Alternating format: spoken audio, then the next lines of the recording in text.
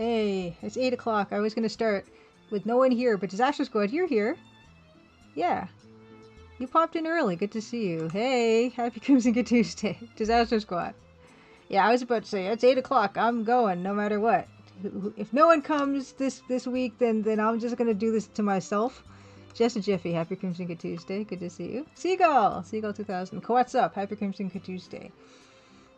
I have treasures. I have pictures of mushrooms. Oh, yeah. Oops. There's a treasure I left downstairs. I'll be right back. I'll be right back. Because I forgot something. I have a bit of a show and tell. I've got more photos of mushrooms. I've got more cake. I've got more of the Twilight Zone. Okay, I'll be right back. Tell everyone I'm here and we've started. Yes, thank you. Okay, I'll be right back.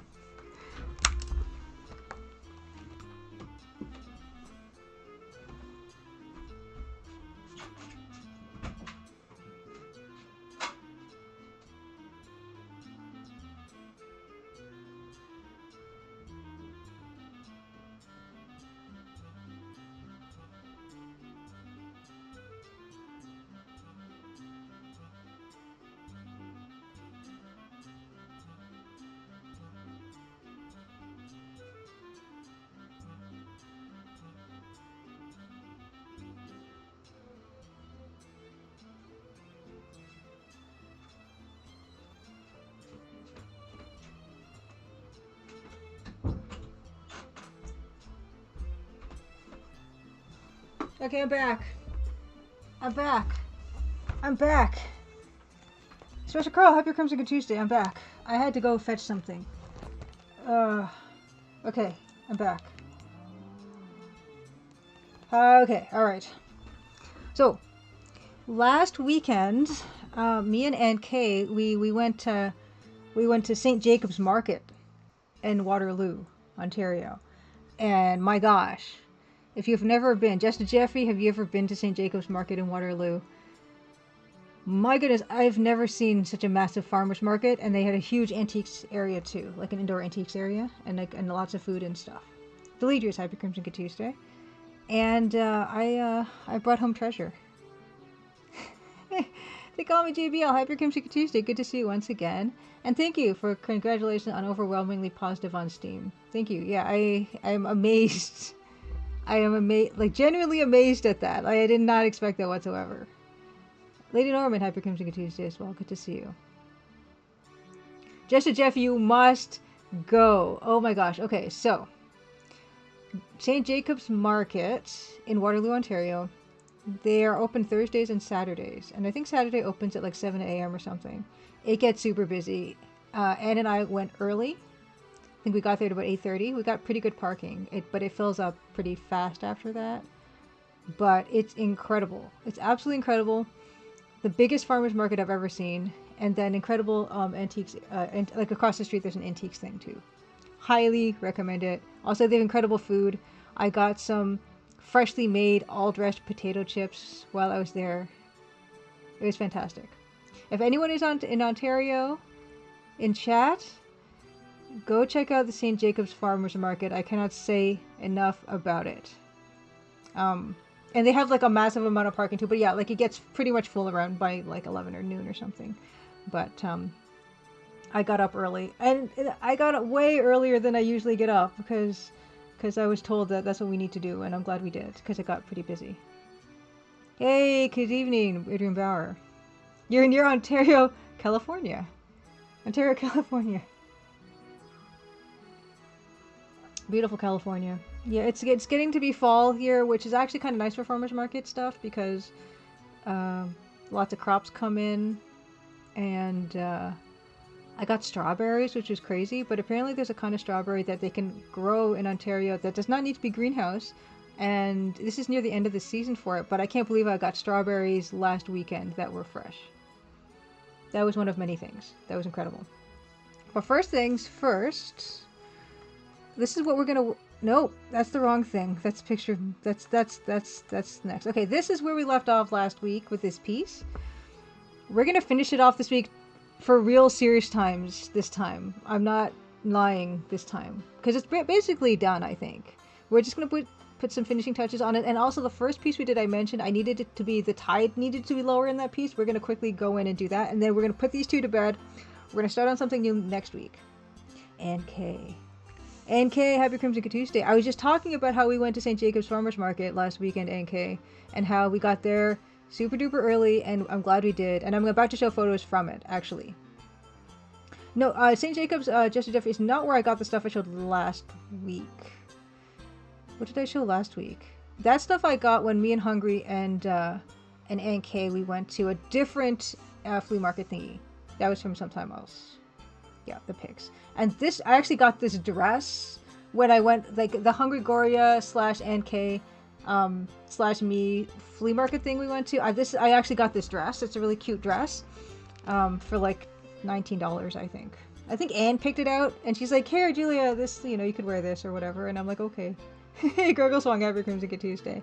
And I tried it on, and I'm like, "Okay, I'll get this." And so I got it. That's a great story. But yes, let's get in. Let's get into showing some of this stuff. This more mushrooms. There's more mushrooms. There is the orange piece is Chicken of the Woods. There's a couple pieces of Chickens of the Woods. There's one that's like a lobster kind of tasting mushroom, which is very interesting. There's also a huge portobello that I had today. I sauteed it up. King oyster mushroom enoki, you can see on the right hand side there. There at the very top near the sign, there's Hen of the Woods, which looks like a pine cone. It was very nice.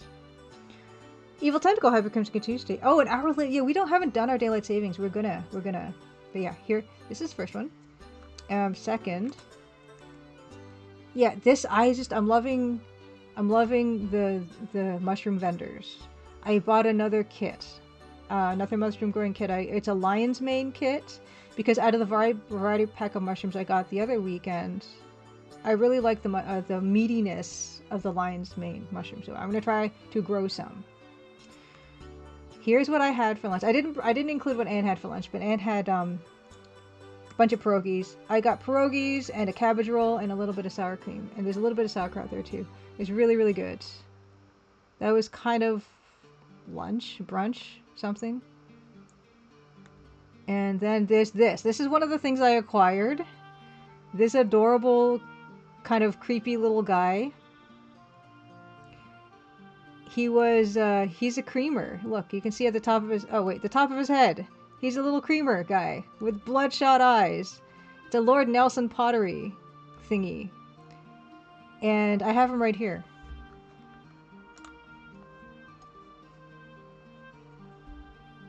Let's turn this off. I'm gonna turn this off. Let's turn this off. Filters. Turn off the filter. Look how cute he is. Look at his little red eyes. Look, he's got, like, I'm a sucker for metal glazes, metallic glazes. And he's got a bit of metallic glaze here. He's got a little teapot. You see he's got a little teapot? What is he plotting?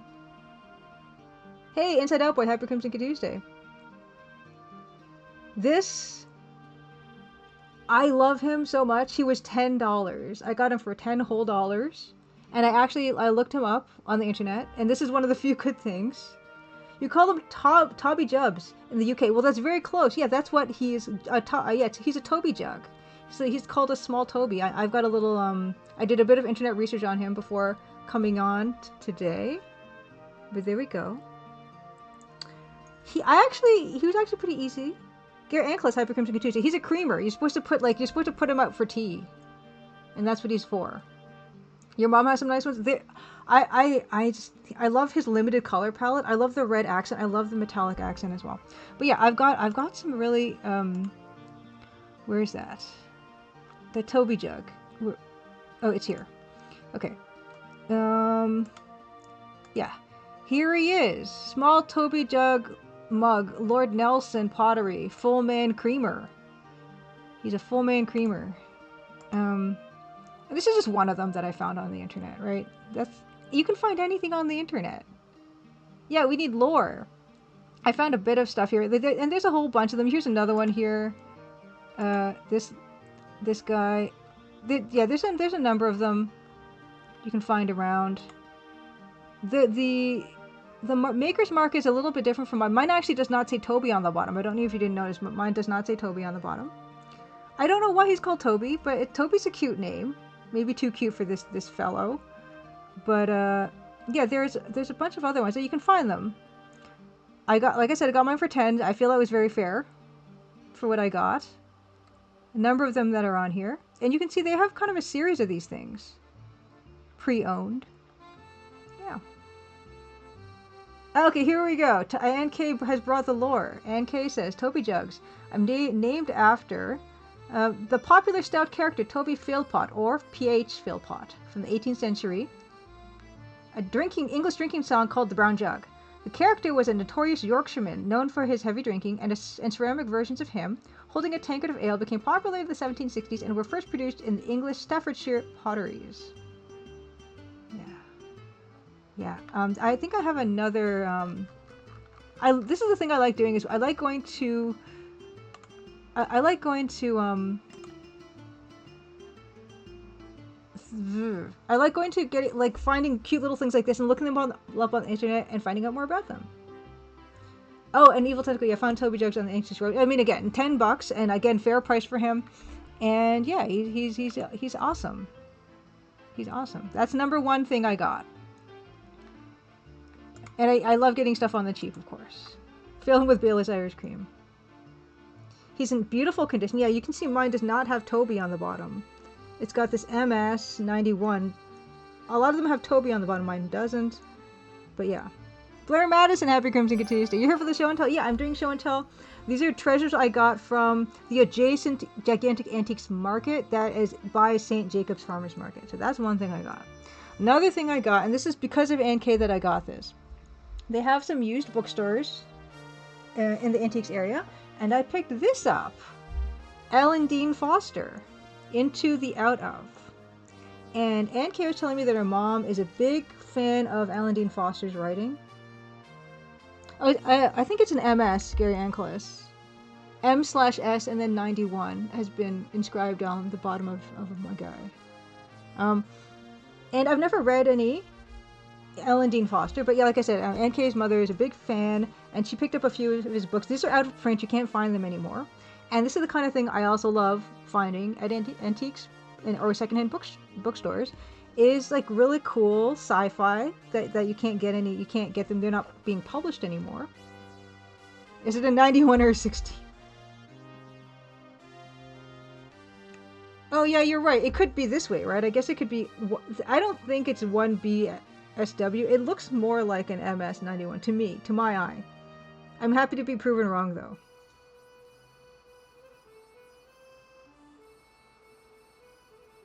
Yeah. Oh yeah, moving will do it for sure.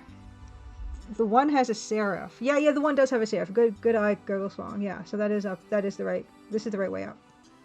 Yeah. Very subtle serif on that one to indicate that's the way up, for sure. Yeah. Anyway. This book I have no idea about, but I'm looking forward to it. Anne's mom had this one already, which is why I picked this one up instead. Waylon Smithers or Maggie Simpson. Exactly, Whiskey Tango Foxtrot. Yeah. Happy Crimson Tuesday. Oh wow, I just picked this up and it says here, the station wagon left rubber behind as it squealed out into the highway. The Toyota Celica Oak hadn't seen in the rear view screeched as its driver sent it careening wildly around the wagon. Toyota Celica in the book already. And also Anne did give me one of her latest dank scenes. Cute. Is this, who did the cover there? I can't remember. Cover by Ann K herself. Yeah, it's a very specific car reference, so it just caught my eye. I just flipped it open. Maybe this is full of car references. Anyway, I'm very much looking forward to that. Added to the pile. Another fun treasure I picked up. No, Inside Out Boy. I have not got the Wacom Mobile Studio 16 fix yet. I haven't taken it to any place yet. I know it's going to be hundreds and hundreds of dollars, and I kind of really don't need it that much right now because I have the Wacom Intuos 4. I don't have a good, I mean, I'm not being sufficiently motivated to get it fixed, but I really should get it fixed at some point. Oh. Chromata Cobra, Happy Crimson Tuesday. Okay, looked it up. Cormac Cobra looked up the book. Horror sci-fi written in the 80s. This guy, Alan Dean Foster's book. I did watch your video, JBL. I did. And when I got off stream, yeah, JBL, if you want to re-link that, JBL put up a video, shared a video. I think you made the video, right? About Disco Elysium. And it was fantastic. Streaksy, happy Crimson Tuesday. I'm just showing some flea market finds. I'm doing great. Yeah, I'm very happy. I showed this guy already, this Toby, this little small Toby. Creamer. I bought him for $10, and he's excellent. And then a book. Yeah, what was NK? Let me give NK a shout out, actually. Speaking of NK. Shout out NK. NK. Yes, and NK says, I recommend Alan Dean Foster if you want a fun time. Those print work is hard to come by these days. Yeah, which is why it's always so nice to find stuff. NK said the composer to Gimmick passed away, so all the artists did Gimmick art for him. Yes, okay, that's what that is. Yeah, just for some background about this piece that she did. Yeah. Okay. The other treasure that I acquired at this antiques market on the weekend. By the way, this was again St. Jacobs Farmers Market in Waterloo, Ontario. Yes. Okay. JBL said she did make the video for one of her university courses. The first time you ever did video editing. It was really good, JBL. I did watch it. And what I really liked. What really kind of stuck with me was the fact that they knew they had so much text, and that's why their text is in a column. It kind of makes it a lot easier to read, like huge volumes and volumes and volumes of text. And other parts of as well, of course, how like the inner voice is voiced and the outer voice is not voiced for the protagonist. Like really fascinating stuff in that video, JBL. And Grundislav, happy Crimson Tuesday. I'm just showing off flea market finds. I got this. This is a ceramic. This, it says Bee House here. It says Made in Japan Bee House. And what it is, it's a huge teapot with a metal strainer inside. And it said vintage teapot. I got this. It's dishwashers. Actually, they still sell these. Is this a house for bees? It could be. It could be. Yes, and also JBL said, yeah, for Disco Elysium, a lot of games after that have been using drip free thingy. A lot of games with a lot of text have been using that vertical format. It's fascinating. Quite the teapot. Yeah, this is, see, look, this is what I require. I love the color too. And you might think, I was actually kind of thinking this because I didn't consider this when I bought it. Oh, also, yeah, this whole part comes off totally. Like there's a clip part.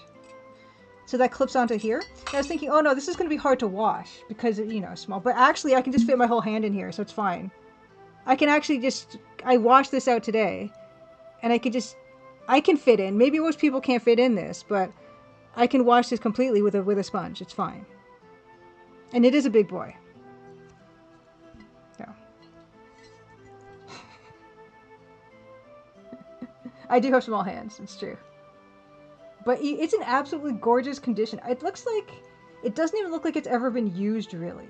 It said vintage, and I got this for $34.99.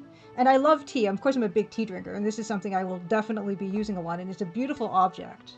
And yeah, you don't need a bottle washer for this, because I could just stick my hand in there, right? This does not look old to me.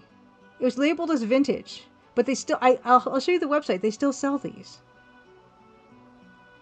Okay, JBL says, the thing you asked about, Julia, why Disco Elysium was the object for my thesis, is the last part of the video. The part about branching juxtaposition. Okay. Okay. Anyway. Let's put this back together. This is beautiful. I'll show you this one. It's not, I don't even know if this one's vintage. This could just be a new thingy. And that's fine. I got it for a deal because it's this one. Oh. It's this one. This is the exact one that I have, right? It's being keyed out like crazy.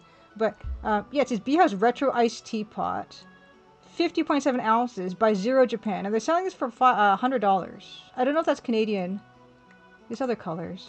That's a nice. You know me. I would probably really like that color. But anyway, carrot, blueberry, banana.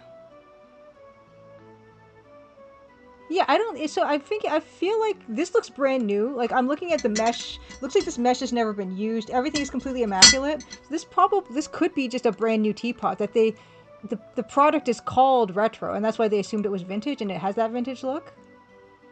Now I have to get them all. Yeah, it's really hard not to, isn't it? This is yeah. They have other styles too. Like look how cute. Look how cute. Look at this adorable thing. Look how cute this is. I guess this kind of top is kind of their signature thingy.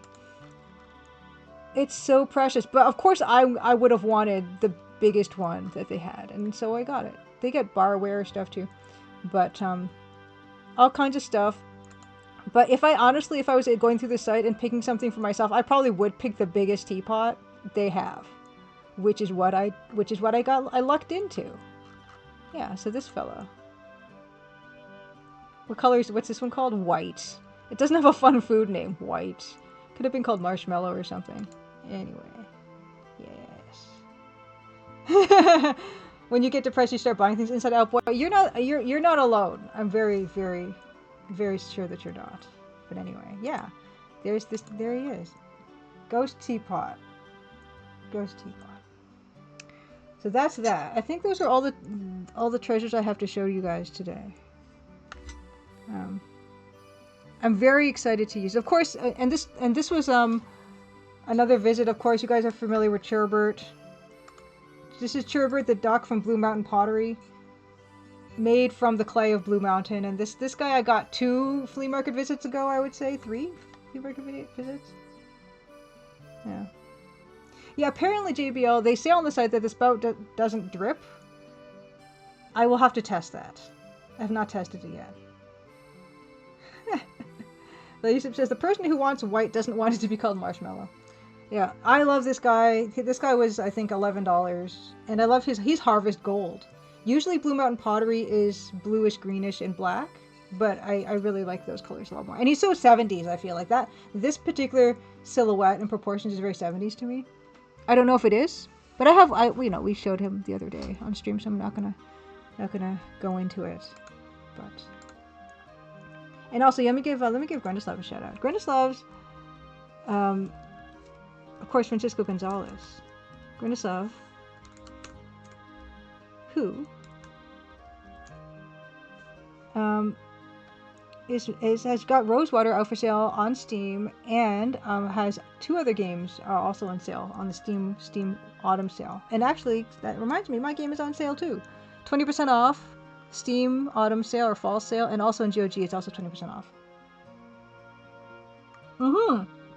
See, this is his thing. It was unseasonably hot on the weekend, and I thought that the mushroom kit I bought was stinking up the car. But it was actually the strawberries off-gassing. Because, like, ripe fruit gives off, like, methane or whatever.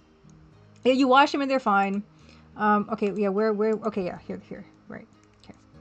You'll see the strawberries here. They're so cute. There. Oh, I have clay, too. My gosh, I've got, like, another 10 pounds of clay, and I just never... Yeah, here's me brandishing my beautiful sage teapot. 50 ounces. Yeah, ripe fruit gives off methane, or one of those kinds of organic gases. I forget which one. I think it's methane. And so it stinks. Oh, whoops. Autumn sale ended yesterday. Whoops. I rescind that previous comment. Because, yeah, if you want to ripen, like, an avocado quickly, you can put it in, like, a paper bag with, like, a ripe banana or something, because they're off-gassing. And it was smelling so dank in my car, I thought it was the mushroom kit. Because it's mushrooms, and you think fungus would smell. But it was the strawberries. Sorry, ethylene. Thank you, Gurgle Swan. It's not methane, it's ethylene. Ethylene. Thank you, and a journeyman also validate. Ethylene. I knew it was one of those. Gas. Here they are, beautiful. 1 liter. I got 2 liters of strawberries, and they're lovely. They're on kind of the farther side of ripe. They're almost rotten, I think, but they're gorgeous. They're red all the way through. They were amazing. I'm still eating them. They're amazing. Yeah, and okay. And then the rest of the oh, you know what happened to my I think, oh, you know what, the cooking breakdown of these mushrooms is in the mushroom photos that you will get to see during cake break. Because this is a kind of a bigger piece of cake. And this one's got some of the red geode crystals on there. Actually, oh no, it's leaking sticky on me. Okay, wait. Yeah, this is the piece that's got all like the geode crystals on it and the gold trim. And Anne bought 2 bags of grapes and it looked amazing. Yeah, this is like a healthy slice today, but I think most of it is going to be decoration. I'm not going to eat the red dyed sugar crystals. I'm not doing that. There's no way that it's going to be that red lake dye, isn't it? Yeah. So that's the money shot piece right there, right? Like that's the I got it nope, that's a Centaur whiskey. That is that stuff. Oh, whoops, me, that's me. This. Right? There we go. That's a central slice happening right there. Yeah. This was anniversary cake. We're slowly eating through it. Yeah. Okay. Next. Sorry, I thumped the cake down really close to the mic. Next, you know what happens next? Yeah, still like froze it. It freezes just fine. There's no problem. Next, you know what happens next on this channel?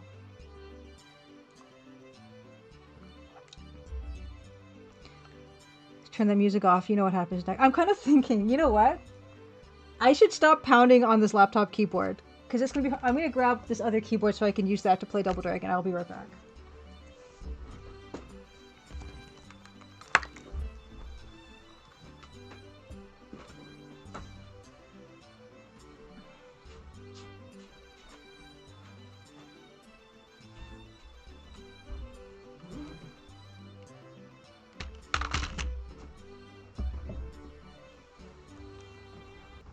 It is single dragon time. Oh my gosh. Oh wow. It's fine. Eat away, Cyber Crimson Tuesday. Oh, sorry, hitting everything. It's a double dragon. Flat white dragon. Okay. Okay, here we go. Okay. I've got a keyboard here, so I'm not gonna be breaking my laptop keyboard on all the punching. Alright. Okay. Let's change this to Double Dragon. This keyboard feels so weird. I'm so used to the shallow travel laptop keyboards that anything that has any type of travel, it's like too far. It's too much work to hit the keys. I need this to be flat. I don't like it. Ooh, maybe that much? Okay, that's better. Okay. You know what happens here next. You know what's next. I got started because I like to test it before. Okay, y'all, are y'all ready for this?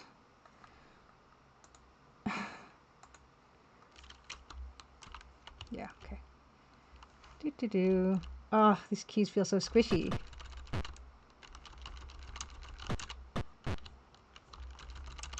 No, I never want to do that.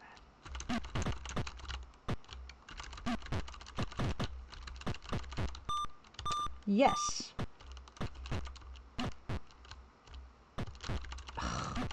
Wow, this one guy. Okay, but yes, I totally recommend to everyone to check out St. Jacob's Market in Waterloo. If you're in Ontario, it's amazing. Okay, the ergonomics. I need to put this flat again. Yeah, okay.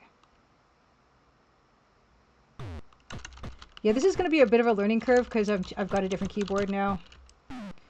Wow.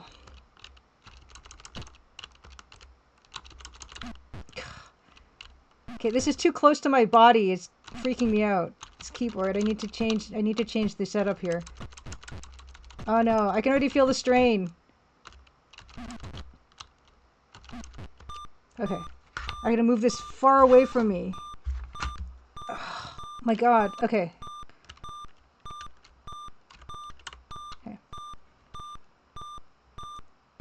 Okay. Scoop. Let's buy a beetle.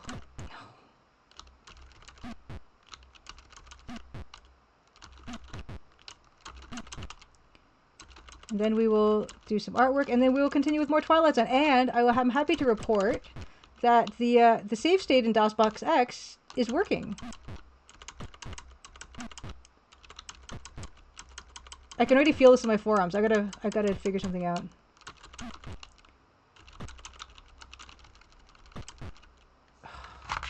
Move it further away from me. Okay, maybe that's gonna. This is not working. I can't. I gotta put this away. Oh, whoops. Oh. Oh, man. I threw the keyboard. Wouldn't you believe it? I threw the keyboard and onto this couch. I threw the keyboard away, and then the game crashed. Well, it didn't crash. It exited. Oh, I guess we got to start all over again. Oh no, the sound is not here. Why is the sound not here? Oh, this is... No. Properties. This is shenanigans. Okay. Oh. No, this is not acceptable. Did I turn off some sort of sound? No, that's unacceptable. I need to start again. I need to start again. This is where we left off in Twilight Zone. We're not there yet, though. What is going on? Yeah, never mind. I'm going to destroy this keyboard on my laptop and have to buy a whole other laptop eventually. You know.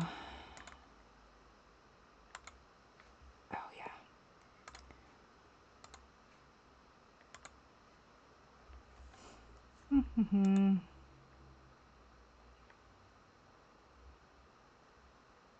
Don't mind me.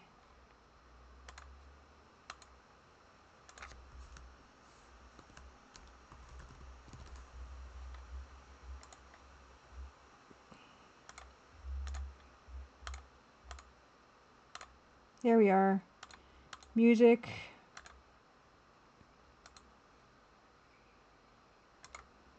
Okay. Alright, we should have music again. Such that it is. Double Bubble Dragon. Double Trouble Dragon. Double Dare Dragon. I like, Here we go. Come on, come on. Okay, so you guys can hear it, I think. I can't hear it.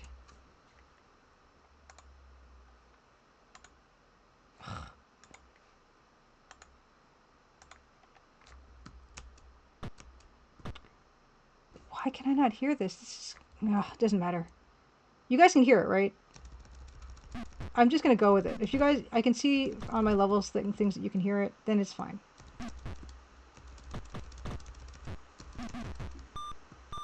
I'll be a professional and I'll just muddle through this. Half the joy is the sound, though. Why can I not hear it? God.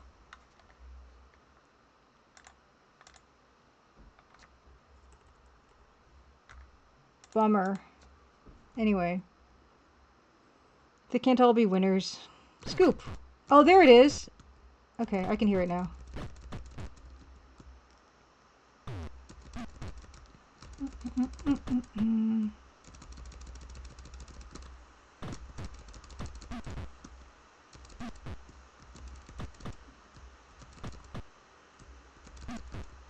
Do they sell keyboards that are like laptop keyboards? I guess mostly people buy other keyboards so they're not like laptop keyboards, but I actually really like laptop keyboards. Like, this is so much more comfortable to me than a real keyboard.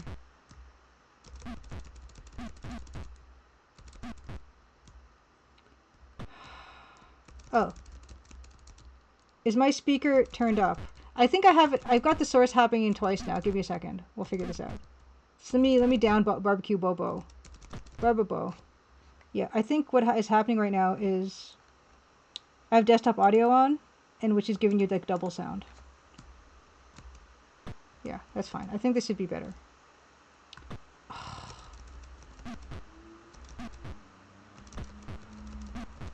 Okay.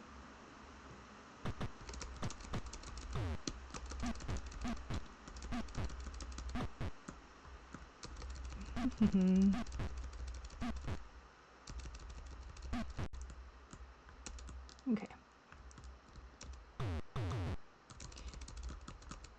Whoops.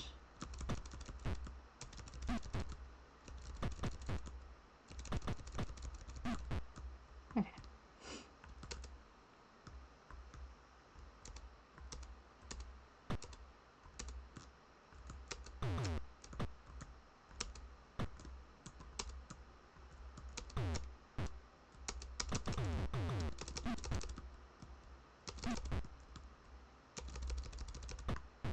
Haha.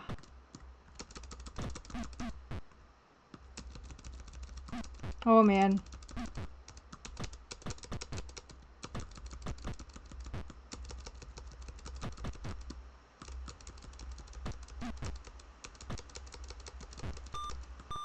Okay. So I think we're all enjoying the sound now with minimal problem.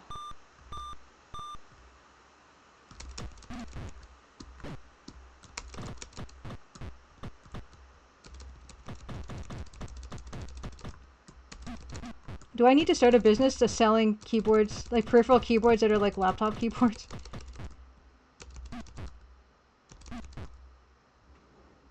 Wow, I've got full credit still.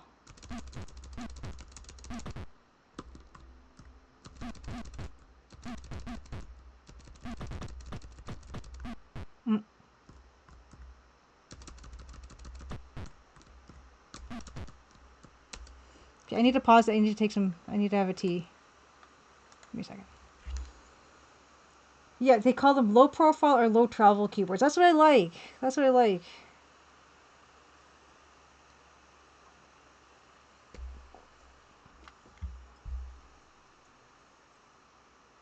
Yeah, I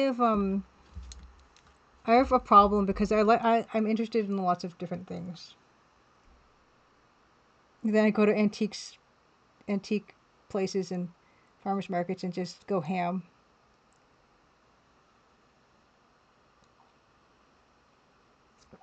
The mug is not bigger than the jug. How dare you?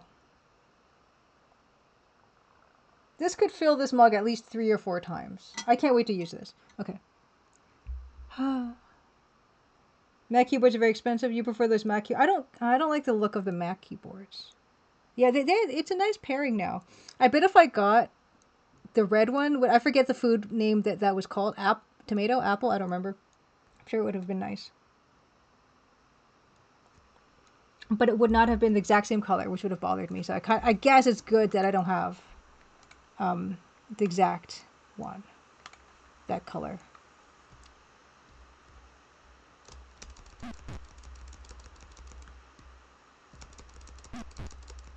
Oh, Eating Way says there are many peripheral brands out there for mice and keyboards. Yeah. Find a store with demo units. I'm sure there's some sicko like me who likes low travel keyboards, right? It's not just me. I like chiclet. Yeah, I like the little chiclet keys. That I got used to it. I got used to not. But after the SP2, I'm kind of all about this. Because why would I want to do extra work, like pressing the button 4 times further to do the same job? Why would I want that? It's exhausting.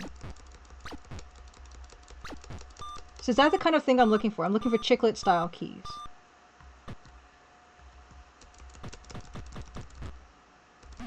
Maybe I should like invest in a nice keyboard so I can spare the laptop keyboard. And you can maybe only use it when traveling or something.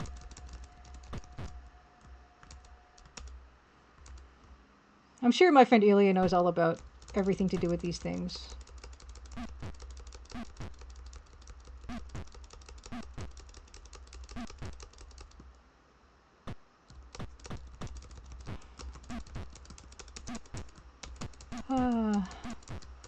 I might sneeze.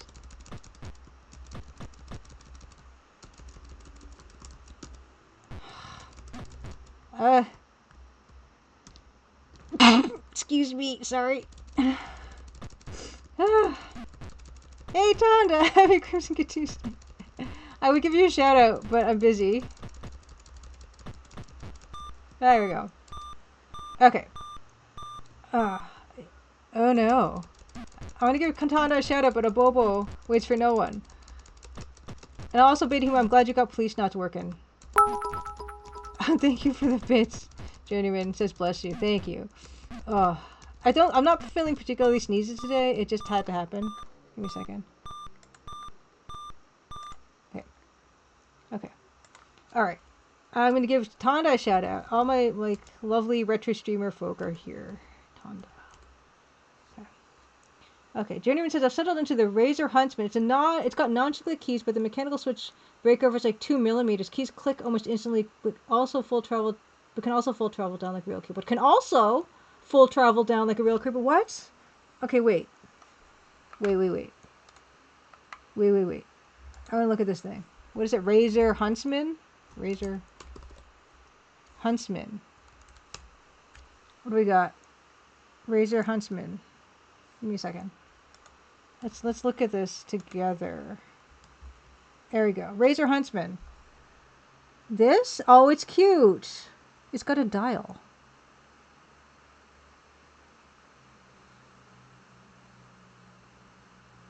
Seagull says I only use a particular model of Apple wired USB keyboards from a few years back. They're tricky to find now, but the keys are so nice and flat and pleasing to click. Not too clicky. I am not alone. Thank you.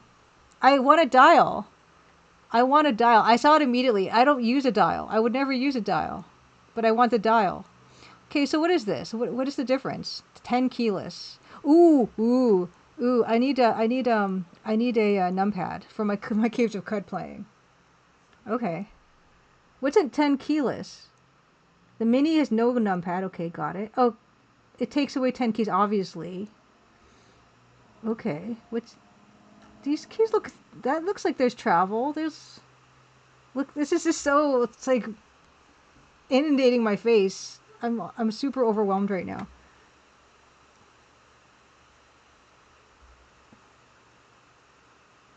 The keys click and register as key presses. And it's super extreme. It's like the Matrix. But there's still so much travel on those keys. Look how much that guy's pushing them. They're adjustable. What? Prioritize the latest input between the two selected keys without having to release the previous one. I don't even know what that means. Prioritize the latest input between two selected keys without having to release the previous one.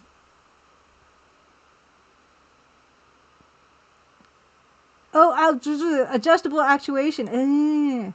Support a full range of actuation from 0.1 to 4 millimeters. Customize the switches to be as sensitive as you want and achieve a setting that best suits your playstyle. Oh. Okay, you got me interested. I'm interested. Other features. Online adjustments and onboard storage? What is going on here? Texture double shot PBD keycaps. Why is the H? Why are there 3 H's?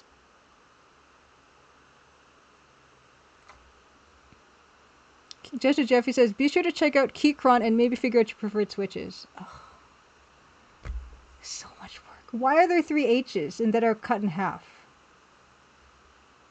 I can pause these. Oh. They thought of everything. I want to pause that one too. Okay. Oh, thank you. That's great. Look, you can pause all the inundation. You have a Razer Naga left-handed edition wired gaming mouse. I have a Razer Nostromo. I used to raid in World of Warcraft, and my Nostromo was the thing. Okay, I'm kind of interested in this. Okay, which I guess I would need this fellow, the one with the full-on keypad. Learn more. What? There's a wrist thingy. You can probably take that off, right? Yeah. The strobing was too much for me. That's why I paused them. They could pause it. That's cool though. Apple keyboards. Okay, I'm interested. I mean, maybe I'll get. Oh, come on now. Please stop it. It's too much, you guys. Okay, look at this. The green is the best. It's the smallest. The wrist is magnetic. Okay. Is there an LED display above the arrow keys? Probably. The keys are LED displays. What is this? Yeah, you're right. What is that? Oh my goodness. Okay. Latency. Oh, okay. This is what you're talking about, Tonda. Okay, here we go. Quick onboard adjustments. Okay, make a precise on-the-fly adjustments to actuation height. On-the-fly adjustments to actuation height. Fantastic. Or rapid trigger sensitivity with the visual aid of an onboard LED array. Save the settings to the keyboard and get access to greater customization through Razer Synapse. All right. Sold. Oh, wow. Inoue says, one of the Razer mice can change the scroll wheel to smooth or more clicky tactile scrolling. Hey. Okay, that's cool. Thanks for the recommendation, everybody. That's cool. Low travel. These still look very key-like. But, I don't know. I'll take a look. Maybe I'll go to a store and see what that's like. Cool. Okay. Alright. Back to the Double Dragon.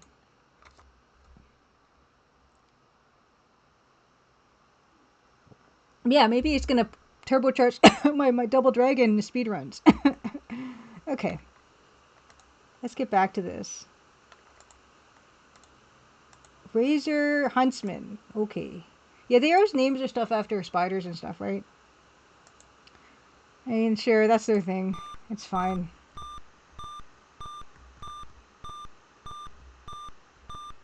Okay.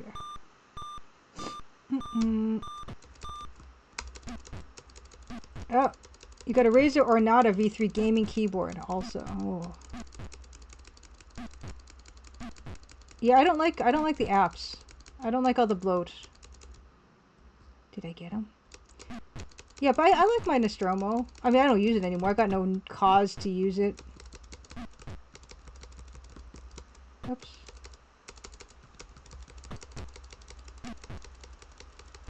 Maybe I'll get myself a sweet keyboard. So I can play Double Dragon on it.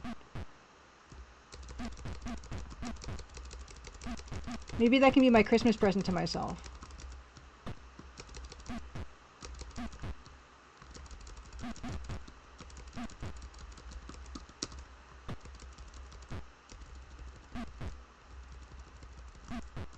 Yes. Death Adder mice currently have Razer Pro Click. The only thing I find I had a Razer mouse, I think, but I think it went through batteries quickly. I think it was a battery mouse. But they probably have ones that are just like, you can just charge them, right? They probably have like lithium ion batteries now.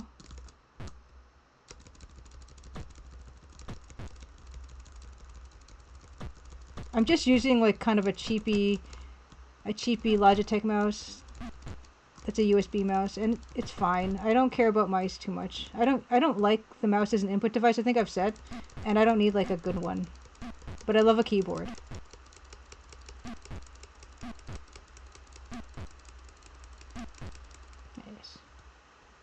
Yes, yeah, Tonda, yeah, the MMO mice with several buttons, yes, it's all about, it's all about all the scrolls, the different kinds of scrolls, and the keys, the scrolling and forward and back and more, back and, no, get away, yeah, I used to want one of those, yeah, the ones that have like basically a phone on the side of them, like a whole numpad on the side of a mouse. And I tell myself, oh yeah, I'll use that when I'm using Photoshop. No, I won't. Like the Wacom itself has like shortcut keys on it. I don't use them. I just reach over on the keyboard and use the keyboard. And I could use the Nostromo for my keyboard shortcuts in Photoshop. I don't. I feel like this level is... I've lost a lot of credits on this level. Hey. Okay, yeah, one wireless mouse is rechargeable battery. Okay. Use the buttons all the time for games. Ooh. And of course in the streaming... Because I don't, oh, ow. I don't,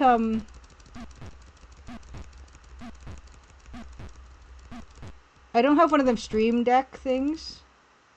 But I kind of think I want one. But I just didn't get around to it. So I just use keyboard shortcuts. My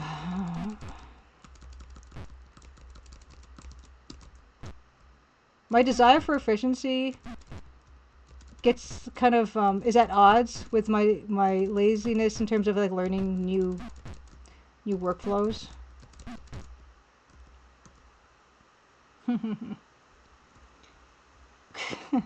Every time I set up a new computer, I faithfully set up a bunch of like shortcuts, and then I just don't use them.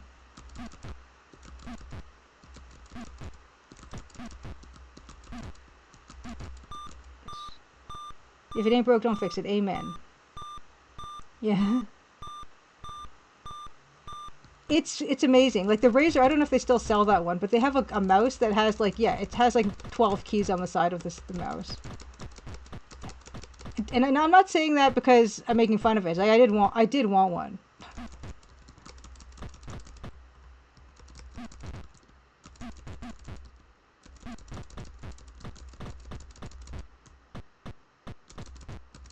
Ugh.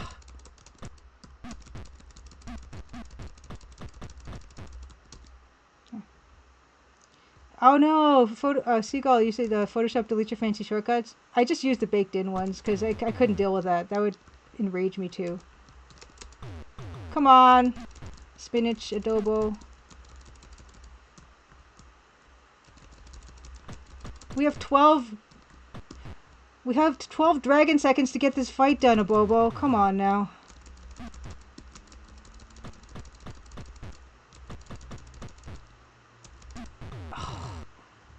You're wasting time. I need to get in there. Razer Huntsman. Adjustable travel. Adjustable travel.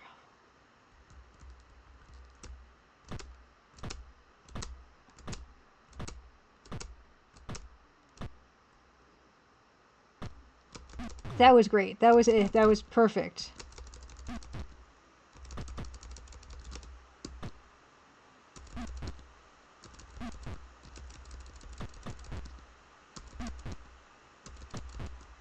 Mm-hmm.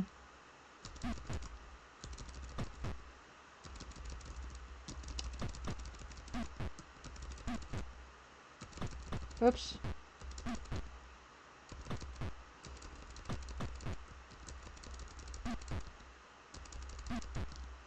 Mm-hmm. All right.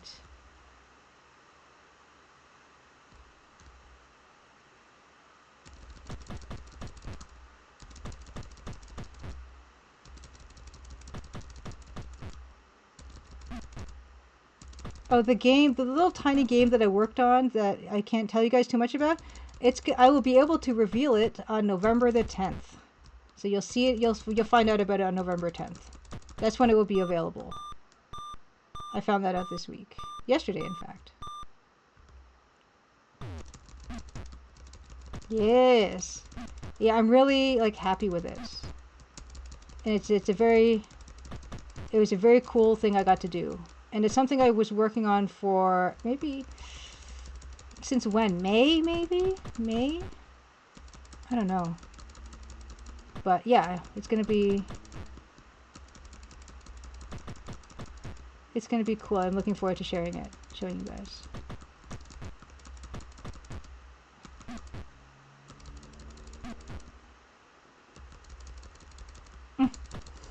No. Okay. Yes. Oh, I will pause. Give me 1 second. Yeah, oh no, yeah, no wish listing on this one actually. Um, for there's a reason. I don't even know if I want to say the reason, but yeah, there's not gonna be any wish listing. But thank you, Grickleswang, I appreciate it. Oh,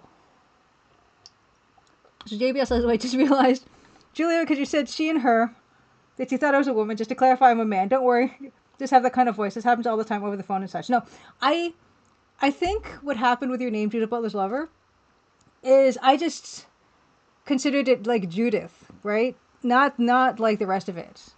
And so that's why I kind of called you, probably mistakenly called you she and her, like way before I even heard your voice. But just because your handle used to be Judith Butler's Lover, which I guess some people might have thought implied that you were a man because Judith Butler's Lover, but not necessarily.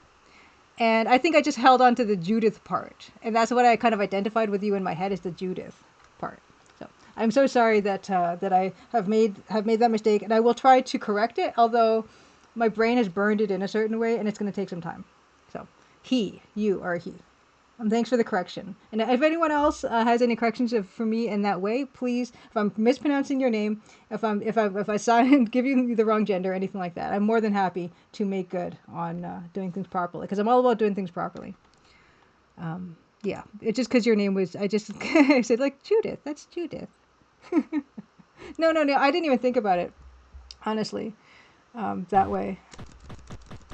It's just like with these green Jimmy and Bimmy in this game. I still to this day call them ladies, even though they're not ladies. But my whole life they've been ladies, so I just keep doing it.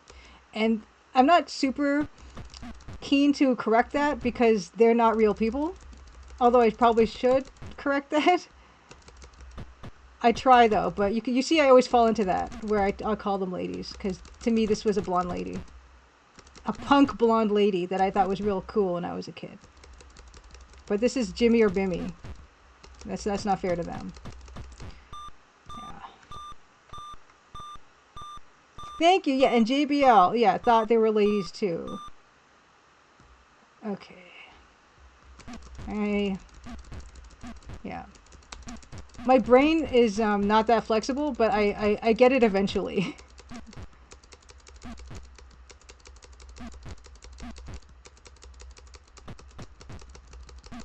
And I hope I get an E for effort.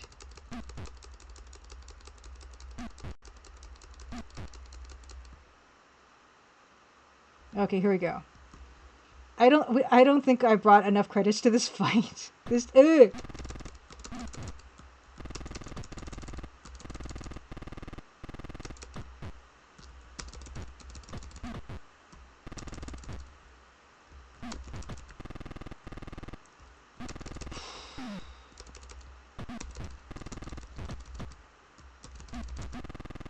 Oh my gosh, yeah, this is...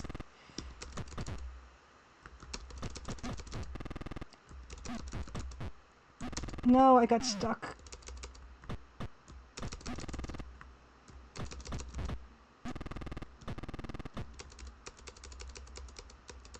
Oh, come now.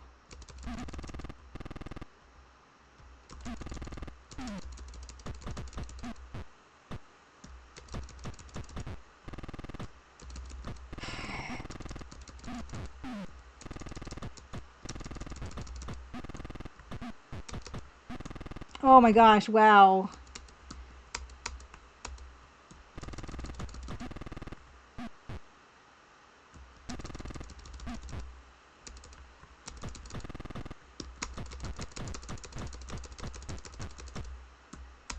I wonder if there's a better strategy for this fight.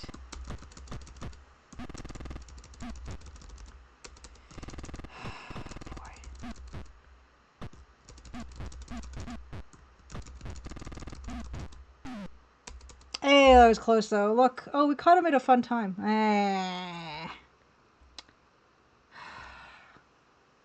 Yeah, exactly. Women can be called Jimmy or Billy.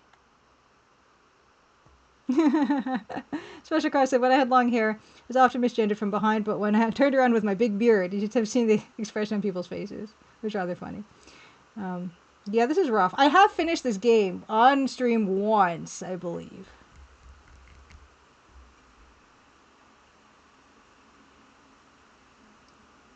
Is it playing faster than usual? It might be. It's at 3,000 cycles right now. It could be that I didn't play it at this cycles before. Maybe it's too. Maybe Boy Bedino Hypercrimson Tuesday. Maybe it's supposed to be at 1,500 or something. Maybe. Now I'm all warm from all the punching. Yeah, it could be. It could be I had this at lower cycles. Maybe next time. Yeah, maybe I will play that at a lower cycles and see if I'm not better. I mean, now I'll be like the Matrix, because I'll be so used to this faster speed. Maybe if I won't remember next time, but you know, we could always hope. All right, now onto the thing. Misgendered on the phone. When I was a kid, everyone thought I was a little boy. Because my mom would cut her hair short. Okie dokie. Here was where we left off. And it's nearly finished. It's nearly finished, although I know last time I was kind of wondering about putting a bit of gray outline on these trees. Because I was looking at some of these other screenshots, right? Like, let's look at, yeah, so these trees here, this is a Gold Rush screenshot. They use, you know, this is not like rules or anything, but they do use the black there. And you can even see how the differently trees are treated by different artists. Oh, I get to turn my music back on. Right? And then here's also King's Quest 3. These are all different. These all look different, right? Actually, that's not a good example. Because for comparison, maybe this one more. Yeah. I tend to shy away from outlining, but I will try again with the gray, maybe. This is all amazing. These are all amazing. Legitimately stunning stuff. A stream category. Whoops. Give me a second. Art.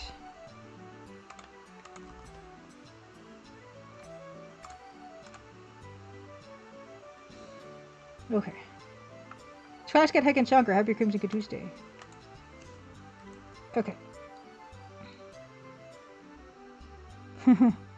Says I get misgendered on the phone all the time. I kind of have the Mike Tyson effect where I have a very soft voice but very masculine physical features. Good to see you. And actually for me, I've actually come on to trying to do this more where if someone hasn't specified, just call them they, especially on the internet, because you just never know with the internet. And I try to, because I've had people refer to me as they as well, like for articles and interviews and stuff when I haven't specified.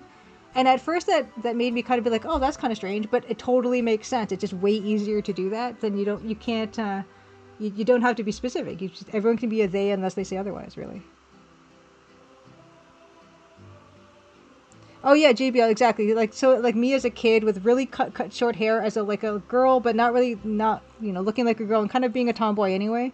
Yeah, I was frequently, people thought I was a boy, and I was fine with it. Like, it actually didn't bother me. I was just like, oh, no, I'm not. And then I just went on with my day. Let's see here. You can call over how you want as long as you don't call me stupid. Yeah, it's just,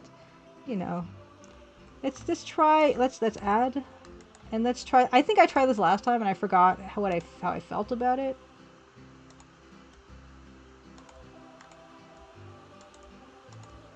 I really like this track.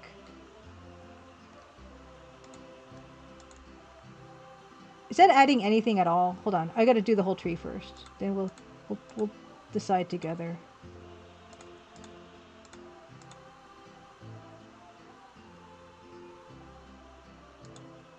See, this part you can't even see it because it's so, like, these two colors are very similar, which is actually kind of nice. Like, this blue and this dark gray are pretty similar, and I think they'd be good to dither with at this resolution, really.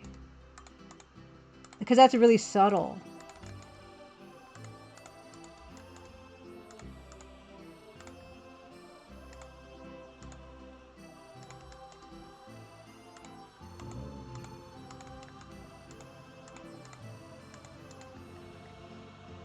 Is that adding any... Okay, I told myself I would reevaluate after I did it all. I didn't do that. Seagull says, made a friend one summer holiday when I was 8 years old. Never figured out whether they were a girl or a boy. Drove my mom crazy. There are people I know from the internet that I don't even know. You know, like I don't know if they're male or female or whatever. And it actually doesn't matter to me, really. So it's like, yeah, it's just like, yeah. I know we interact completely on the internet. So I don't know, you know. Hey, Goman-sama, happy Crimson Tuesday.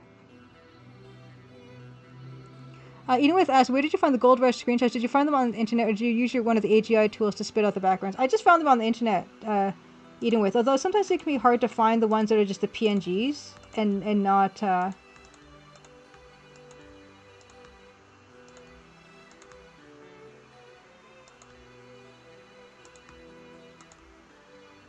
That are not like just gonna be blurry when you zoom in. So when I find them, I try to hold on to them. Adrian about coffee-based life form. Yeah, like Goman-sama, I didn't know for the longest time, Goman-sama. And also, like, Evil Tentacle. I worked with Evil Tentacle on Pansmo, and I have no idea. And that's fine. It doesn't matter. You know? And most of y'all I don't know, really, right?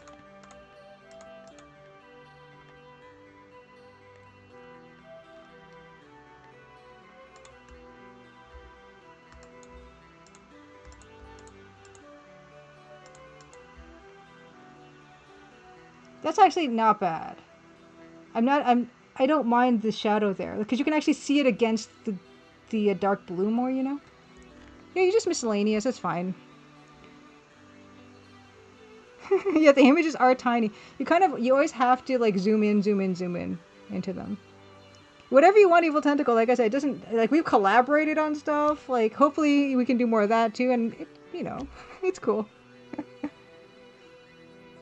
Oh, see, they call me JBL. Says my Chinese friend misgenders people all the time in English because Mandarin has no gendered pronouns. Yeah.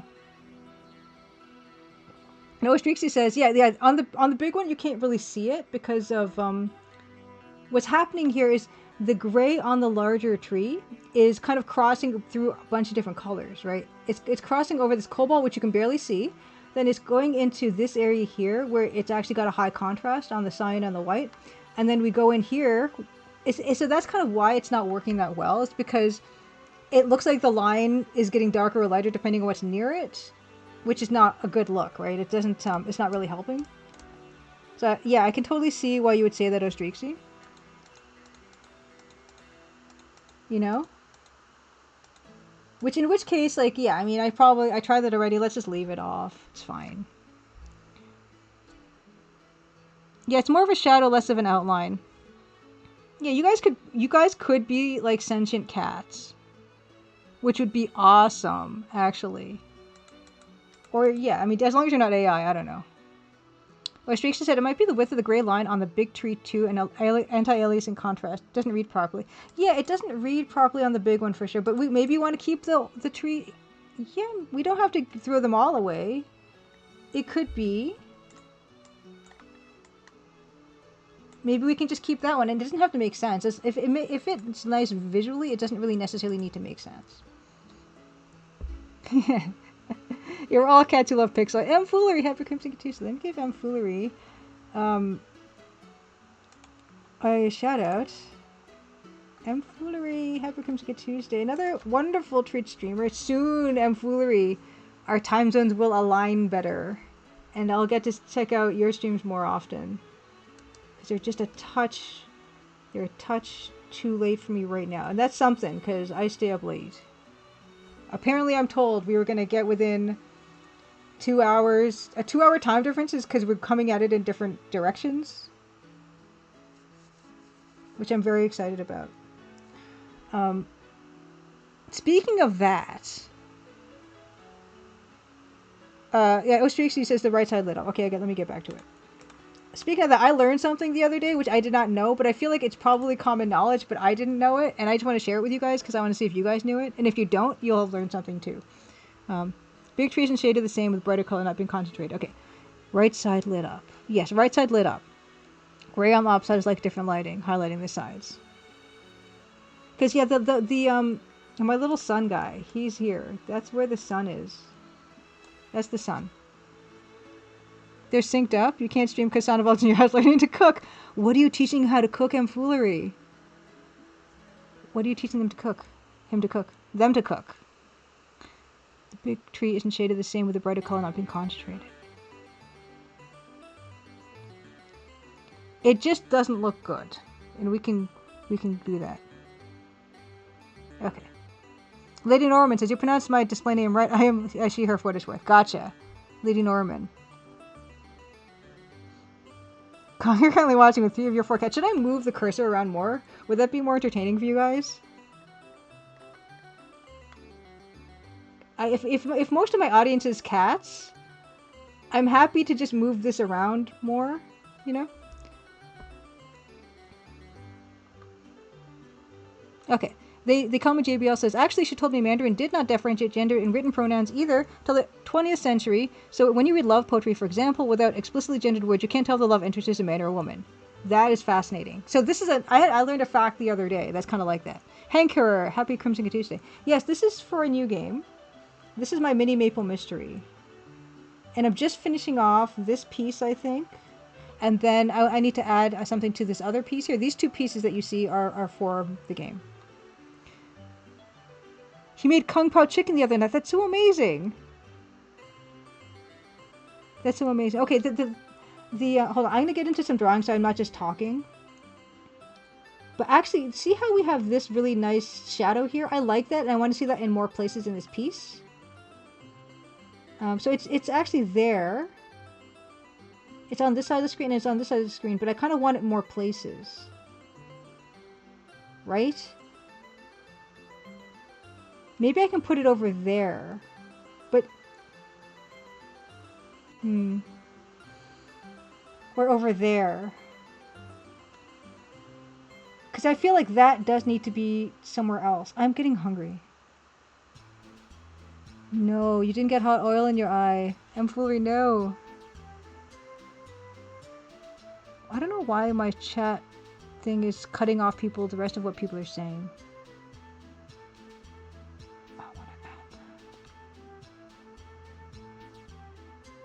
You know what I'm thinking here? I'm thinking this color, I think that needs to be there.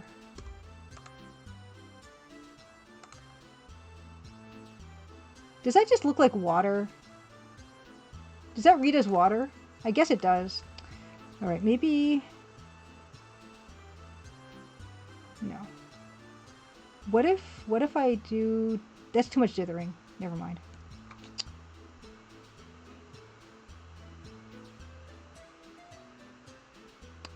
In cases, Peaches is stomping around in high protest of me working like it's the end of the world. No, because she feels so betrayed. Because you're her best girl, and now you're leaving her. How dare you? Okay, let's try it at least. Let's try. I don't know where my mind was. Forgive me. Let's just try to dither this too. Okay. Oh yeah, that's doubling up. I need to change it to the other one. This. All 3? Yeah, that one. Okay, let's try it. We'll just try it.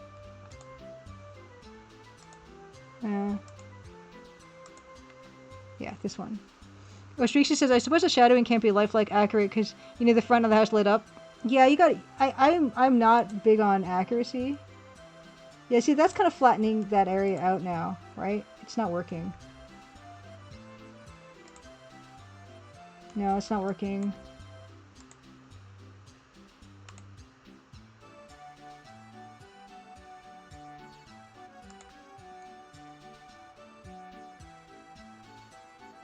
That's not bad, but it's a bit obvious.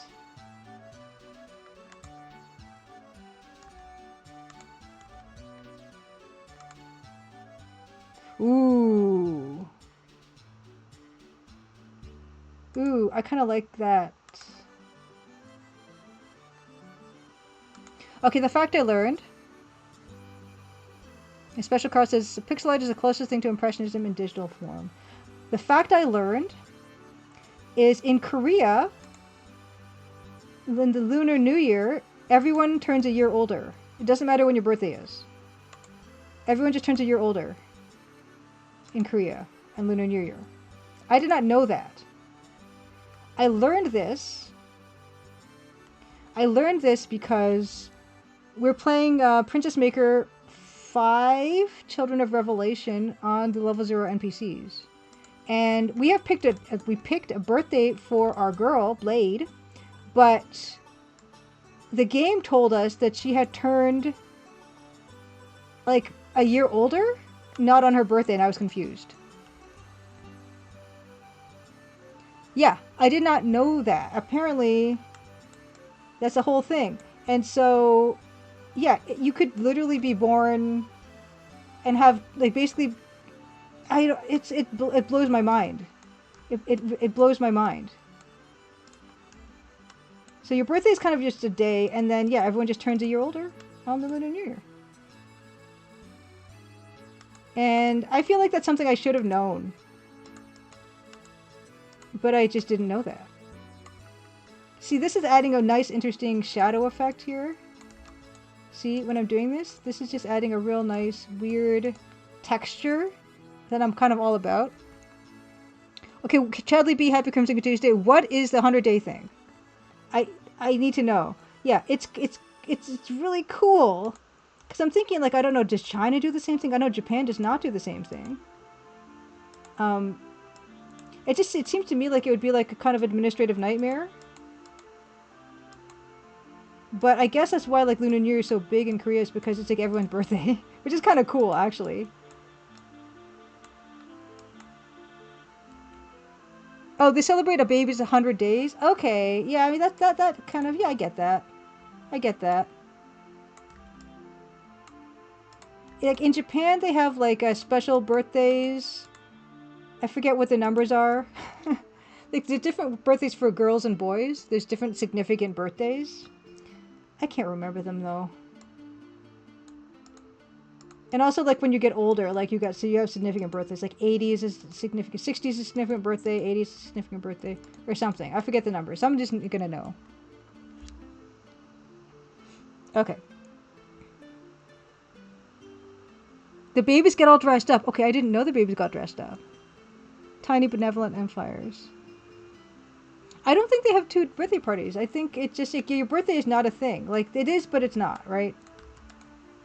Yeah, Chadley B says, tradition from a time of high infant mortality, they would celebrate, give thanks. Kid, I guess, could now go outside, maybe. I'm really liking this weird dithering pattern, which is Alt 3. Yeah. Now I'm just noodling. I just like how that looks like a lot. Right? I'm going overboard. Right? It's fine.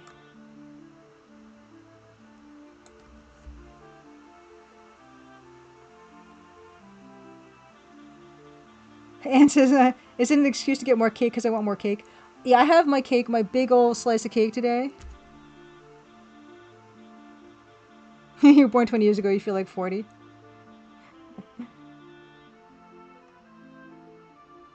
Yeah, I'm really liking how this is looking.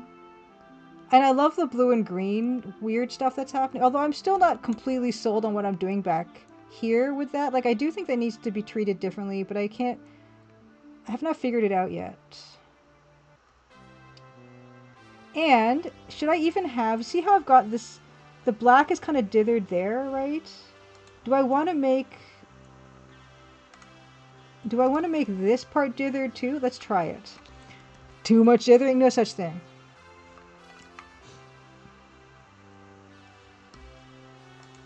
Hey, what's happening? I'm not on a good layer.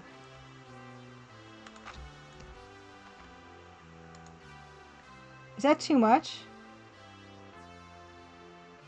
Yeah, nobody really knows what they're doing. Is that too much dithering? Black is good? Do you like the black?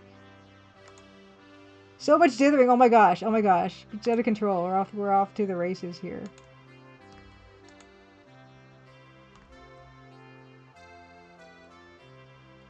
Somebody, no one's stopping me.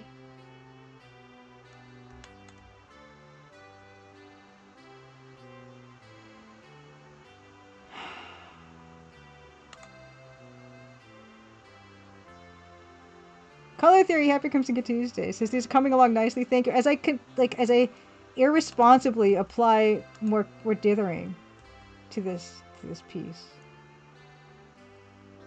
So my streak. She said, fortune teller told me I'd see a lot of dithering today. I'm dithering in every respect with this because I am kind of like, you know, belaboring the point. This could have been done. I'm not sold on this outline here. See this outline here? I don't know about that. I think I might need to knock that one back. It's too bright.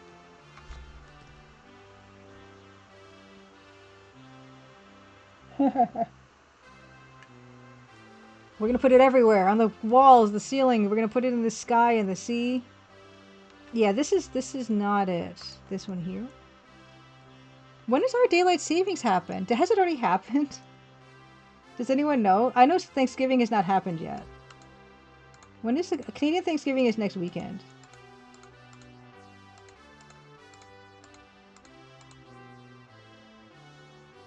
Ghost Girl Blue says it's done when you say it's done. I never say that it's done. I said it was going to be done 3 weeks ago. See, that's much better. That should be far back there. That's back. This is the last day of this one. Like I said three times in a row, but I mean it this time. I don't know what's going on with that shadow here in this corner. This area, I don't know what that is. Maybe I should make that all consistent, right? This whole part? It probably should be, because that doesn't make any sense. I just like the color.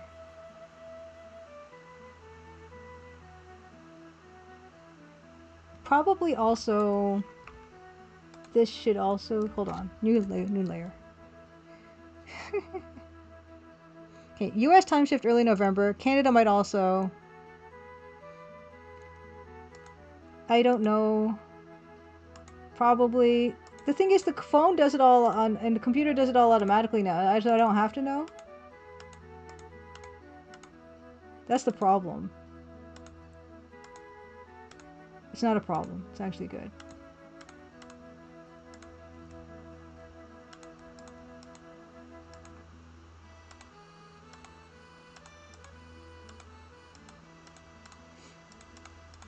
Okay, how do we...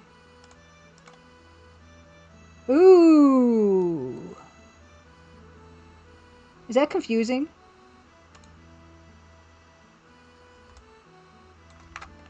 Is that confusing? You know what?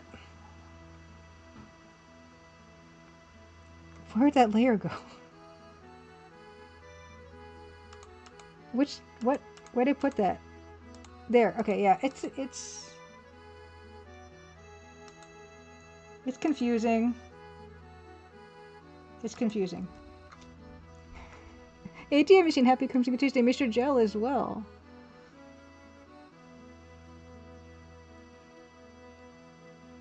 Yeah, I mean, what world coordination? What I will try though is I'm gonna try. No, what do I need? W. What's the wand? Wand to a shortcut W. What's this? Is this the one? This one? How do you do... Active visible layers. Okay, there we go. I'm gonna just try...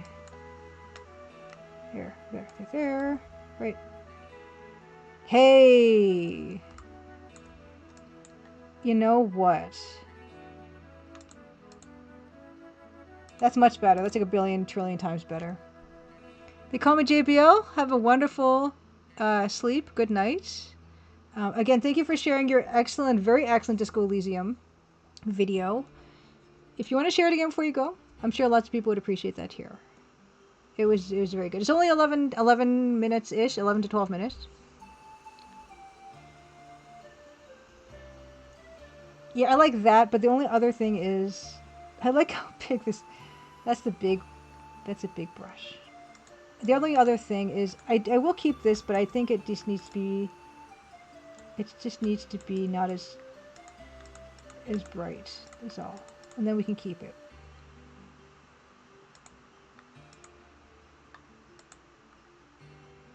There we go. And also, we can just add some extra like shapes to this to make it more interesting, so it's not necessary. I think that's the problem. I think I like, you know how when you're in the forest and you see beautiful sunlight coming against backlighting the trees, and it's like stained glass? I really like that look, and that's what I'm doing here. Or something. Thank you for sharing, JBL. Yeah, so JBL did their thesis, his thesis, in comparative literature about Disco Elysium, and it's a very good, quick, short little thing with a lot of really interesting graphics and stuff to demonstrate some concepts that he found to be fascinating and unique to Disco Elysium. And I recommend. I watched it and enjoyed it very much.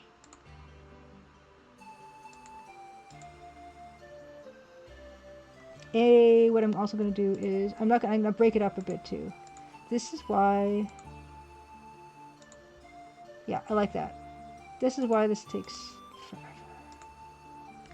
Can you believe I actually released a game, you guys? I mean, it took years, but it happened. Eventually. It doesn't seem like it would, though. Like, when you see my process.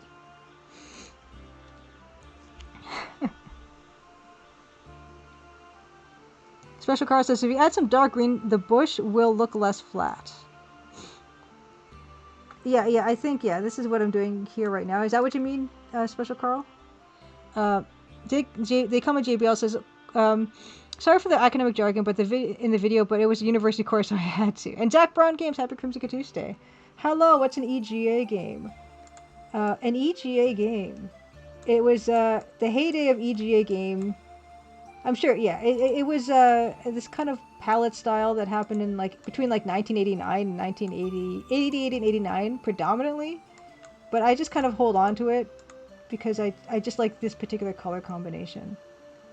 And this game is going to be EGA. And the colors you can see are the ones that are here. These ones here. That's all we get.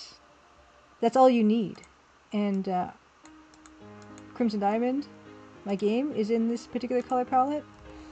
And this one, this little mini Maple Mystery will also be as well. That's fun. Exactly. Streaksy, yeah. You actually still saying, oh my god, I actually released the game like 5 years after release. It feels weird. It's like out there. People can just play it. Zach Brown Games, thank you. Says congratulations on releasing game. Thank you. It's on sale right now. Or maybe not. I think it's still on sale now on Steam and on GOG. I will actually. I need a fresh eye on it. I'm gonna just rip my eyes away from it, and I'm going to put the links up. It's on Geo. It's also on itch.io. It was a technical limitation at the time where that was all the colors we got for DOS games, whereas this particular EGA palette, like also the thing behind me is also. This game was released in 1987 or 88 or something. This is Gold Rush by Sierra. And this particular style of double white pixels and this particular color palette was all we could do at the time. But I look back and I just love the way it looks, and so I keep it as a style now. It's now a style. Yeah, it's now an art style, but it wasn't at the time. Yeah, No Streaks DS has not just released a game, critically admired game. I am shocked that it is because it's a text parser game, and that's asking a lot of people. And I will say it made me feel good to know that so many people are enjoying it. I don't know if it was a less complicated world, the Special Carl, but it felt less complicated because we were younger and we didn't have the internet. Okay, let's look back. I'm going to go back to the thing. Sometimes I need to give my eyeballs a break. And yes, Whiskey Tango. Ooh. Okay, there's a few other things I'm seeing I need to change, but I think we're getting there. Whiskey Tango Foxtrot says EGA stands for Enhanced Graphics Adapter. It was a standard type of video card in PCs in the late 80s. It could only show 16 colors, so the games that were made in that era had a very identifiable look. Yeah. And yes, this ATM machine also, it says technically with aspect ratio correction, those double wide pixels had a width height ratios of 10 to 6. 10 to 6. It's not double wide. Yeah, that is interesting. Oh yeah, so I just looked at this, and this is why I need to the benefit of taking just a glance away and then coming back is I look at this in this area, and I want this to be more obviously separated here as foreground background, and it's not quite doing the job of that yet, which is why I'm going to go in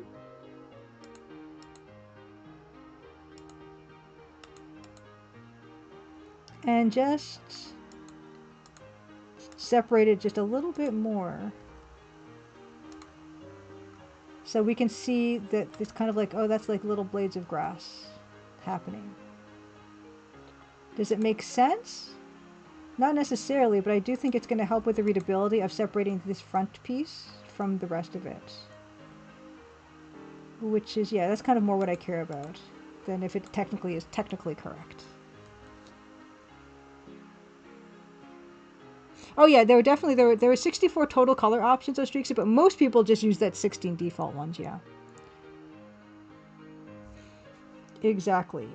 And most people that are in this chat know more about it than I do, and so I'm glad they're here to supply that information.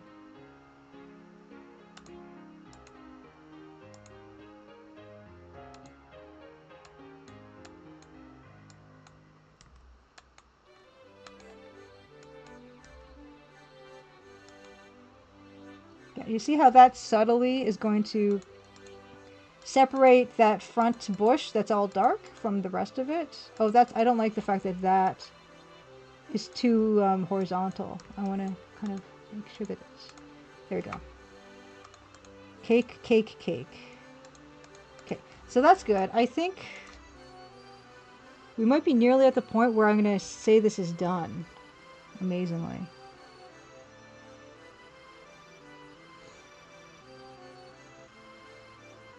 Indeed, yeah, I don't know if there's any such thing as too much dithering, but sometimes you do have to remove some that you've had before.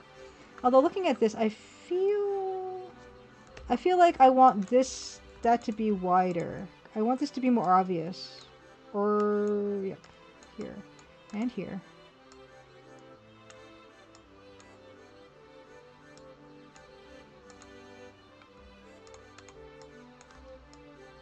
Yeah, so that's more obvious. But I think on the whole... Oh, what are these? I must have shifted something, because these holes weren't here before. That's weird. I guess, yeah, I must have pressed something to do that. Anyway.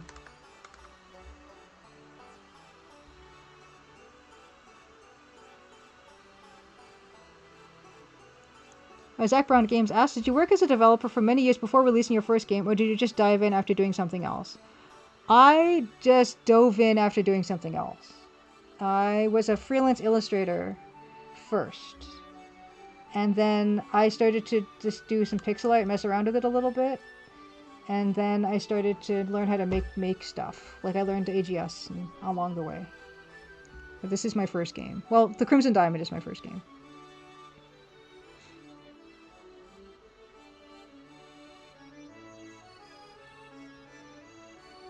Ooh, Special Carl says, the game Iron Man offered a possibility of changing the color palette. Nice.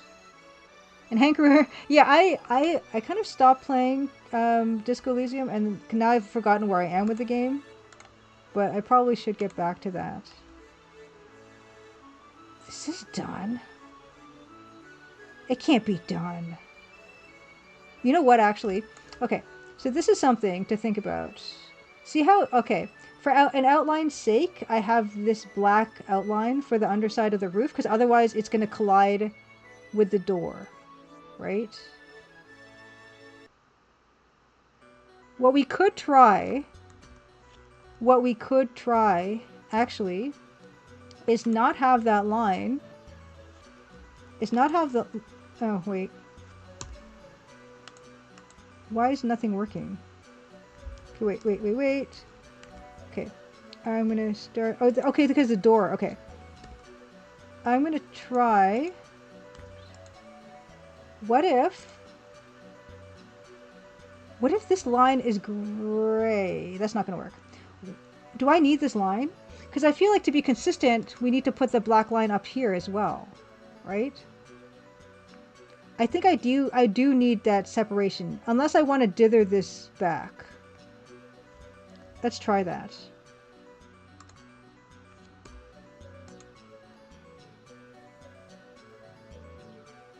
How do you feel about the dithered back door? And if we do the dithered back door, we might not need this to be that color, right?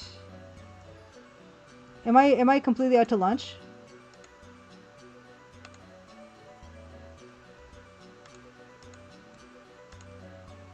We can just see everything is reversible.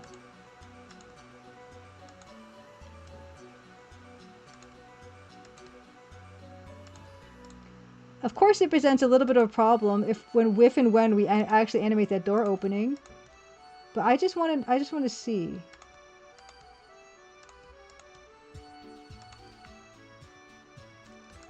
That's worse, right? Hold on.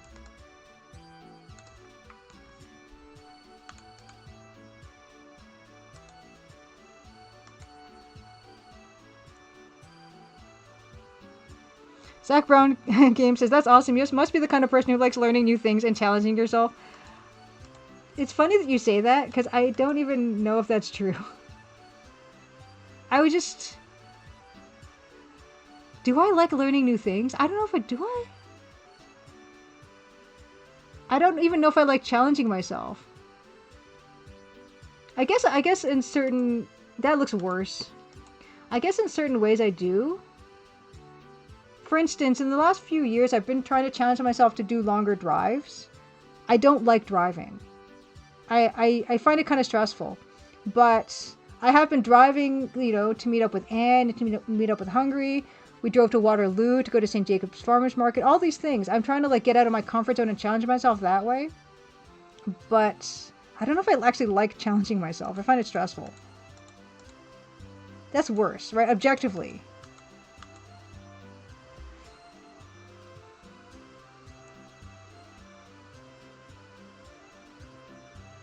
Hey, X-Huel says, may I say, by the way, happy Crimson Tuesday, says, and may I say, for a first game, especially in not having a professional developer background on top of that, Crimson Dawn was excellent. I really enjoyed it a lot. Thank you so much.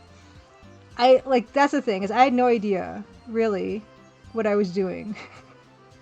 And I'm really happy that people enjoyed it. Of course, the benefit of just having so many other adventure games to draw upon, that helped, and having a format that was very familiar to me was very helpful. But yeah, I'm very relieved that people like the game.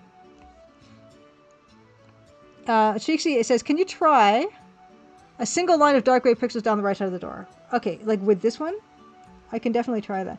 So what's going to happen is the door, I have to move the door window, because right now the door window is getting interrupted, right? I think that's worse. Oh, but I'm really liking how this thing is looking. I want to add more texture to it, though.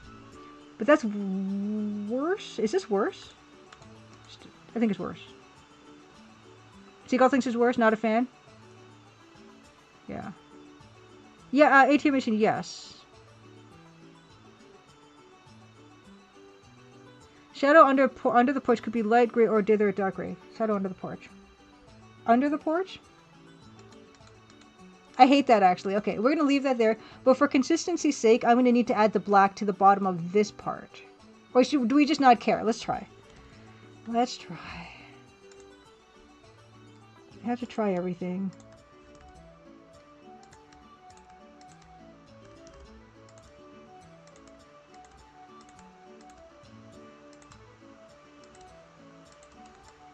That's actually fine. Is that fine? Is that better? Whoops. Wait.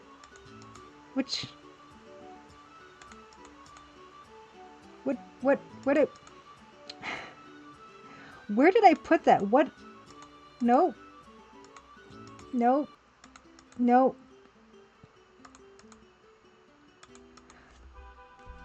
I don't know where that is. That's working?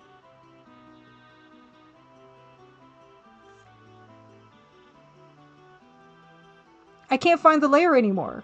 I was literally just there. Lack of porch shadow on the grass. Lack of porch shadow on the grass. Oh, on this grass over here? You mean like here? Okay, hold on. Shadow under porch could be light gray. So, and special card, do you mean the red part of the porch? Or you mean the one that's the cast shadow across the porch? That's the first question. Second question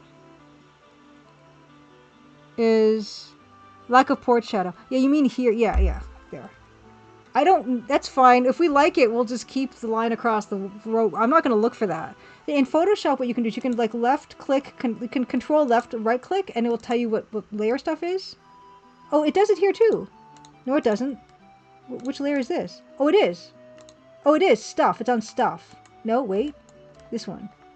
It is. It does do it too. Hey, okay, it's 45. There it is. Okay, layer 45. What? It's better, right? It's better? Porch shadow would be halfway along the left side shadow because it's halfway up the house. Porch shadow. Porch shadow. Would have a pillar shadow. Do I not have a pillar shadow? Oh, you mean the porch. The awning thingy. This thing would be casting a shadow on the whole thing, you mean?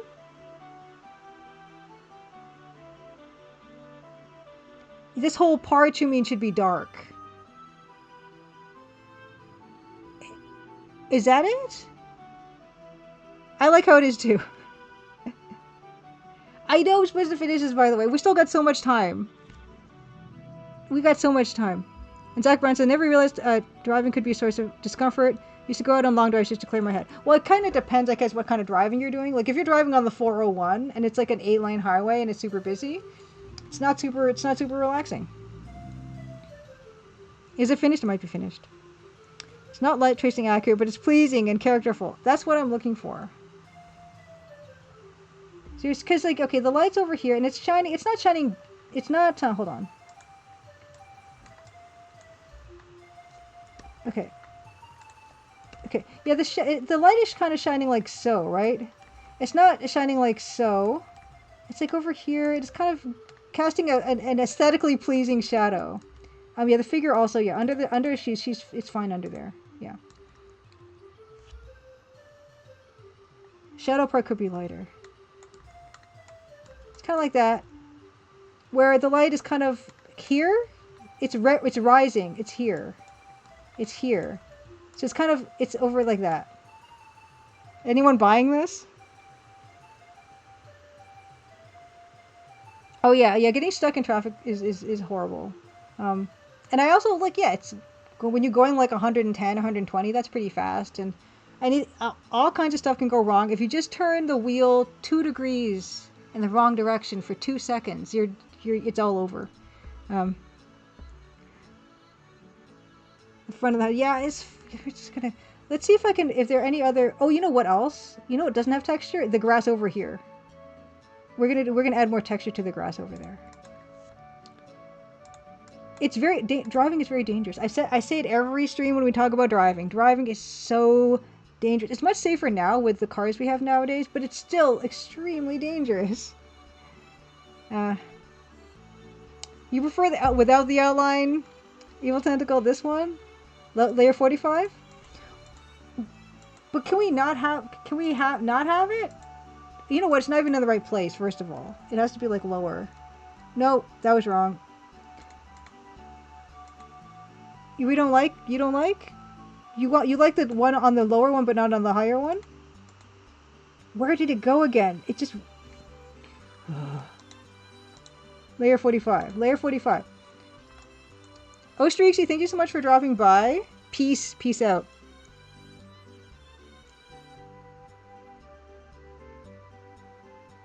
Shadow edge, left side of the house, does not quite match the angle of the pillars, or does it? Shadow edge of the left side of the house. No, it's not. But we can fix it. We'll fix that now. We'll fix it now. Yeah, Special Carl. Fear of hurting or killing somebody with a vehicle. Yeah. Phobia. Okay, a special car has a phobia that can't that says that he can't drive, and which is the phobia of killing or hurting somebody, which is very, like, I think that's very understandable as someone who is not doesn't like super like driving. Where am I driving 120? There are some parts of the highway, the 401, that the maximum, the speed limit is 110 in some places, which means everyone is going 130 basically. Except for me, I'm going 120 sometimes when I'm passing. When I'm passing a big truck, 120. Kilometers an hour. Okay, yeah, that's another thing, by the way. By the way, Zach Brown Games, I'm talking kilometers an hour, not miles per hour. So you basically have to, like, have that. Yeah, it's kilometers an hour. We're in Canada. We're in Canada. Our units are slower.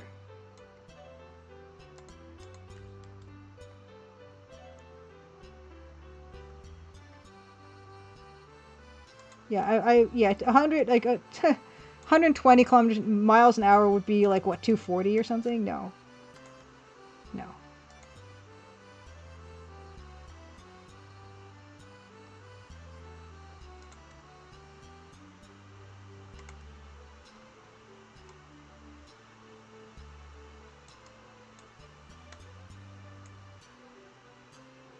Our units of time are not as slow as Double Dragon units of time, but we're somewhere in between, right? Okay, American units of time and speed, Canadian, Double Dragon. It's called metric or reasonable, not slower. Like, I'm not a technical person, Exual. Okay? Journeyman says, meanwhile, over in Germany, they're going in like 120 meters a second. Yeah, the whole Autobahn thing, yeah, that's not, it's not for me. That's better? But also, yeah, I need to add, like, see how look at all the beautiful grass texture that's here and then here? And I don't have any grass texture on my grass. I'm going to add a little bit of grass texture to that grass, because right now it's looking way too, you know, untouched.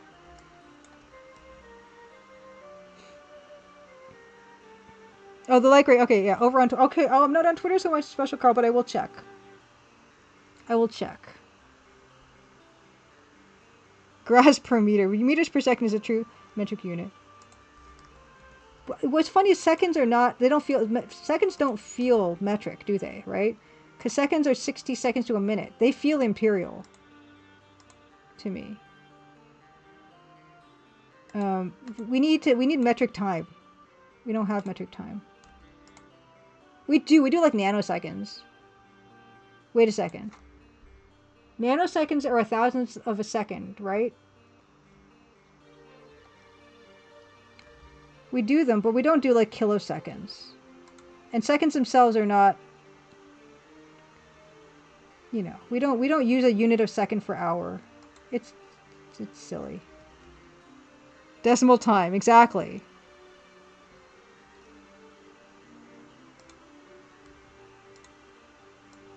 We do have it, like, it's like scientifically, yeah, we do that a little bit, right? That looks terrible.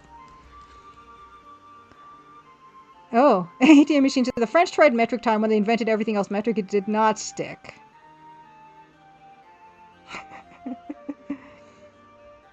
Just use Unix timestamps. I do push-ups. I haven't done them. I try to get them in. I used to do them every day. But I'll do like 40.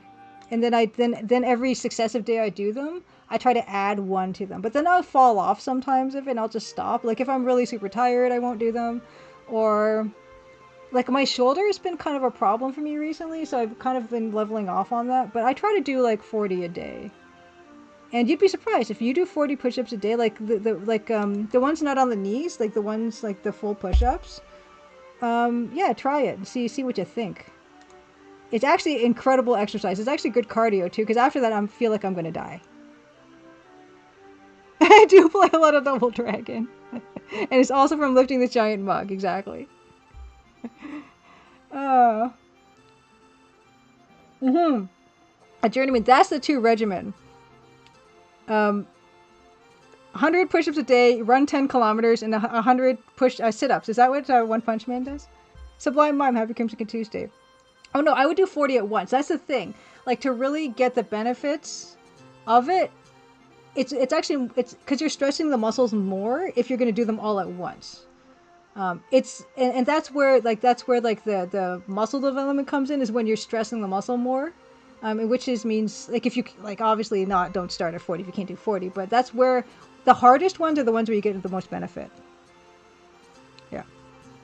I'd qualify for the military with that. It'd be good to know, I suppose. Oh yeah, here, hold, Special Carl, let me look at what you just sent me on the Twitter. But push-ups are really good, because they're also kind of like planks when you think about it, right? Push-ups are a really good, like, kind of a full body exercise. And yeah, like I said, it's good cardio and all the rest of it. Let me find what Special Carl has sent me. It's a matter of building up to it, I think. Like, you start with 5 or 10 or whatever, and you try to do an extra one a day. I think if you're a relatively healthy person, it should be, like, somewhat achievable, like maybe up to a certain age or something. Thank you for sending. Okay, let's see what Special Carl sent. Oh, you mean the light gray? The light gray is very light at Special Carl.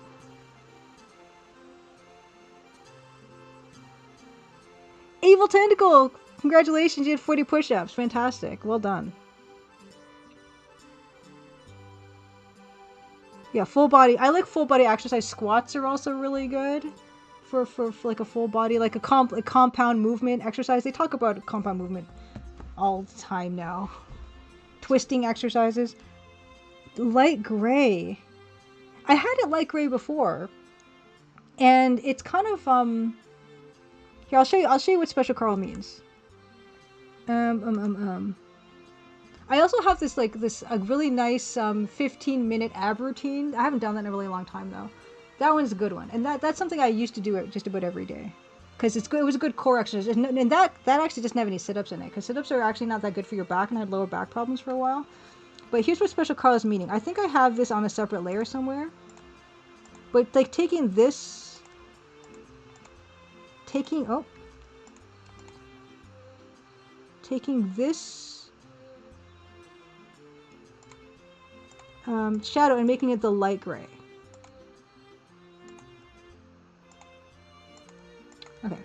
Okay.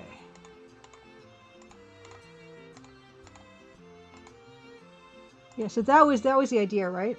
And then also, making this that color, right? This the darker color, like so.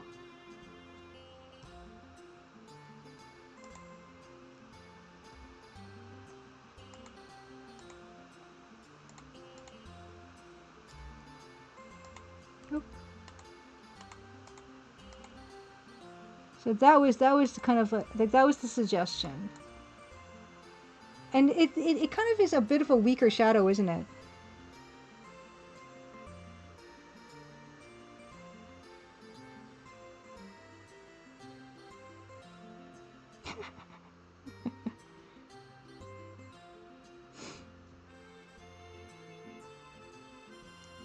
I am Zach Brown Games. When I kind of hurt my back a while, I used to play a lot of soccer. I still do play soccer. But yeah, we had a little bit of that kind of stuff, but I mostly from the internet, just looking up like good exercises I can do at home without leaving the house, you know? I don't need to buy like a lot of equipment. That's mostly where it comes from, I guess. Yeah, like so there's a ton of stuff on the internet about like exercises you can do and stuff. And I really like exercising at home, because it just means I don't have to drive or go anywhere.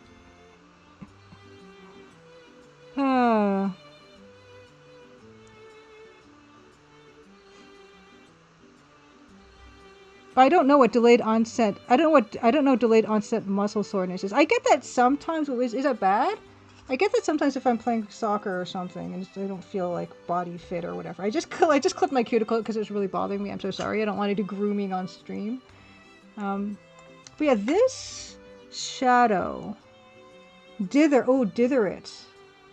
That's also something we can try. dither with gray. I'm always happy to try stuff, as you know. But yeah, when I had my like back issues and knee issues, I would look up stuff that I could do. Like, yeah, like sit-ups are not great for lower back. Anyway,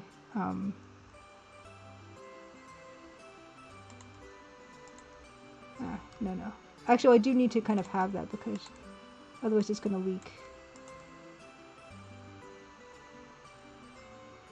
Okay.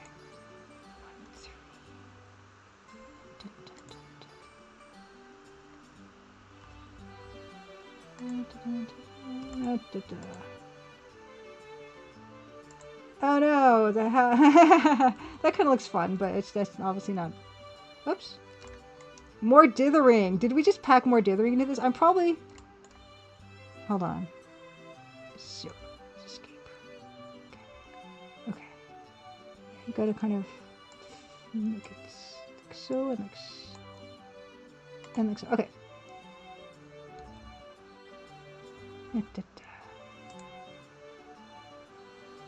Yes. Cool. Yeah, so there, that's the suggestion that Special Carl had. Solution's always more dithering.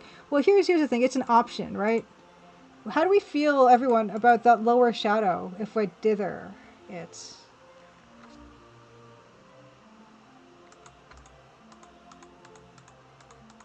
Is that actually... Do we actually like that better? Because I actually might like that better. This is why nothing gets finished.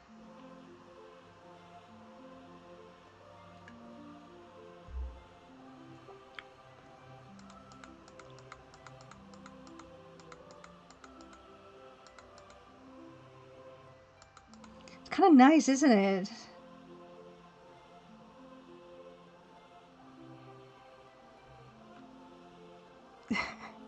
The dithering is like this checkerboard pattern. That is like everywhere in this. You see this checkerboard pattern of all these different colors? That's what that is.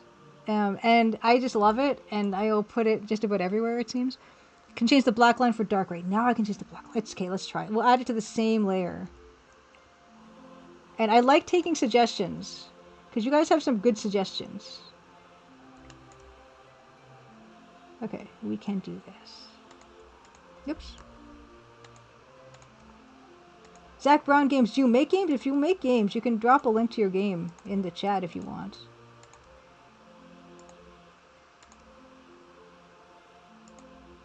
It's almost cake time, though. And you guys get to see the new mushroom photos.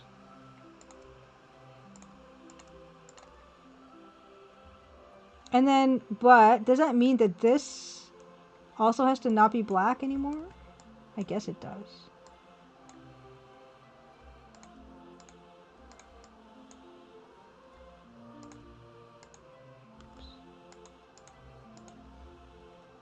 And here as well.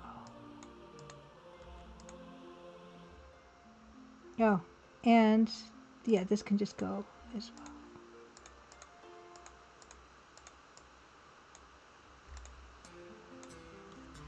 Once again, Carl saved the day. Nicholas Patton, Happy Crimson Tuesday. This is the Canadian Tune Book, which is 6 hours of MIDI Canadian folk tunes arranged by someone called Barry Taylor, who apparently was from or lived in Victoria, British Columbia at some point, and I never could locate him. This was the music that was going to be the soundtrack of the Crimson Diamond, but I couldn't locate this guy to ask for his permission, and that's why I got a musician, and that's why I got Dan, and the rest is history. Oh, yeah, for my games, it was Dan Polakar. Hold on, I got Dan's, do we actually... Whoa, Special Carl! I do think that I would probably still want this roof color, though. Just because it really helps to project the roof, you know? But I'm kind of liking what you suggested about this other stuff. But yeah, I'm actually thinking, because I think it's not projecting the roof out enough. But I think it might be onto something with that. Just like that, it really helps it stand out. Yeah, I will actually, let me link Dan. Let me link Dan. D. Dan the Band. So there's Dan the Band's Bandcamp, and his website, and his Twitter, and his Twitch, and everything like that.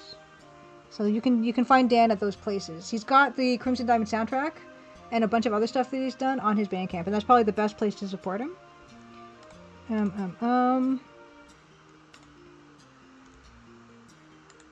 But yeah, I think, yeah, to aid in the projection of this thing, we're going to keep that, which means, I guess, I will be doing it to the bottom one, the top one too. But like that dithering there is super nice, isn't it? Like, oh man.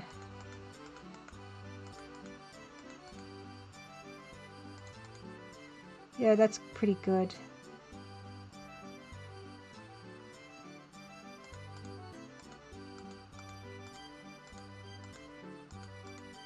That's real nice. Okay, we're gonna have to do that to the other thing now. Carl, you made more work, but it's fine. It'll live forever. Special Carl says, legend told of a man that was helping people make illustrations and disappearing like the wind. Was he really there? No one knows. That's nice though, isn't it though? Gosh. Yeah. Okay. Alright. Let's do it again. Let's do it again. So we're gonna use this and then make it that color and then do the fill there. Oh no. No.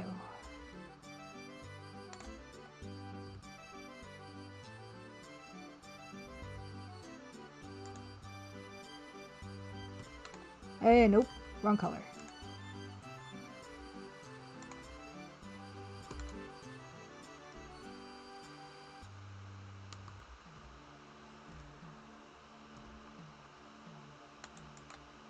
Okay. Okay, and then we have to make that line the dark color. The gray color.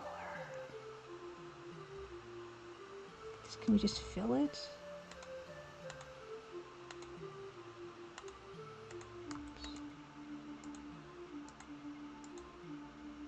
Okay, and then just get rid of those other colors. Cake time, almost. It's almost cake time. 10, it's only 10, wow. Okay, and then we're gonna put the projection here, like so. Oops. Oh, by the way, the Special Carl, yeah, I don't know if I actually linked Special Carl's stuff before. The Special Carl is Carl Dupré Richer. You can find Special Carl and his work in these places. Zach Brown Games, give yourself 15 more minutes because you're dithering around procrastinating. What are you procrastinating from, Zach Brown Games?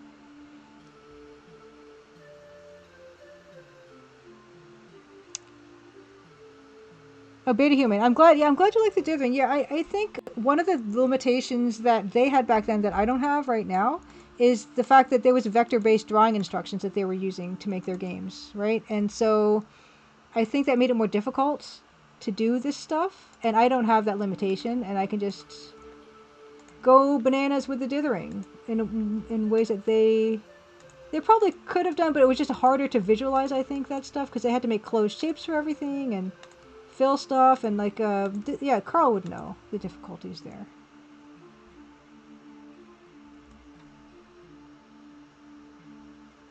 Also procrastinate, Gary and Clis. That's nice. And you know what else I feel like? The roof probably needs a bit of shingle, like, weathering. You have many limitations, but it doesn't stop you from being creative. The Special Carl, we all have limitations. I have tons of limitations. I'm terrible at so many things.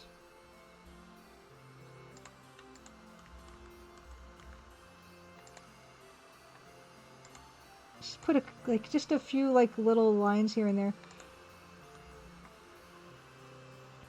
How could we have 2 procrastinators in one room? What are the odds? Gary Angeles says.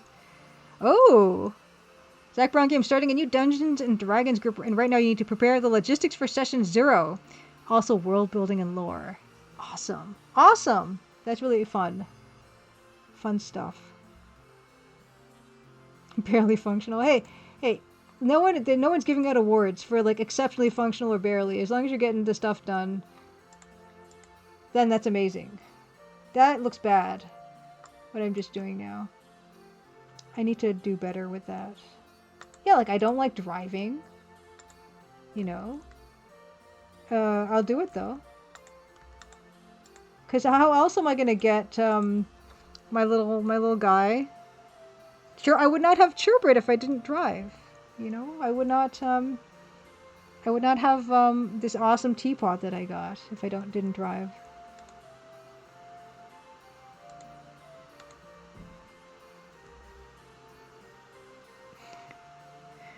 You're procrastinating from turning in completed homework.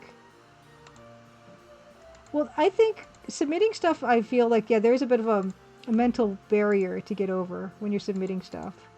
When I have like a contract to do, like work, and yeah, submitting stuff can sometimes feel daunting. And I want cake. This might look bad. Maybe I just need to do it more.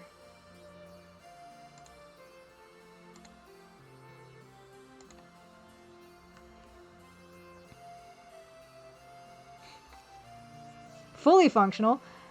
Everything done on time and less stress. What? On time and less stress?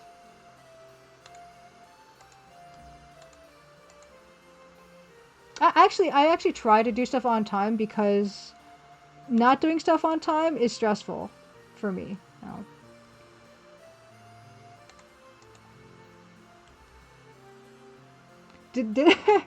Did I just say I want cake? Yes.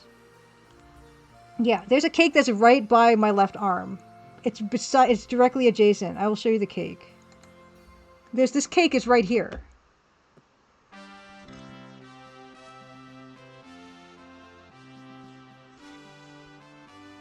It's got like these sugar crystals. It's got like this pretty lavender icing that I just will not eat because it's fondant. And then it's got marshmallow icing here, fondant icing for structural integrity that I'm also not going to eat. But this stuff in here is pretty good. It's just sitting here. It's like right here. It's just out of shot, like right here.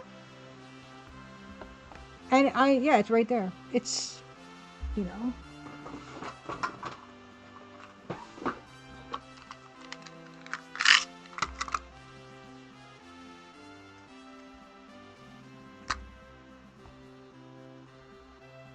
It is 17 centimeters away from my arm, my left arm.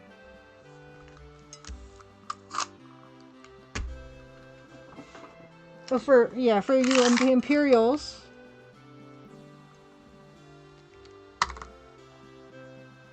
it's about 8 inches from my arm. Okay? The whole time since we started. Spice cake is delicious. All cake is delicious. I don't know about mushroom cake. It's here and it's waiting. It's gonna happen. It's gonna happen. But yeah, we'll get to it. It'll happen. Okay. I'm trying to add weathering to these tiles. I don't know how successful I'm being with it. Maybe it needs to be more purposeful.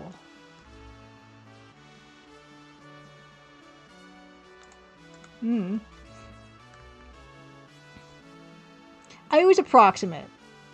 You know, I didn't I did not apply a lot of scientific rigor to that.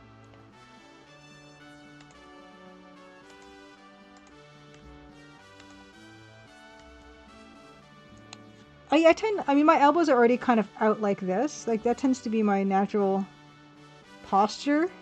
So, it would be hard to elbow it, but I would never say never. I have a great imagination, and I can imagine all kinds of bad stuff happening, and I frequently do. Wait a second. That line wouldn't be here. See this light gray line? That wouldn't be here. That wouldn't be here.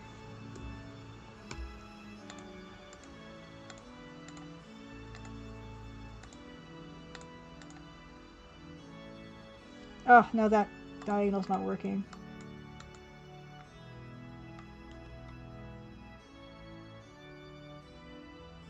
I don't know if that's working.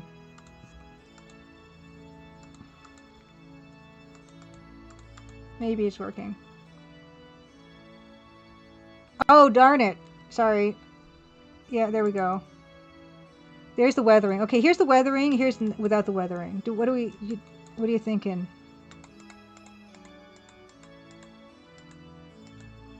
Journeyman, I'm trying to add weathering to low poly rocks in Blender right now. Different medium, same paint. We gotta have weathering. It gives a character.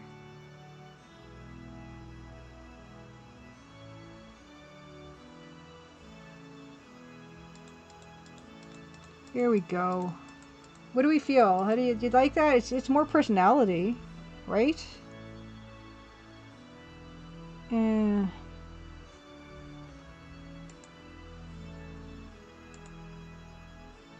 What I tend to do is I will unintentionally kick like coffee table in bare feet.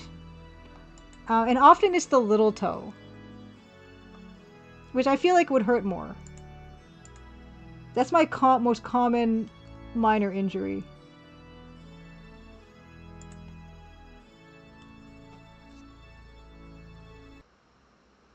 Mistress Manto, Happy Crimson Tuesday, says, width is nice since it adds a little noise to the pattern. Yeah, that's what we need. That's why I've got a lot of little internal rules for myself when it comes to this. And one of them is, yeah, you don't want to have their... Oh yeah, I abandoned this grass thing. That grass looks bad. That should be dark gray. That's bad. You don't want too many... For me, my own personal style is I don't like to have too many just bare, featureless areas. Obviously. But also I don't like a lot of like verticals or horizontal lines because it will really draw the eye unless like it's a horizon. And yeah, just adding a bit of noise to things helps it to look as real as whatever this is. Yeah, I mean, honestly, visual noise is probably the easiest to put up with, Special Carl. You know what, yes. Little Toe is good about finding furniture at night, yes.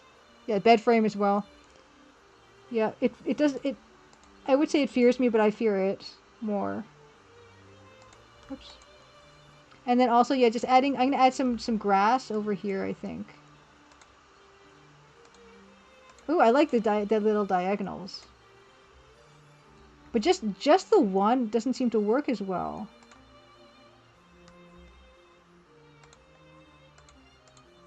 Funnily enough, just the one here, it looks like dirt. And that's not what we're trying to represent here. Yeah. That might not be so bad.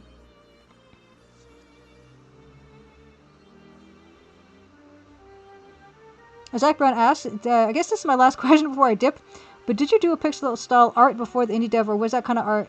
What kind of art did you do in the past? I started with silkscreen printing, and then just like regular old. I can show. Hold on. I can show my portfolio site of old illustrations. Give me a second. You don't see any of it yet. No, wait.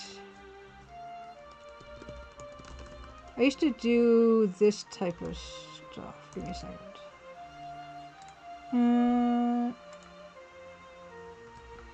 I used to do like illustration like this. This is like digitally colored stuff. Oops. All of this is digital colored art.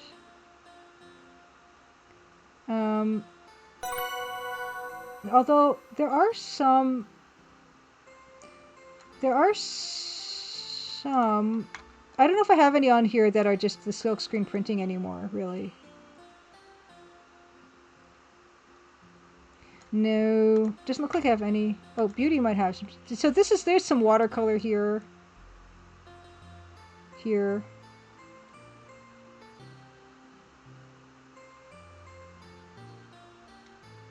Hey, that one's broken. Oh well. And some pattern stuff. So this is all just digital, where I would draw it in pencil and ink it, and then scan, like I would hand ink it, and then I would color digitally. That's what all this is. I really like that sushi pattern.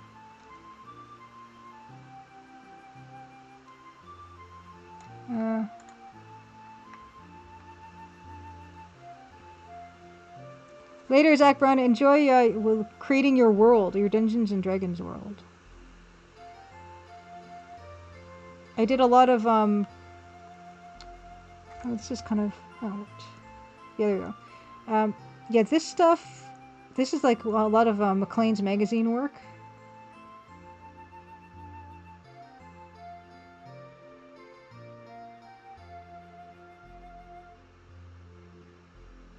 Yeah, this is just, yeah, this is what I did. And then I started to get into game stuff. Which is like, you can see, this is all very limited color as well, right? It just kind of gravitated toward that. It was an easy transition for me to go from this to EGA, because I actually had more colors than I usually work with.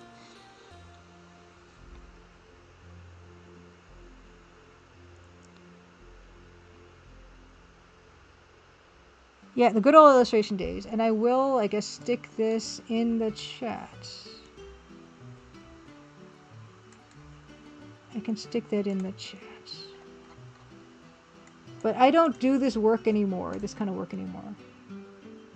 The Mausoleum was for, Gomen-sama, the Mausoleum was for, it's like this Illozine, like this printed zine that would come out, and it was black and white, and that was for their Halloween issue. Or if they only had a Halloween issues, I don't remember, so I did that for them. That was quite some time ago. I think the last time I did a commissioned illustration was 2019. That last one. That wasn't pixel art. 10/17. It's nearly cake time. Oh, it's looking good, isn't it? I'm happy. I just need to add more grass to this.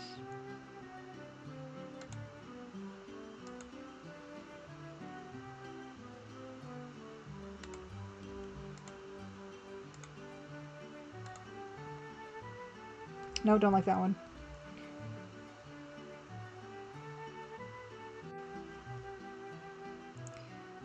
Gary Ankles asked, did you save any of your first drawings? I've saved like a lot of stuff.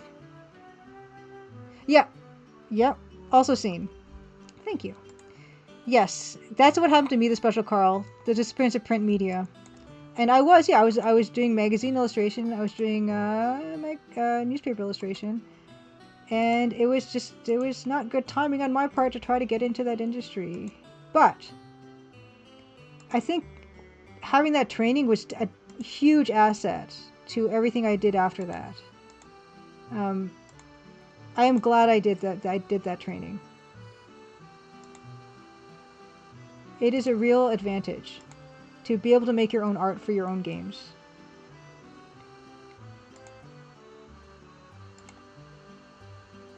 Ooh, I like that. I guess as it gets further back, you kind of can do the singles.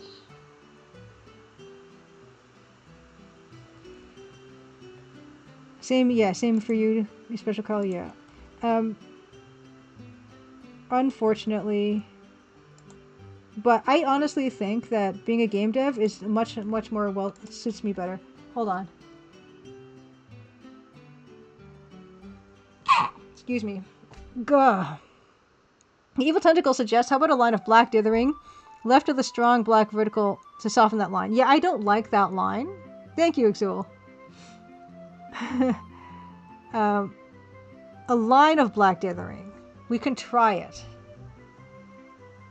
We can definitely try it. Although, let me first get into... Oh, I'm liking this. Journey, thank you. Thank you for the bits. Oh, I know you. I don't want. I guess it goes without saying you don't have to do that, but it's. I think it is funny.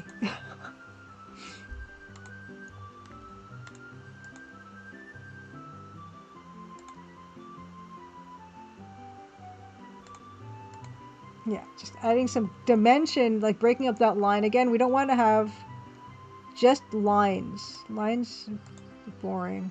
There we go. Okay. Okay, yeah, let's try that. Let's try that. Let's do another layer. Let's try just to soften up this. I don't know if just one single line of dithering will do the trick. Because what the problem is like this line is at an angle, and so when you do this, it could look maybe odd. Maybe it's fine. Certainly hasn't been tried.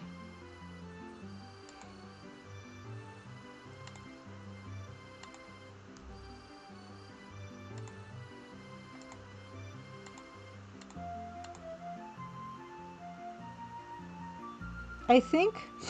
Oh my gosh, I'm not starting. My nose is not starting to run. What if we extended it?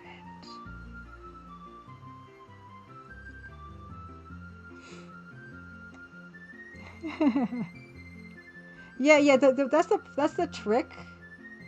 That is the trick with this style. Is that the double wides are super obvious, but that doesn't mean we can't do it. Because look, if we start to extend some of these lines, then we optically it doesn't look as up and down, right? So that actually works better. That it's fascinating. It's fascinating to me how this all works, right? Like now you can't have that one. But that actually draws the eye not just completely horizontally anymore. It's doing this shift, which is quite good. In fact, I think you were onto something, Evil Tentacle, when you suggested that. Like, look at that. That's pretty nice. It just, you really have to, yeah, you can't, you have to be really careful about the application of that. Because, yeah, some of that just starts to look really wacky. But I do really enjoy the challenge of that. Oh, whoops, that looks bad.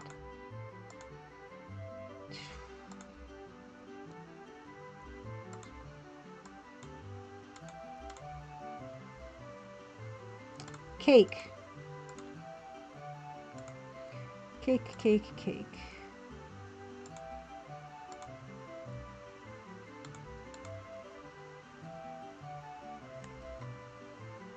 Wow.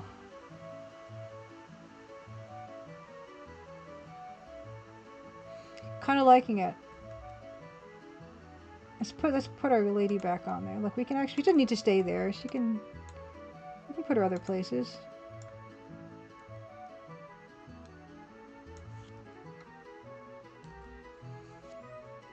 Okay. One thing I actually don't like, though, like looking at this, is I don't like the squareness of this. That was no good. That's better. Look, a window, exactly. Open door. Oh, and we need to put, remember someone said, we need to put a sign to indicate that you can go down that area. Right? Because right now, this area, like you can go, like you can come in from this way, then you're going to be able to go in door, and then you're also going to be able to go down here. That's our 1, 2, and 3. And we need to make it explicit that they can. And someone suggested, like 3 streams ago, that we should put a sign down to the beach. So let's do that. That's something I did want to do before we finish this one off. Oh. Time check, 10:24. I can send me a meme I can watch while eating my cake. Thank you, Special Carl. And while you guys are watching the beautiful mushroom photos that I will be sharing with you guys while I hork cake. Yes, sign. Where is the sign gonna go? Guess there, like really breaking into that blue area for maximum attention. The Special Carl, have a wonderful evening. Thank you so much for your consulting work on this piece. I appreciate it. Look at that. Look at that dithered shadow. Oh my god, it's so cute. So yeah, have a good evening. Let's try to put a sign here. Like right here, right? And we can even put a big dark shadow on it so that you're like, look at that attention getting sign. What's that all about?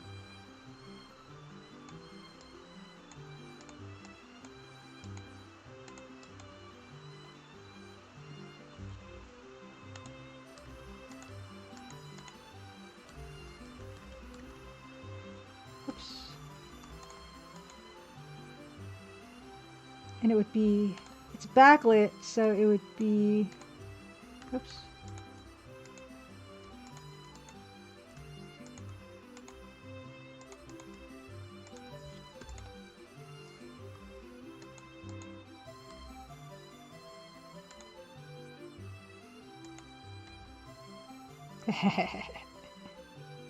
You're very useful. That's not like, that sounds like a not nice thing to say to somebody. You're very useful. No, you're very helpful, the Special Carl. Good night. Bonne nuit.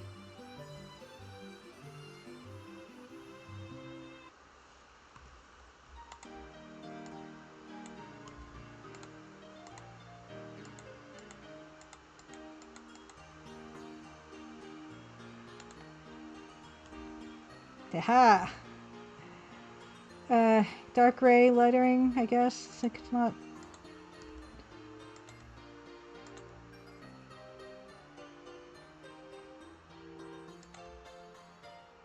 Like we could literally put an arrow, but that's a bit much, isn't it?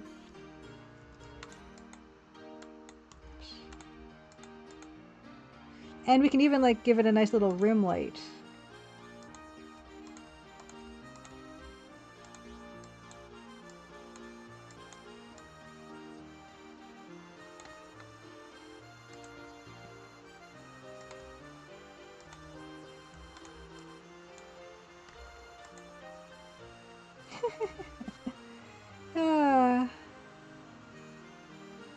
I guess it would have a top light too. It's like the most obvious sign ever. Look! It's screaming. Actually, I need to move the type down now. By a single pixel.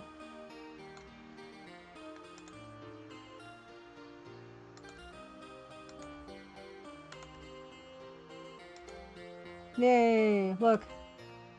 It's very, very, very obvious. Oh my gosh. Okay, yeah, the cake is gonna happen, I think. I did want to add, like for this piece, I did want to make it like lower tide, like how it is here. See how it's lower tide in this actual reference photo I took? I want to make it lower tide in the piece, because it's going to be lower tide in the game. But I can't do that right now, because I really need cake. But that looks great! Thanks, you guys. Oh my gosh.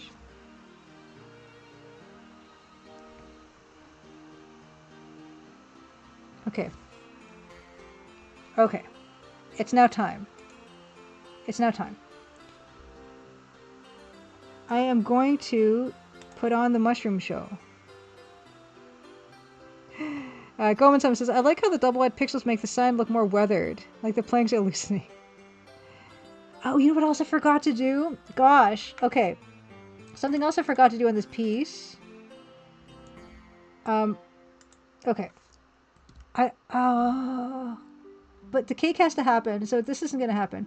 But I need to paint like a weird sign on the front. Oh no, I put it in the wrong place.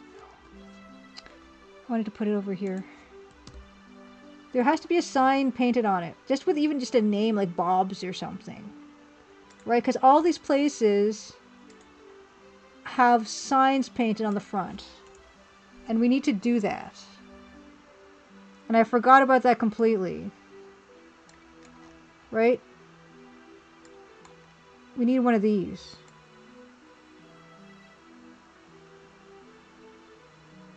The ocean dressed up well for a red tide event. Thank you, Gary Unclose. I need to put it like that's why probably there's so much space between these two windows, is that I wanted to put like a painted thing there.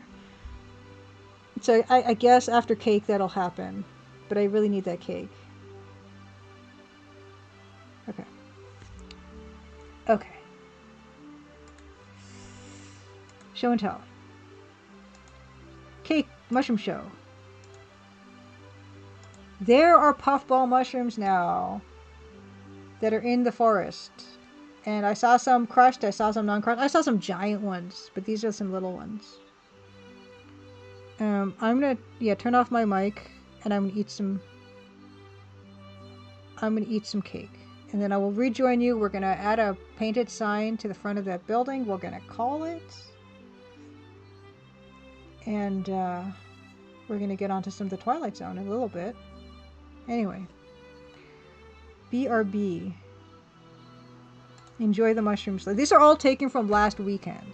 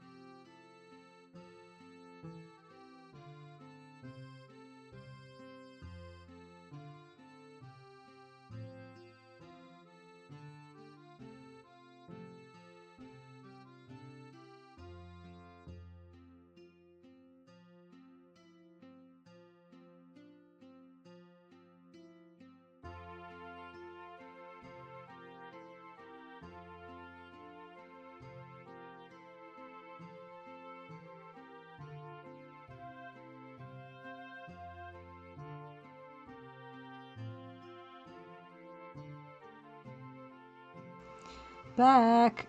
It looks like we're near the end of the show. I think at the end of it, there is going to be, like the ones I cooked and stuff. Thank you, Adrenaline. Yeah, I don't know. Maybe I'll just let this run because I feel like we're coming near the end of that.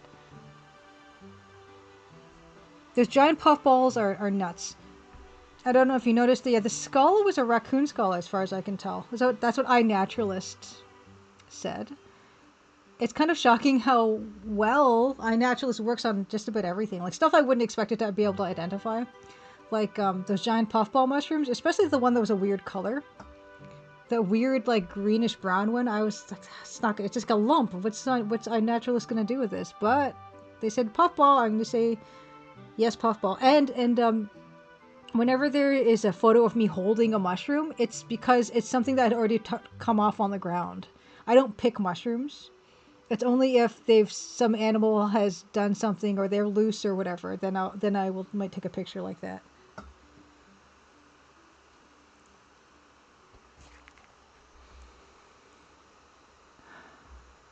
It's been surprisingly hot in Ontario recently, but it's really cooled down fast. Like this evening was very cold and it was rainy. Good day to stay in. The outdoor season is pretty much done. Outdoor soccer season is done. And I'll be looking into some indoor dome soccer. I love the undersides of these mushrooms. Like, look at that. It's majestic. And just little ones growing up in the grass, too. They're everywhere.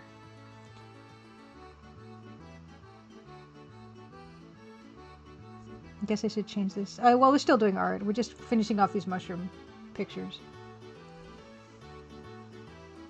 And, you know, when the winter comes, you won't get any more new mushroom pictures. And how sad will that be? But for now, these are called wolf's milk or something.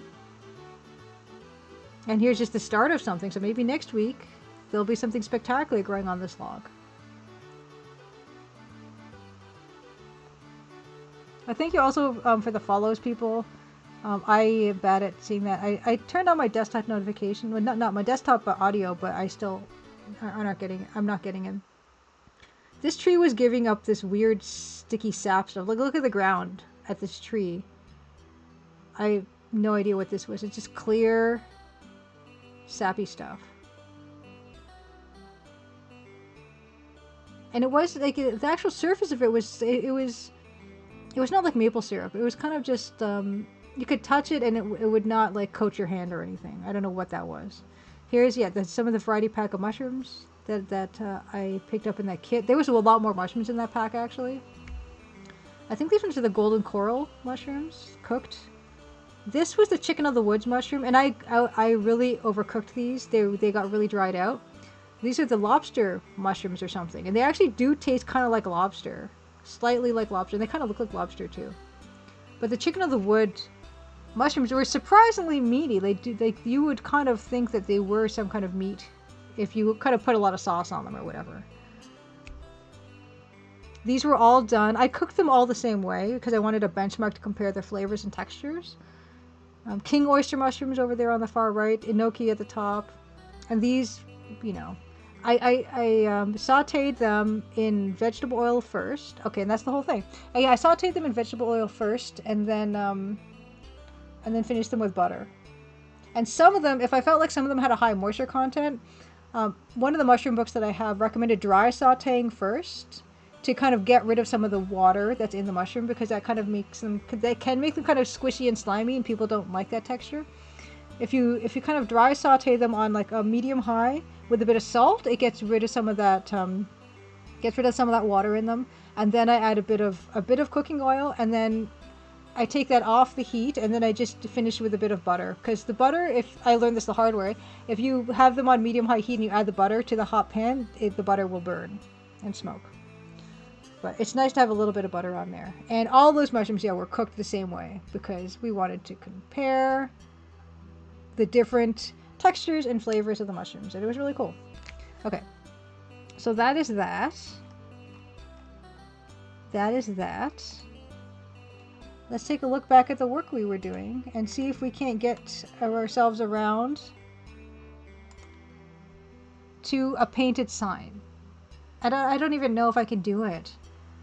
What color do we have available to us at this point?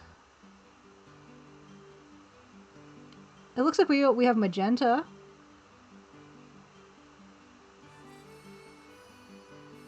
We could use the dark cyan. Adrian Bauer says, asks now which one of them would make for the best mushroom cheesesteak melt sandwich? Ooh.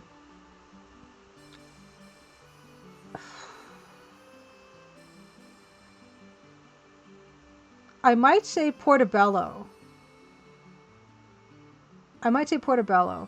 Because you can, if you get a big portobello cap, you can kind of slice them and they kind of come up, they kind of like, almost like, they're like meaty strips. And they would go really well with cheese. I think. If you wanted to do something where, and also, yeah, and they would stack really easily in a sandwich. That's another really good thing about big portobello mushrooms. If you wanted something that was milder tasting, I might say if you got some nice oyster mushrooms and they kind of are, they can be big as well. There's something that would make a good sandwich. Like some of them are kind of small and round and they would fall out easily, and those are the ones I wouldn't recommend. Let's see. Let's try this. You know what? I have not used the Wacom at all today. In fact, I've been doing all this with the mouse. What color would the sign be? What do we want the sign to even say? Okay, it can't be cyan because cyan is the color of the windows. It can't be green because green... Well, it could be green because if you saw green... If you saw green, you wouldn't think that's grass. But cyan would be confusing because you would think, well, that's just a weirdly shaped window. Pink just doesn't look like it works well with maybe yellow. Yellow is obviously hard to read. That's the sky color. You can't have it the sky color.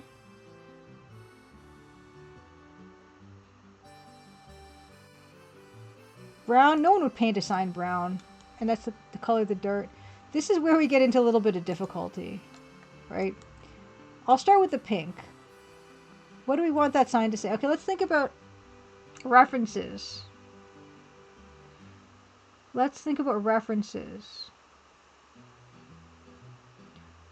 Colombo. Can't call this Colombo. That's too many letters. Peter Falk. Falks.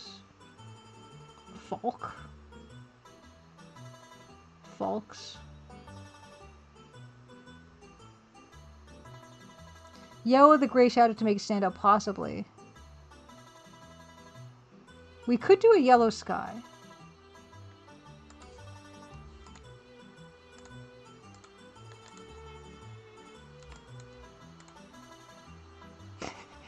It completely changes it, doesn't it? Nah, it can't be cyan because the signs are cyan. Even maybe the dark one, maybe we could do. Maybe the cyan would be good with this as long as we make the shadow color something else. But I'll start with the pink at least. I'm thinking of like what the name of the person who owns this cafe is. I don't even think I just never name anything. Agatha Christie, Agatha. That's too many letters. Aga. Sky, make the sky red. Who owns this cafe? Is it a woman or a man? I think it's a man. I think it's a woman. We need a female name.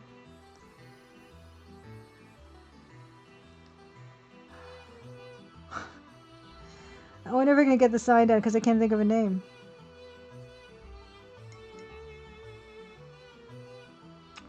Let's see. Laura, because of Laura Bow. Hugo. Okay, yeah, it has to be I want a female name.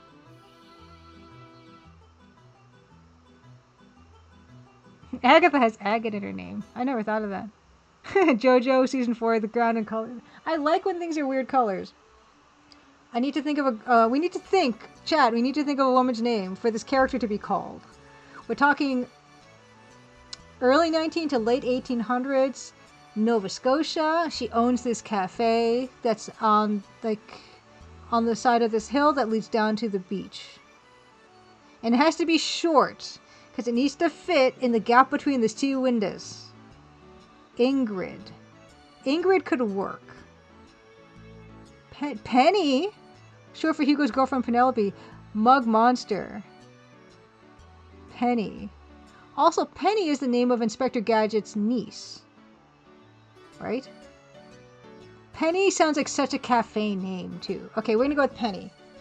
Penny, Mug Monster, you win. You don't win anything. But, okay, now this time I'm gonna need to use my Wacom. Oh, where'd it go? Penny, Mug Monster, you might be onto something here. Okay.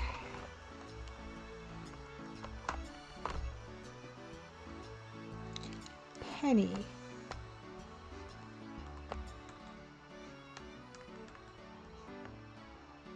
And then I will add, you know, shadow and all that fanciness.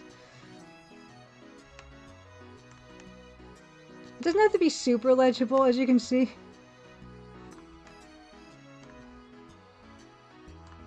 Or legible at all, even. Wow.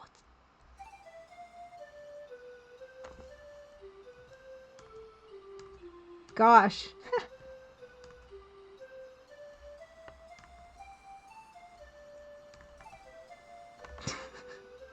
How do I move stuff again? I forget how.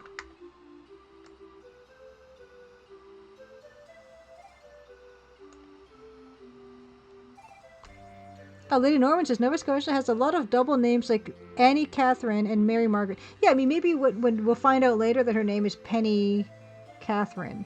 Penny Margaret. Kakalakoa, happy Crimson Good Tuesday. Yeah, we are just trying to finish off this piece by adding a sign that will be like somewhat legible. Probably not at this resolution.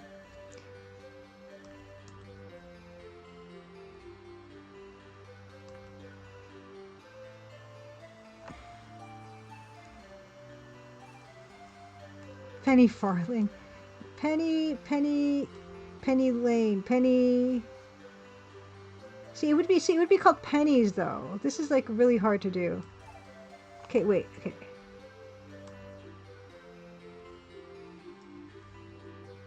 Okay, that's a little bit more legible.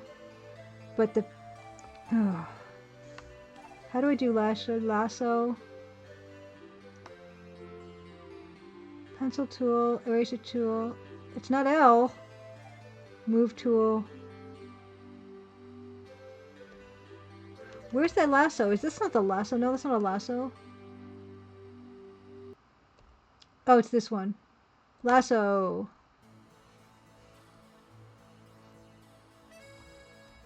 Oh, why won't you work? I had this problem last time. How can I just move that selection? Oh. I want to just move it, tuck it under there. Oh, it's so annoying. You know what I mean? There, okay, fine. I copy, fine, there, see? And then make the whole thing higher, and then just, okay.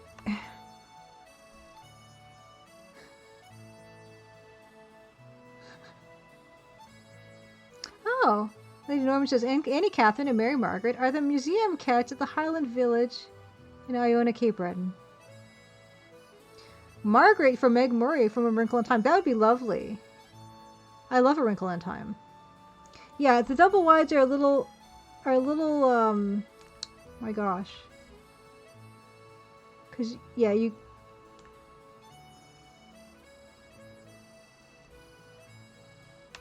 It has to be an S. How do we make it an S?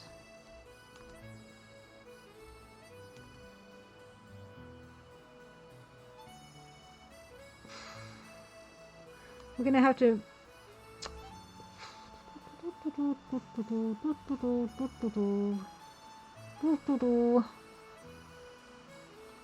Minnie Mae Magnolia. That's cute. That's a really sweet name. Whoa. Oh no. XV. Okay, I need to make the P.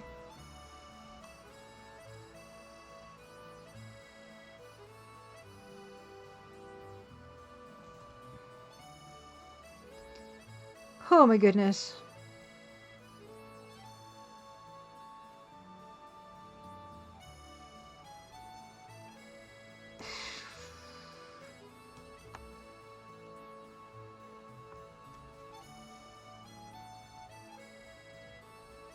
It doesn't have to be legible.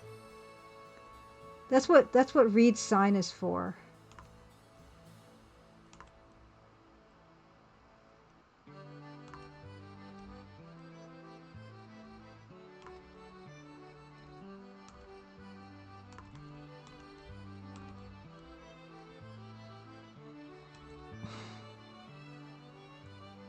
Magnus Minifred Magnum.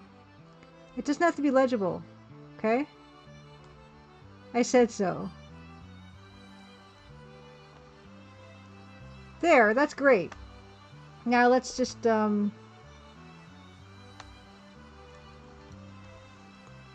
darken up the parts. Oh, we should have made this the other color.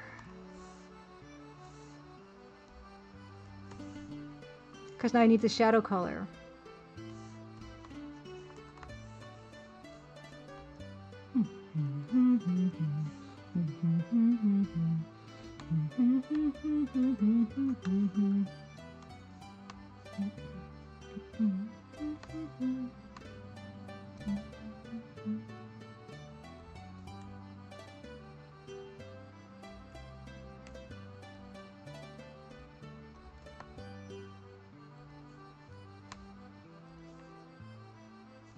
It's illegible.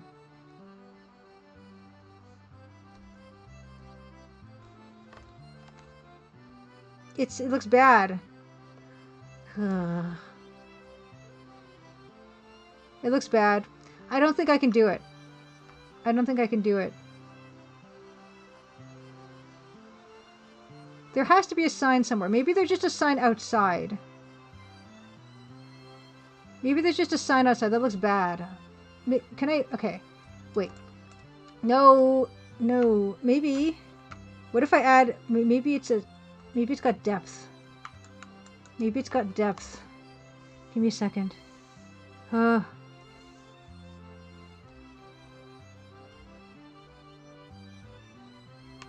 gosh.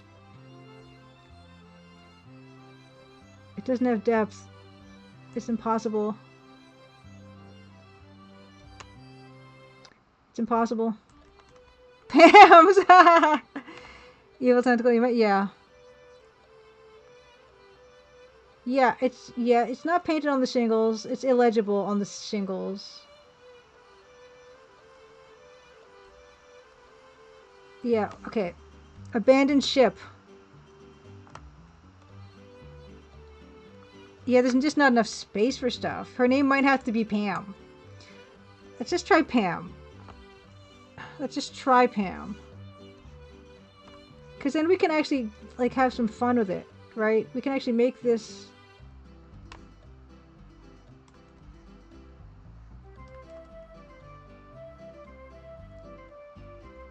Yeah, there are, I know there's other games where, like, the name of the character has been changed to fill... to stay within certain character limits, you know? I think, wasn't Anne playing Illusion City or something? Or someone was playing a game where the character's name had to be changed.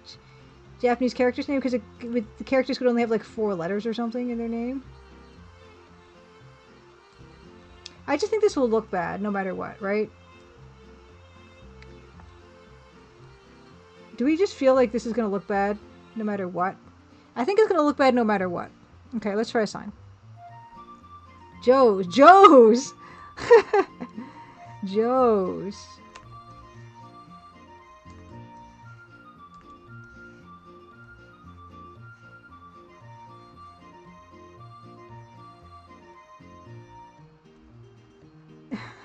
No, it's impossible. It's fine. It's fine if it's impossible. We can do something else. We can just put a sign. Like, some of these, like, none of these have signs, but we could put a sign. No one's coming after me. It's, like, impossible. How did... Okay. I know that Gold Rush did it though. Gold Rush totally did it.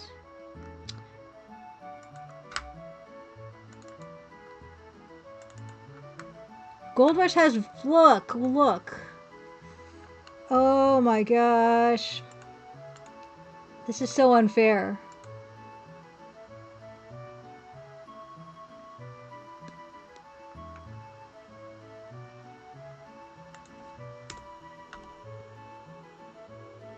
Suze. Look. Okay, that one, these ones are signs. Okay. Just we need to relax. I'm so jealous. Look at Brooklyn Bank. Ah.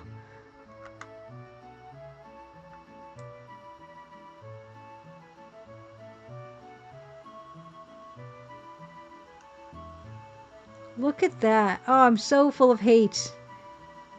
Look how good this looks. Gosh.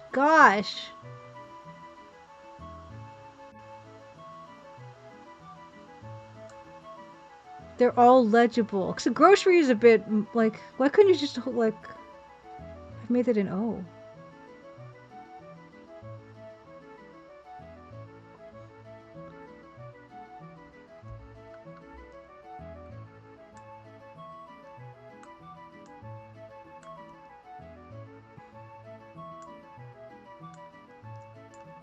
Look, that's Rand's Hardware, and now here's Rand's Hardware.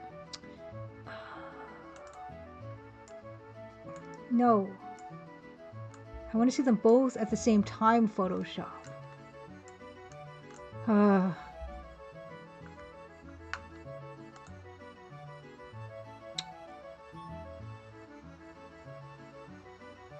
I can't be as... Okay, let's try again. I'm gonna try...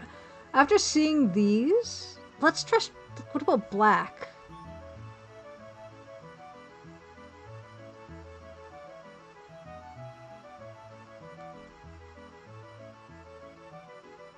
Okay, we'll just put cafe on there.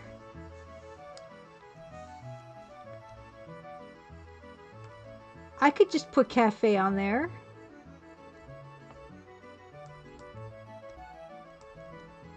Look, okay, wait. If we just don't get fancy, just wait a second. I can do it if they can do it. I can make it a little fancy. Not better than me.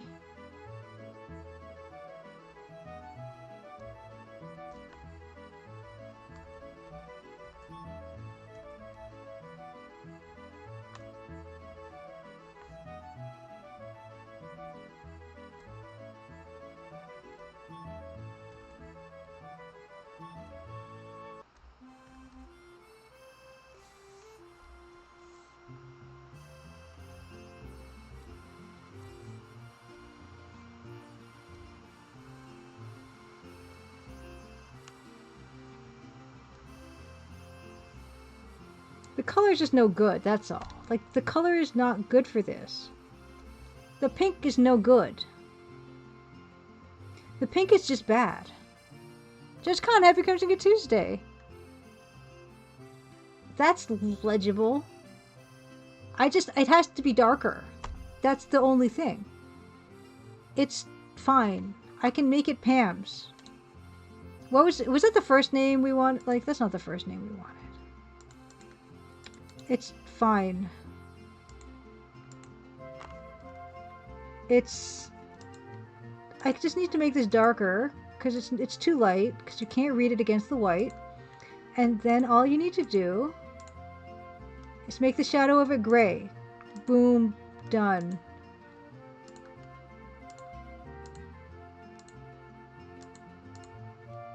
Ugh. Nope.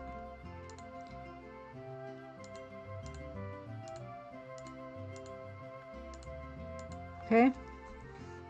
Just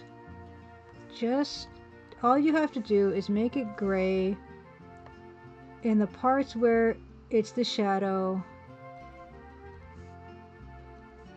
That's all you have to do. and then it's like fine.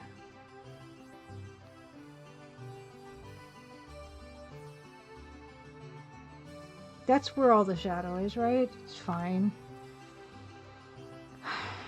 Pennies was first. Yeah, I don't think I'm gonna get pennies in there. This is like, nope, nope. Like it's like, oh, there. Okay, like it's not. And just get rid of that. That's confusing. We don't need that.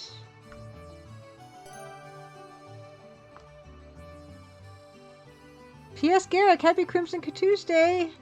Oh, let me go to big head mode. I'm like all the way down here. Hi.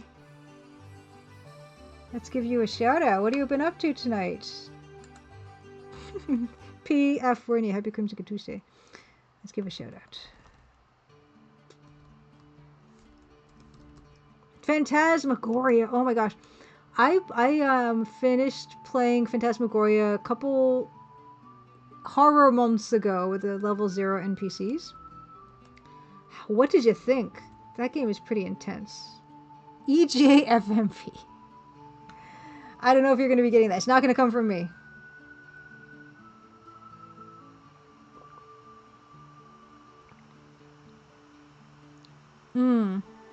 Daylight Savings. Yeah, Daylight Savings always is a mess for stuff like that. Like, my Duolingo.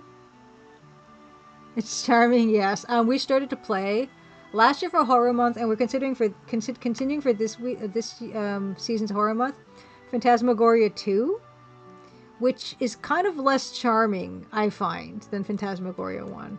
I'll give you a shout out. I am Julia Minamata. I am a game dev. I made the game called Crimson Diamond over there. It's on sale on Steam and on GOG right now. And I'm making another little game right now. That's going to be a text parser game, but it looks kind of like, it's going to look more like this, like Gold Rush. Never played Phantasmagoria 2. Are you gonna? P.S. Garrick? Oh my gosh, that game. It's stressful to play it. And I don't know if it's stressful in the ways that were intended. Because it's very 90s. You just never know what's going to happen in a 90s way. But yes, P.S. Garrick, another wonderful retro streamer. Thank you again for the raid.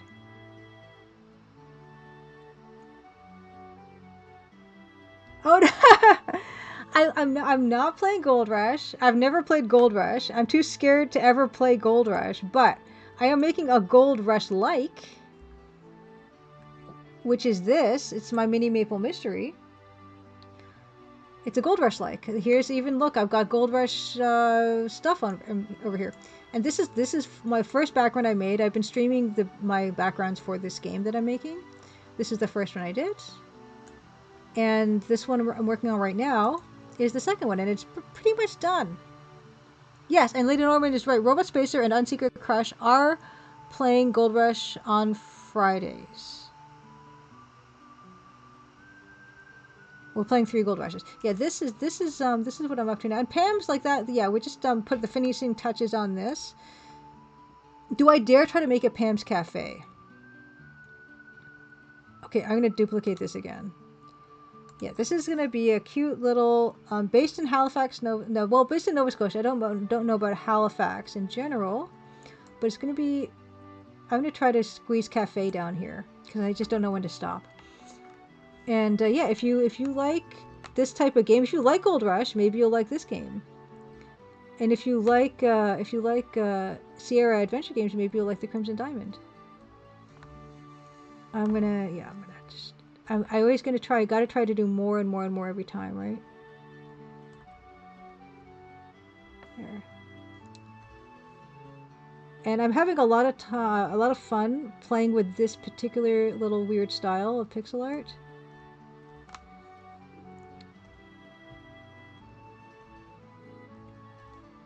And A Sprite. Roko Web, happy Crimson Tuesday. Bronze, Silver, and Gold Rush. Yeah, Bronze Rush. Was there ever a Bronze Rush? Well, it's called the Bronze Age, I guess. And Silver Age Comics and Gold Rush. Ace, happy Crimson Tuesday. Yeah, I don't know, Lady Norma, if it's gonna really feel totally Nova Scotian, because it's gonna be oldie timey. It's just, well, that's the Atlantic Ocean out there. Let's try to do cafe.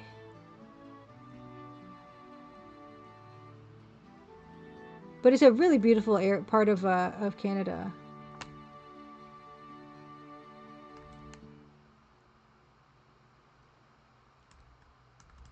Gosh. Wow. That's not bad.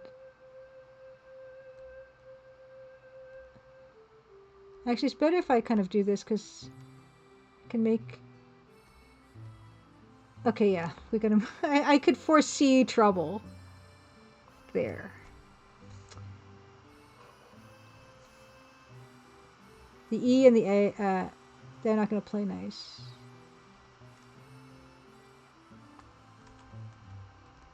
Oh, come now.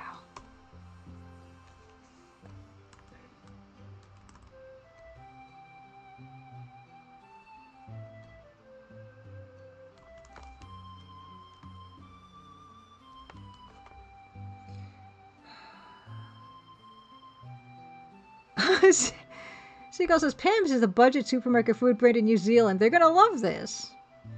Yeah, this maybe I'll make her New Zealand as a Kiwi. I forget what her deal is that's in here. I should probably check, but yeah, it is a lady that's in here. Hey, I slipped there, but I kind of like that crooked F. I mean the crooked E. Actually, I should make that even longer. Modern Verbs, Happy Creamsicle Tuesday. Good to see you. Yeah, we're just putting the finishing touches on this, and this is not looking as bad as I was afraid that it would look. Not looking bad. And then next week, we're totally, yeah, I mean, next week, without a doubt, we are going to start the interior of now Pam's Cafe. Right? Actually, it doesn't look good. We're going to start, yeah, we'll start the interior of Pam's Cafe next week. And, oh, where'd the sign go? Where'd the sign go? Oh my gosh. Where'd my sign go?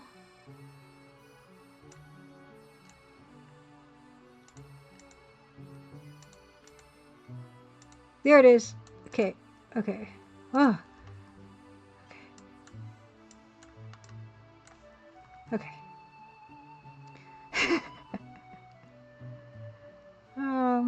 Ooh, mooncake. Nice, Judge Khan.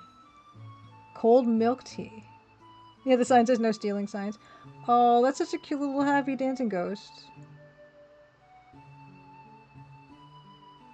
Yeah, I think this is... I'm happy. I'm happy with this. Next week. And it could be that we do a bigger sprite. And this is just a reference sprite as well. Because in Gold Rush, there are different sprite sizes for inside versus outside buildings. Did you know? You might not know, but there are. See, there's this size of Jared, and then the inside Jared is like, there's a small Jared and there's a big Jared. And why don't we're going to do that, because why not? But yeah. I'm pleased with that. Did we do everything, or did I forget something? 2 different styles, yes.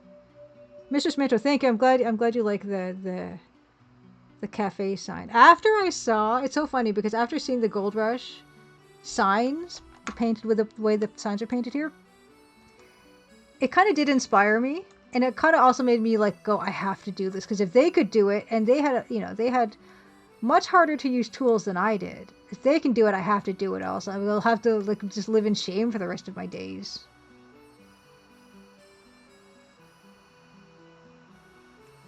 Yeah. Although, are we sure that we want that sign to be... Do we want it to be purple? What if it was red? What if it was red? Because the roof is red, right? It's the only purple thing in this whole thing. And maybe it shouldn't be. Let's duplicate this and find out. Yes. Let's see. Okay. Let us figure out if we want it to be a different color. What do you think of it? Okay, what do you think of it purple? And what do you think of it red? There it is. Oh, come on. Here it is red. And oh, here it is purple. Nancy Maple and the Mystery of the Disappearance. And what do you think? Red or purple? Or some other color? Like we have 16 to pick from, right? Red paint would be more likely. Yeah, because she paints the door red. Why would you have 2 colors of paint in her house? Purple recedes a bit.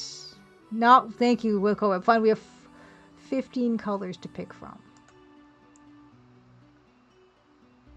Red is kind of more harmonious because there's no purple in this except for the sign. A dither of both. You know, we could do that. Like, you know we can, right? You know, you laugh, but these 2 colors are very similar, right? I know you're joking, but look, like you could do that.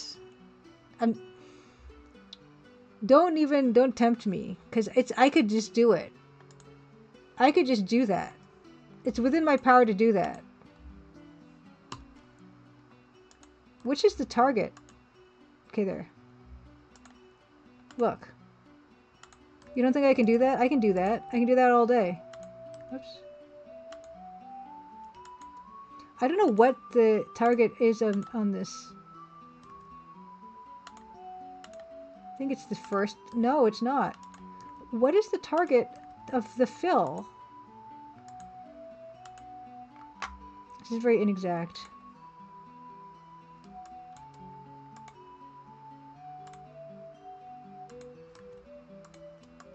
So sometimes it's the bottom and sometimes it's the top. What sense does that make?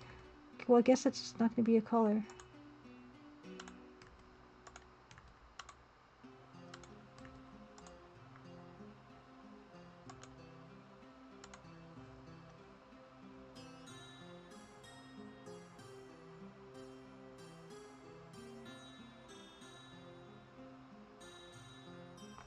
I am highly suggestible. Okay. There, here's the... Wait. Where'd the dithered one go? Okay, that's that one. Here's the dithered one. That's kind of pretty. It's the mouse crosshair, but you... Oh, I see. Zizurful. Happy comes to Tuesday. Thank you. Wilco Webb says, I mean, you could do red with proof as the shaded bit. Purple. You could do red with purple as the shaded bits. Not great. Well, it would be too similar. It needs to be shadowy. Like, I need it to be obviously different. But, I mean, there it is. Okay, here it is. There it is dithered. Like a maniac. Here it is just purple. And here it is just red. Although I missed a spot.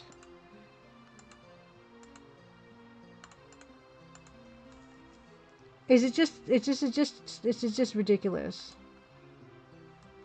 Need a full zoom out, okay. Here. Okay. Okay. So there's purple. There's red. And there it is. That's it. Dithered. Yeah, that's the dithered one. Okay, wait.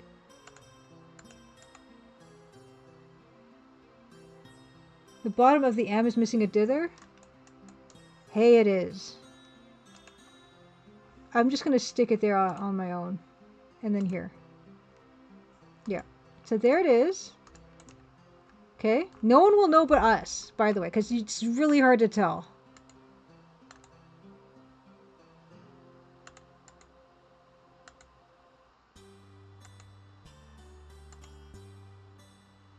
Dithered is... There's something kind of appealing about that, right? It's adding something. It's really subtle. Because as I said, those 2 colors are so similar. Those 2 colors are so similar. Like luminous-y. the luminance or whatever is very similar. What actually makes them a really cool, and it adds a quality to it very subtly that separates it from the roof. I say we're keeping it. I'm going to make that call.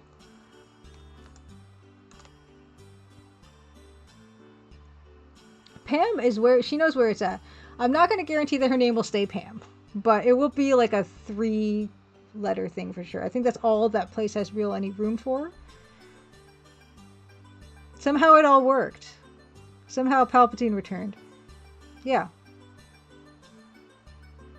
Except now that I'm looking at this, I just need to just fix one weird little thing. And they can just go on this one here. This is bothering me. It just needs to have a little bit of something there. There. It just needs a little bit of that. Yeah, okay, there. Great. I think we're done. We're done. Calling it done. Next week we're doing something new. We're going to do an interior. Yeah, we're going to do an interior next. We're going to move into the Twilight Zone. Next. Let's put this down. Good work today, you guys. We got so much progress. Yeah, I really like this piece. All these weird dithers.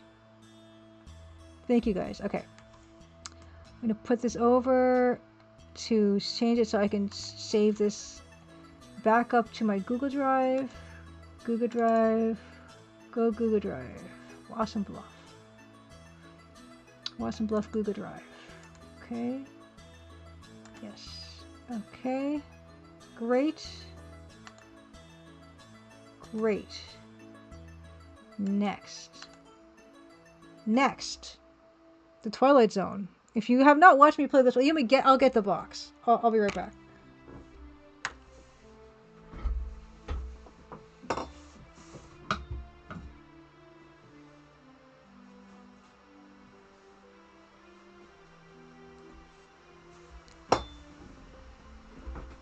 Okay. Okay, more of the Twilight Zone. Okay. And here's something else that's funny. I told you guys, so I actually taped back up the shrink wrap for this thing. After I was just... I know it's stupid. I know I'm silly. But I actually just taped the saran wrap back on with washi tape. And it's not perfect or anything, but it's like protected, right? It's more protected. This is another flea market find. Yeah, so this is I got this for $20 Canadian. This is Indiana Jones and the Last Crusade big box, and it's in beautiful condition. I got it for steel, and I ripped the... I don't think, like I said, I don't think it was the original saran wrap, but at least the saran wrap, yeah, it's protecting it somewhat, right? Yeah. So that's that. But we're not playing that tonight. I should put this somewhere that I won't... Oh, give me a second. Okay. We're not playing that tonight. We're playing this tonight, which is another flea market find. Another flea market find. This is the Twilight Zone. And that was also 20-something bucks US. I mean, Canadian. And it is an EGA text-person adventure game, as it happens. And pause my music. I'm going to change this to the Twilight Zone. And so far, I have not done any hints or anything. These are like Northern Ontario-ish flea markets. I've got my map here all set up, ready to go. Got my notes. I have, let's get into this. This is where we left off. We are in a mansion of this guy who kept shooting us. And he wants to hunt us for sport. And we seem like we're going to go along with it. Because we put on the fine clothes he told us to put on so he can hunt us for sport. And that's kind of where we left off. It's ridiculous. And yeah, my save game, I'm using DOSBox X save states, which has been super handy.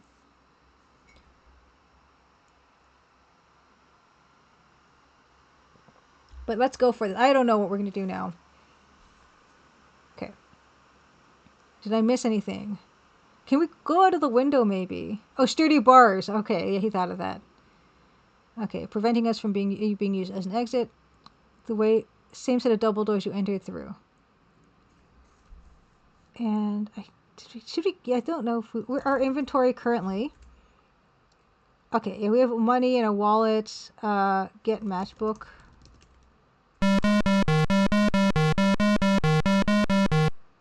Examine matchbook. That just happens like randomly, so don't think I did anything good. Oh yeah, the Blue Oyster Club. Oh, light match. No. Yeah, we won't. Okay. Yeah. Zuzu Zerful. Flea markets are like, especially in like non-urban areas, like kind of yeah, they have tons of stuff for really good prices. Yeah, and you can say, yeah, I mean, so many different kinds of things at flea markets. I bought this invisible teapot made in Japan. I got this little creepy creamer guy who looks even creepier because he's been keyed out. I got sherbet, and these things are all like, you know, for the most part, like this guy was $11. The teapot actually was like 35 or something. Usually I buy stuff for like less than 20. This dress I got for $20. The game, yeah, there's like any number of things. Invisible magical teapot. Okay, we got the matchbook. Okay, I don't know. Do we need a cigar butt? Can we light the cigar? Light butt. Do we need a cigar butt? We'll at least examine it. He's ruggedly handsome. Yes, Adrian Bauer, it's so much fun. And there's just so much stuff to look at. It's this feast for the eyes, really. Gosh. I guess we're just going to go get hunted now. I don't really see an alternative.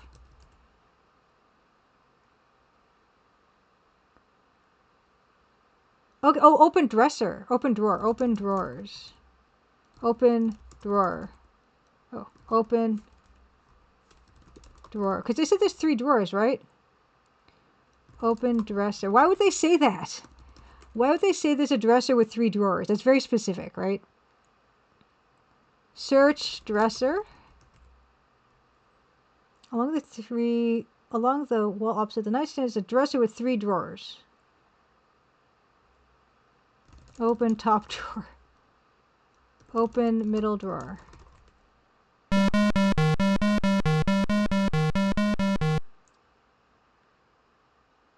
Huh. Yeah, Judge Con. I wish, because this particular the flea market vendor that had the Twilight Zone also had the Indiana Jones box, and they didn't have anything else really. They had like mostly like you can find cartridges and stuff, but not a lot of big boxes either. Some CD games too they had. Okay, we can't do anything with the dresser. Okay, how about examine bed. Look, bed. Hide under bed.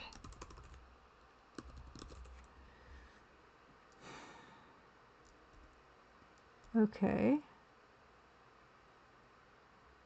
Okay, there's a fireproof safe. Yeah, we tried to open up the safe, right?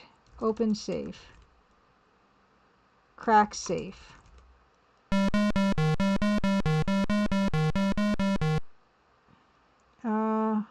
Examine safe. Look at safe. Dial combo. Use dial on safe. Fireproof safe built into the side. Okay. Examine lamp. Look at lamp. Hard game. It's a hard game. There's a safe here we cannot open or even try to open. There are drawers.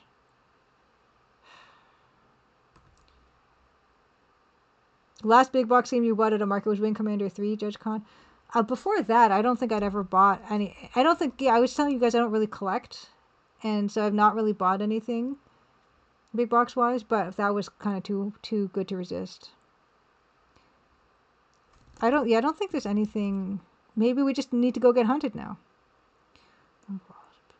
Sturdy bars. Okay, let's go north.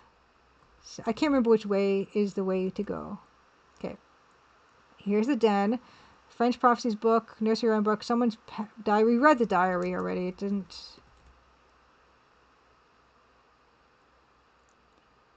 Yeah, so we read that already. He longs to hunt. We can't get the key. Yeah. We have to return here later after we survive not being hunted. Can we go down? I can't remember. South? Okay. You enter the living room to find the man sitting on a couch. He stands and speaks as you enter. Good, I see you are ready for the hunt. I've decided that you are not much of a challenge as is, and thus I must even the odds a bit. Here's a rope and a knife. Thanks. He holds out a long, curving knife and a rope. Oh, you found a nice Conquest of Camelot. That's kind of nice. Yeah, I recently played that with level 0 NPCs. And it's a wonderful game. You can find the playthrough somewhere there. A Nightbot. Okay, so I guess get knife. Take knife from him. I guess we're going to do this. Get knife. Examine knife. The knife is designed in the spirit of all great fighting men. It is long, sharp, and has a handle you can really grip.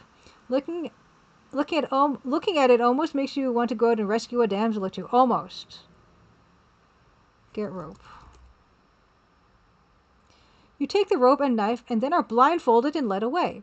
You can feel the change in the air and hear the noises of the jungle when you reach the outside. You stumble along, not being able to see until your handlers halt. They remove the blindfold and one announces, "Tally-ho, let the hunt begin." They all exit and you are alone again, naturally. You are in a cold, dark cave. The cave is featureless, save for the remains of an old campfire and a few bones scattered here and there. The only exit appears to be to the south. In this area, there are dried bones and fist-sized rocks. Examine bones. Bones are dry and brittle. Examine rocks. Rocks! I wonder what kind of rocks these are. The rocks form a ring around what used to be a campfire. Get rock. What kind of rock are they? Take rock? No way, Jose. Okay. I will save then. Seeing as it seems like the saving works in this DOS box. Select save slots. Okay, I'm going to save this and then save. Call this in cave being haunted. Yeah, examine rocks with loop exactly. South. Are we going to get like pictures again? Yay! Look at that. You walk down a small path until your progress is halted by a large tree standing in the middle of the path. The path goes around both sides and connects again on the opposite side. It continues again to the north, where it stops at an entrance to some kind of cave, and then to the south.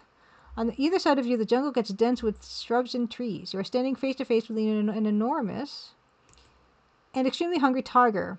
Must be the one that got away. It sees you and crouches, preparing to spring upon its newfound prey. What do we have again? Do I have food? No. The tiger. Okay. Undo. Okay. I like the undo command. That's real nice. Halted by large trees. Okay. Path goes around both sides and connects again on the opposite side. Continues again to the north. Okay. Where it stops and enters some kind of cave, and then to the south. And then to the south. Okay. So we went south, right? Let's just try to go north. You run into the cave, hoping the tiger won't come in after you, but it does. You find yourself trapped in the cave as the tiger moves in for the kill. The tiger leaves, no longer hungry. If you could still hear, the tiger would be saying, great. Okay, so that's not right. The circle of life. So, okay, let's go south. You move directly toward the tiger, who's thrilled that its dinner is delivering itself. It lunges and ends your movement permanently. I hate to be the one to break it to you, but it seems you are dead as a doornail, passed on to a higher plane, plastered. Undo. Yeah, Tony the tiger joke. Okay. Right. Can we bribe it? I feel like we're not prepared for this.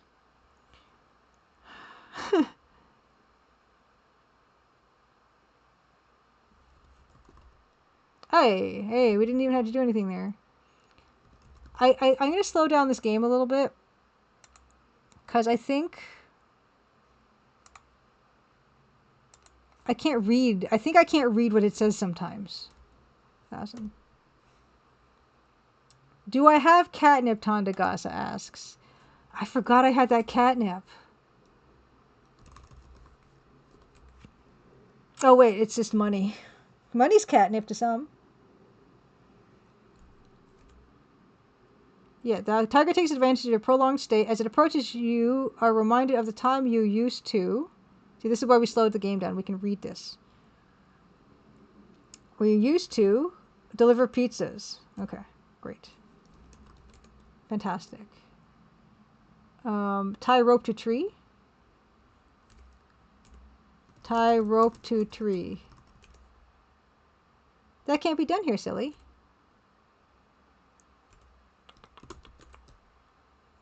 Let's take a lay of the land again. What was the small path? Has halted large trees, middle of path. Climb tree, climb tree, climb tree, climb tree, climb tree. You reach the tree and start climbing just as the tiger makes his attack. It falls just short as you pull yourself onto a branch that will support you. The tiger is sitting at the base of the tree looking up at you hungrily. You climb the tree to find a secure branch and sit on it. It is too dark for you to see anything beyond your immediate surroundings. The pixel art is incredible in this game. The person, Patrick Moran, did the art for this game, and he did the most incredible Berenstain Bear. Let me get it. Patrick Moran. You can find his video game credits. You can find, he's got the most amazing EGA Berenstain Bear graphics. Yes. Yeah.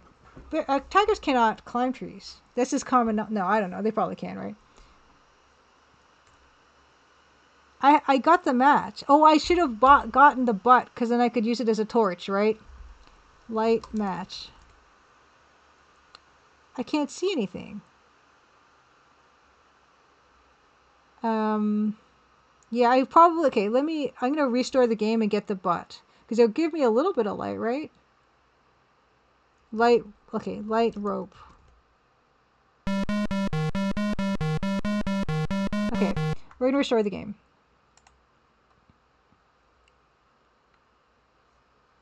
Wearing fine clothes. Okay, so load. Okay, so I'm going to get matchbook. Get butt. I still don't think that means anything. Examine butt. It's about an inch long. Okay, yeah. Yeah. I think I could make that work. Wear clothes. I already did. Put on fine clothes. Already, okay.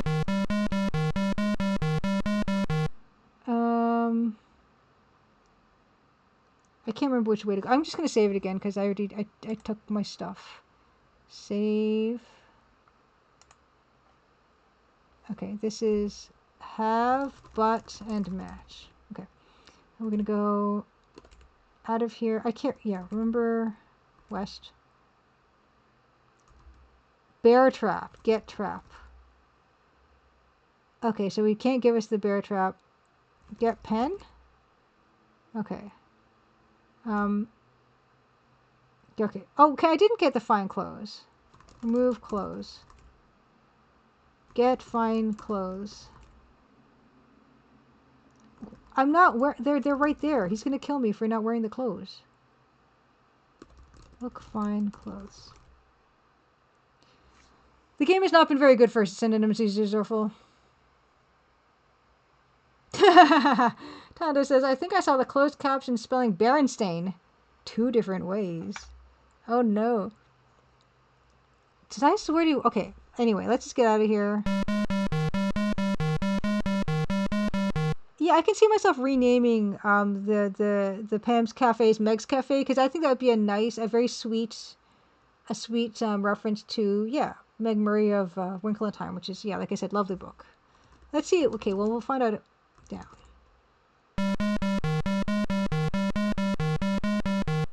can't remember which way I can go. South? Yeah. Okay. Get knife. Get rope. Okay, and then now we go to great.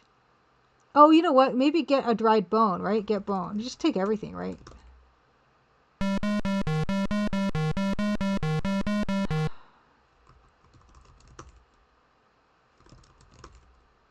Yeah, it's not great in synonyms. Baron stain bears. Okay, I want to get the dried bones because I want to like light them on fire. And it won't let me get the rocks because it just laughs at me. Okay. South.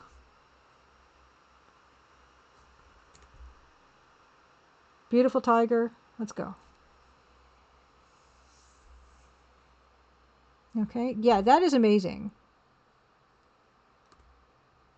Okay. Climb tree. Okay, here we go. Light butt. Light match. Open matchbook.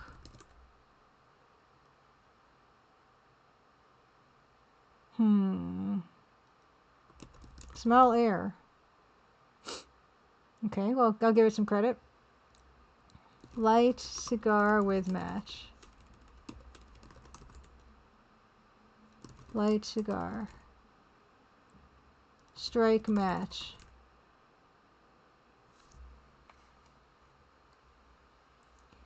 Get match. Remove match from matchbook. Oi. Climb tree, find secure branch to sit on it. Too dark for you to see. Look at branch. Branches are keeping gravity from damaging your person. Look at tiger. Is it still down there? Springs to life and demands rights to privacy. What? Cut tree. Cut branch. Okay. We stuck up a tree. We have a leather wallet, some money, some rope, knife, fountain pen, matchbook, cigar butts. Examine rope. The rope would be suitable for any task suitable to a rope. I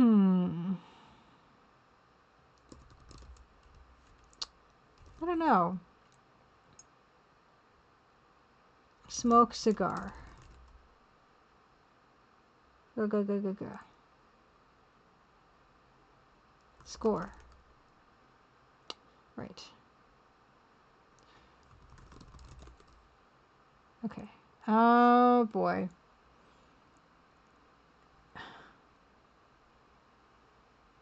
Money, rope, knife, fountain pen, matchbook, cigar butt. I can't think of any other way to say use match. Use match on cigar. Use cigar. Eat cigar.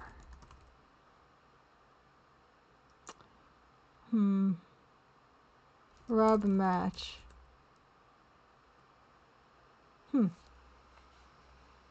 Is this at this point? Am I gonna actually go to a walkthrough for the first time in this playthrough? Maybe.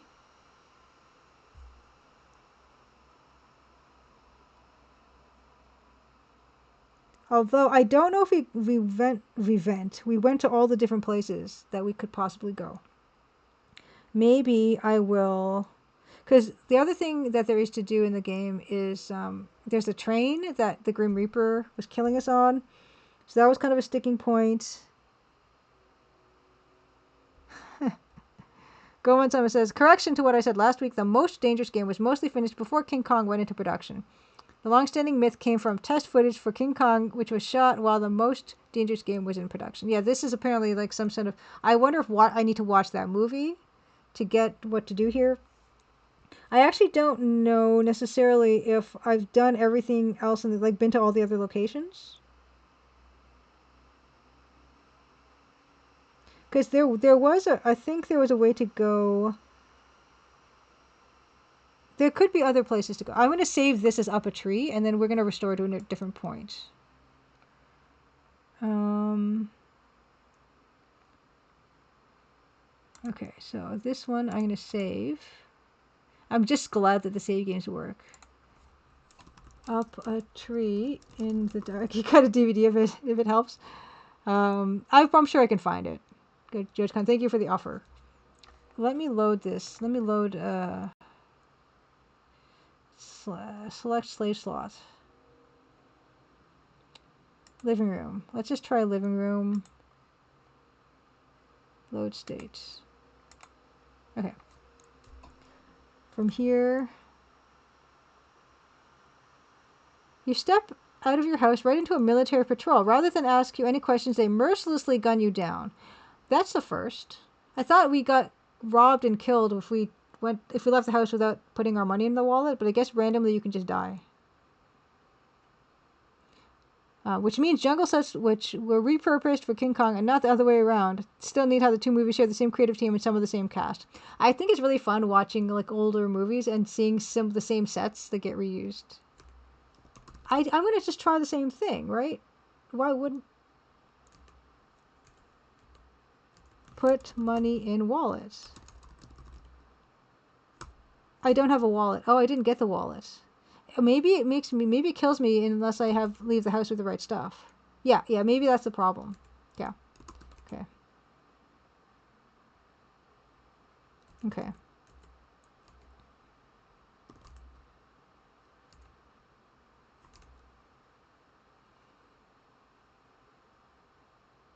Okay, so we need to get our wallet and get our money.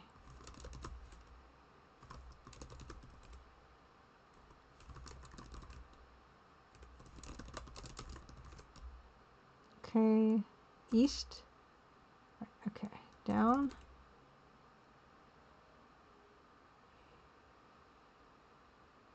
The one sci-fi prop with the two red neon light bars that got used everywhere. There was that something that had like light bars in it that was like blue that I know they used in TNG. Did we go west actually? West. West is the kitchen. Was there anything in here? I don't think there was anything in the kitchen, but I will double check.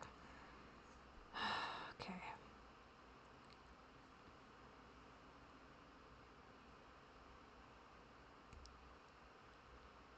Yeah, we couldn't open the refrigerator or the open refrigerator to get any food out for Tiger. I wonder. Okay. The walls are prepped with work counters, act as roofs for storage cupboards, open cupboard. We tried all this before, but you never know. Maybe I didn't just phrase things properly. Get food. Thinking.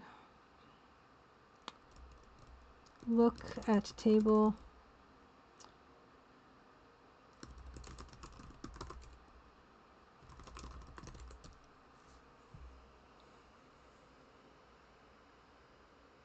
Ooh, Bilkin says Dracula 1931 and Spanish Dracula not only use the same sets, they use them on the same day, just on day shift and afternoon shift. That's amazing. That's so cool. And the Spanish team saw the dailies for the English team's footage, which allowed them to improve many of the shots. That's lovely. Procrastinating Gary class for your Iranian films class. Nice. The center of the room is loose. I don't. Yeah, dude, we got nothing out of this room at all.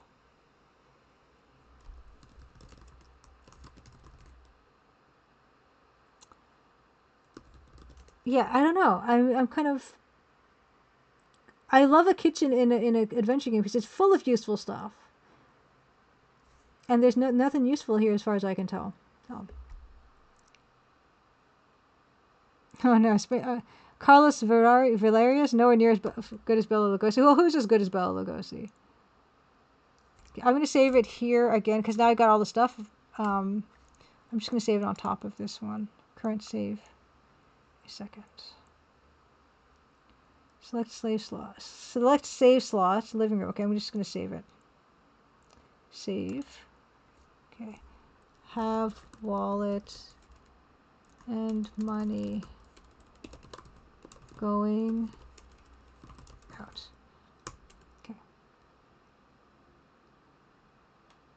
Right. Okay, so now it lets us go out because we have what we need to get out of the house. Okay. I'm going to explore. Oh, wait. Yeah, okay, north. And then north. Oh, yeah, beautiful flowers. I don't think beautiful flowers are going to help us with the tiger or with not being able to see at night. Go north. Let's go east.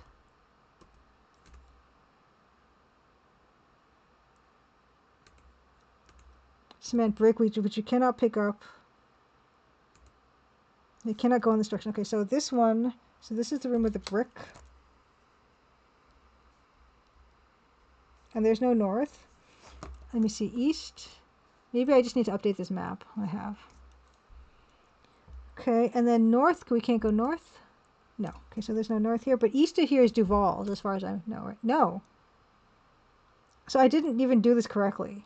My map making skill is not good.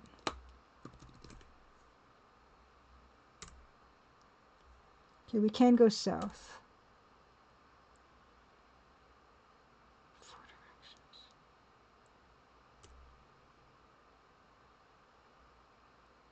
Right, Eastern Road is Duval. So we haven't done anything at Duval's. Either.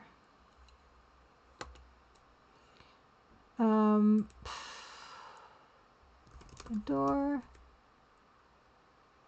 Enter store. Unlock door. Yeah, this is all stuff. Oh, I've tried all this stuff before.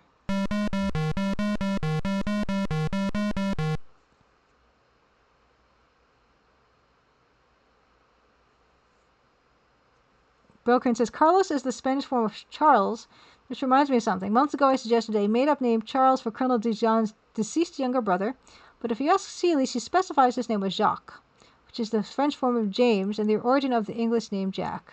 The name Jack is not actually familiar for John. It's not? I thought it was. Huh. Interesting. Yeah, I don't. So this is okay. Maybe I should try to redo my map here because I obviously didn't do a good job.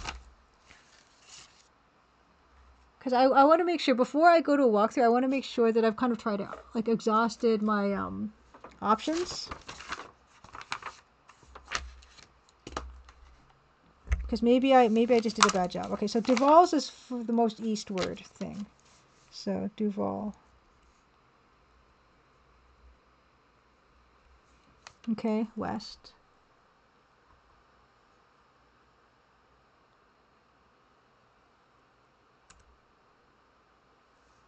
Okay.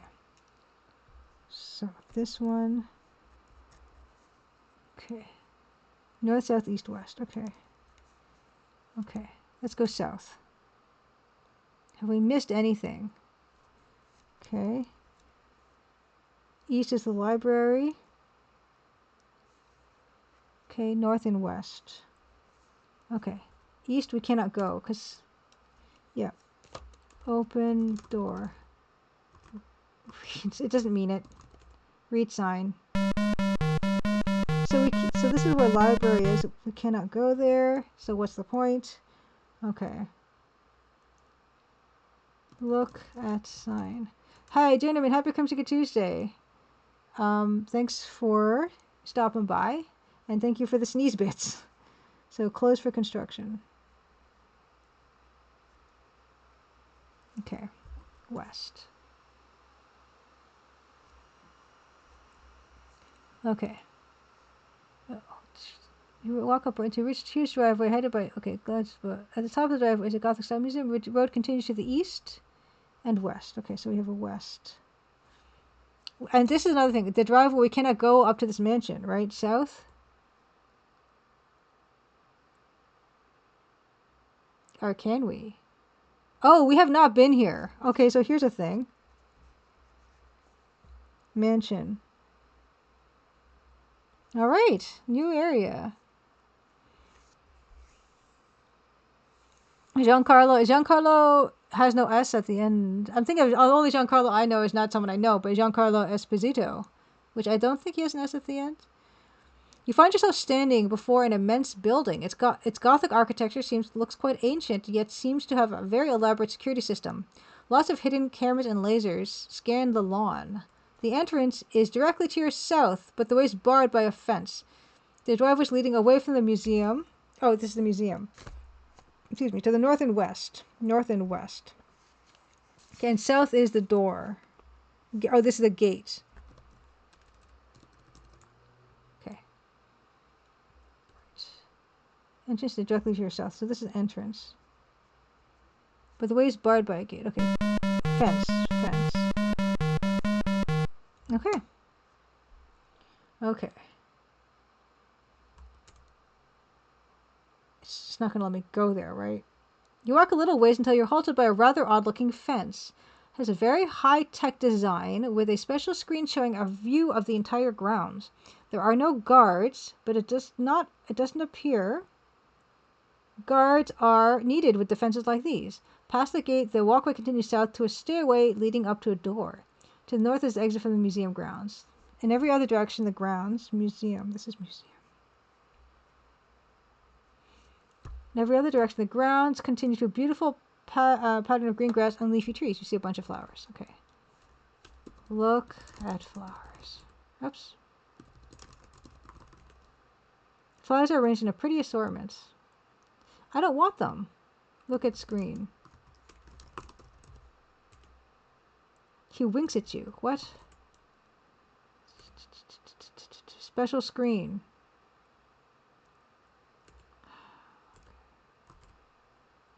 Gate is locked to prevent climb. Gate.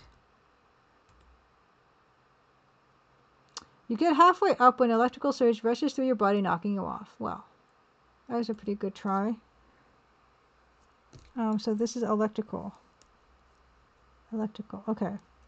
But there are flowers here. Flowers. Okay. I don't think I've had a Japanese egg sando. I've heard of such a thing. Gary Angeles. Oh, whoops. Okay, I think that only went south, right? Well, just try. Okay, north. Okay, right. Driveway north. Okay, we haven't gone west yet.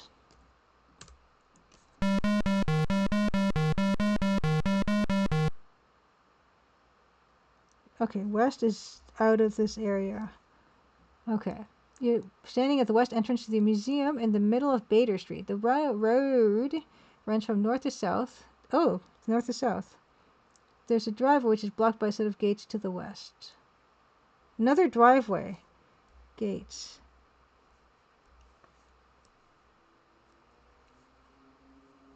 Okay. South. North. Standing at the very edge of Bader Street. It's kind of like, yeah, it's not super good because like that didn't change. At the outskirts of town, to the south, a small dirt driveway runs directly to an abandoned warehouse. Okay, this is where we've been before. That leads us to the island, desert island. The only other exit to this. Okay, so this is to the warehouse. This is to double check.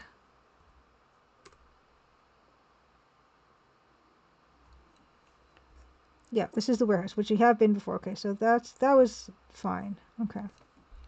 Okay. Most of the wind is broken, paint rotting away. Entrance is to your south, and the town to the north. Okay, so this is to entrance, and this is to deserted island.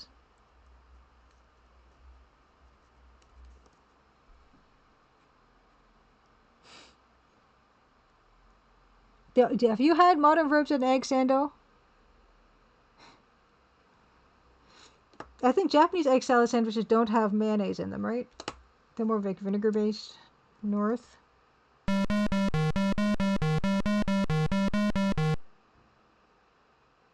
Okay, Bader, and then north, and then this one is going to have the gates. To the east is a gate. Excuse me. Let's go north. Burke and Bader. Okay. Roads continues to the east and south respectively. Okay, so south, I think there's a street sign here. East and south. Okay, east.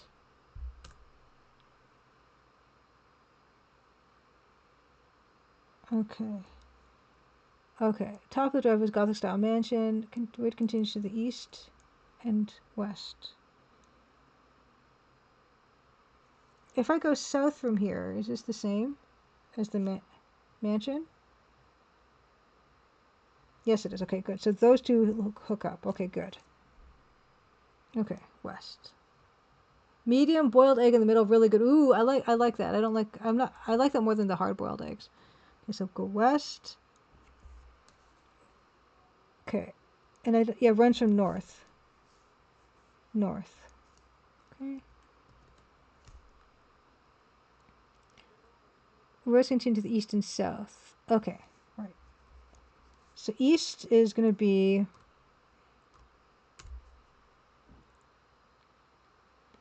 Black Casa. Okay. Top of the drive is a Gothic style museum. Okay, yeah, so that's where the museum goes up. Okay. South. Roads continue to the east and west. Okay. I think I got that better now. Okay, so east, and then from here, we're going to see the library to the east, which is closed. Okay, yes. So go north.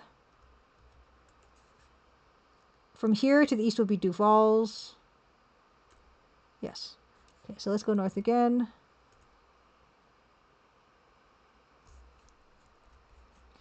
Okay, it's a road branch to the west and south. Okay, so let's go west. Bread was spongy and good. I had my cakes. I'm not super hungry. But I'm still kind of hungry. Okay, construction site. Okay, so this is construction site. Con site. Putting up a new office building. Okay, framework nearly completed. Roads continue east and west. In this area there is, yeah, so this is where the brick is. That we cannot get. I wanted it, I couldn't get it. Take brick. We were too weak to get it. Oh my god, what?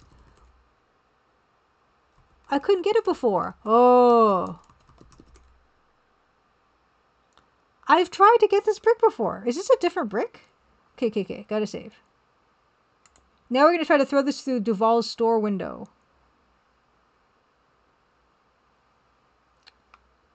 Okay.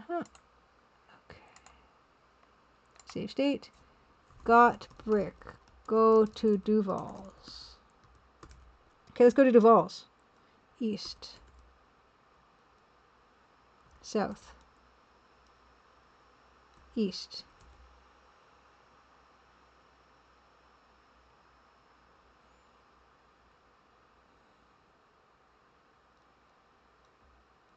Oh, interesting. Okay. You're a new student at the school. Food carts are awesome, though. Arrogant, logician, happy Crimson Tuesday. Yes. We are in the Twilight Zone, which means they can do whatever they want, and it doesn't have to make sense because it's the Twilight Zone. Do. Let's try throwing the brick through this. Throw brick at window. Yes! You smash the window nearest the door handle and reach through to unlock the door.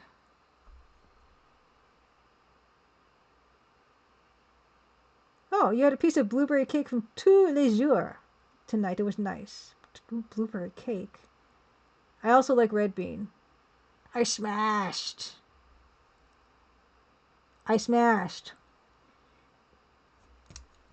I don't know where to go now. Do I go east? When you first enter, okay, so it's east. This is store. Interior. When you first enter, it is completely dark. A strange feeling that you can't quite place passes through your body but slowly fades. You are. I was thinking it would be Robert Duvall. But I guess original logician Shelley Duvall, was she in Twilight Zone? What's happening? You are cradling the body of a dying young soldier in your arms. He doesn't appear to have much time left. But with great effort, he managed to lift his eyelids. Recognition. Recognition flashes in his eyes, and he fights to speak in a voice frail and tired. My friend, my true friend, we have lived through much together, and now I go on to the afterlife first. Do not be sad, I go with anticipation, ready to be rid of this world and this pain. He stops. His face wrenches in seemingly unbearable pain, but through the pain he continues. I love you as a brother. Take this. Remember me. Oh, what's it going to be? Is it going to be tiger repellent? A single tear rolls down his cheek as his eyes close and peace overtakes him. What? Okay, if I could ask for one thing in this game, what would I want in this game? Okay. We couldn't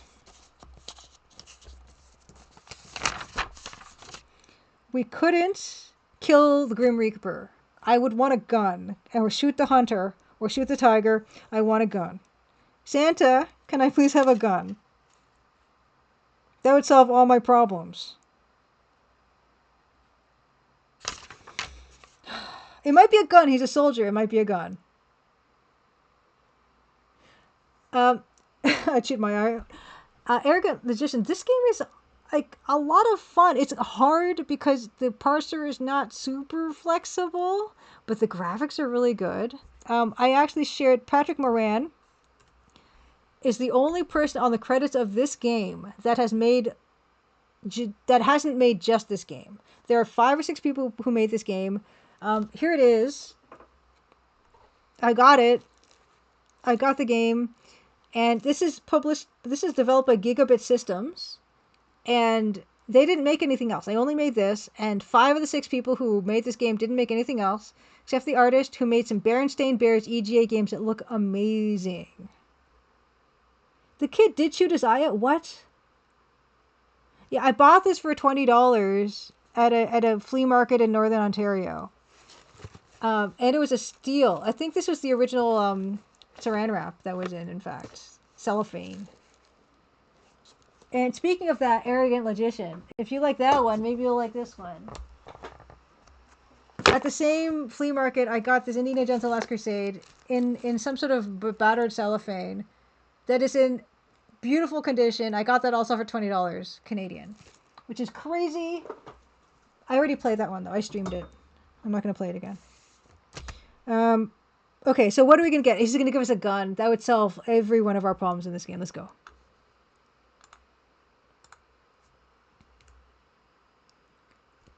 You are holding a single shining silver bullet in... What? Engraved? Wow. You are holding a single shining silver bullet engraved with a picture of a dragon.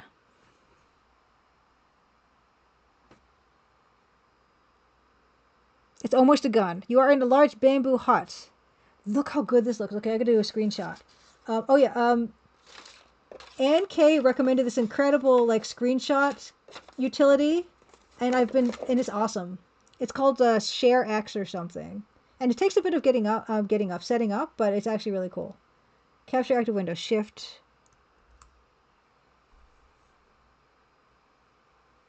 Yeah, flea markets can be really good. There's so many things I love in flea markets. I love big box games, ceramics, glass, books, clothing, jewelry. I like most things at flea markets. Just throw the bullet really hard. This is so cool. You're in a large bamboo hut. Broken chairs and tables have been pushed. Empty chairs and empty tables have been pushed to the edges of the structure to allow for a row of cots which line in the center of the room. The only exit is through a crudely constructed bamboo door in the south wall. We're in a new place. Okay, so this is bamboo hut.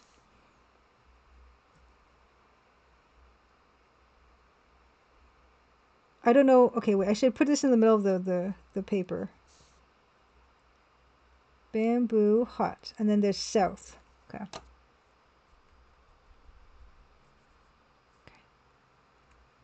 Army cot and a dead body. Okay. Look at cot. Cot is standard army issue. Look at body. He has been hurt very badly and the outlook is not too great. But you said he was dead. You said he was dead and the outlook is not that great?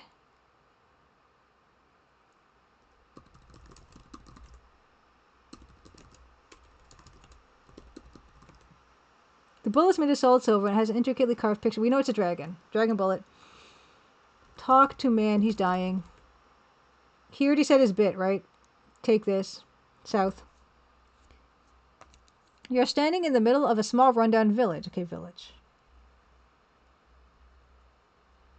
To the east and west are dilapidated huts that look hardly big enough to accommodate a single person. Okay, east and west. I don't know if they'll let me go in either of those places. To the southwest is what appears to be the oldest hut. Its only outstanding feature is that it's still standing. There's a hut to the north that looks almost big enough to sleep in and appears to be far more sturdy than the rest, which we were in. Path to the south leads up a small hill away from the town. Cool.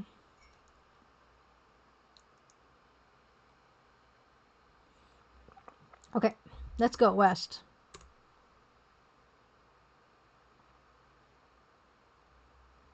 We're loading. Oh, graphics. Hey, that looks like... Is that the same graphics except without the body? Small cluttered hut. Okay, small hut.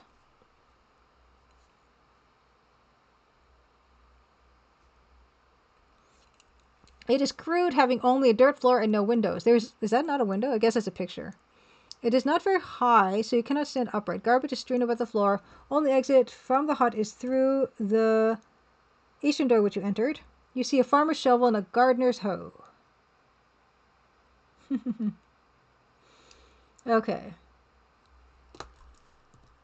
Wooden chair. Look, shovel. Shovel's a long wooden pole with a metal spade attached to the end. Look, hoe. Hoe is just that, a hoe. Look, chair. Chair's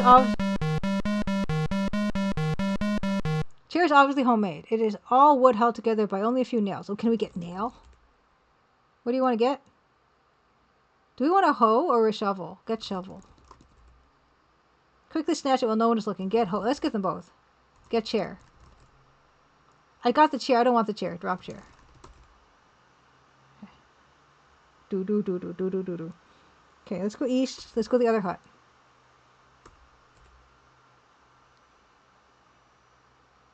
Yeah, it's the same room. But that's okay though. I'm thrilled when I get any graphics in this game. The hut was obviously constructed quickly and was not meant to be permanent. Shattered debris and pieces of shrapnel are mere reminders of just how movable these huts must be. Although you could probably walk through the wall, an exit has been constructed to the western wall. In this area there is some shrapnel. Some shrapnel. Look. Shrapnel.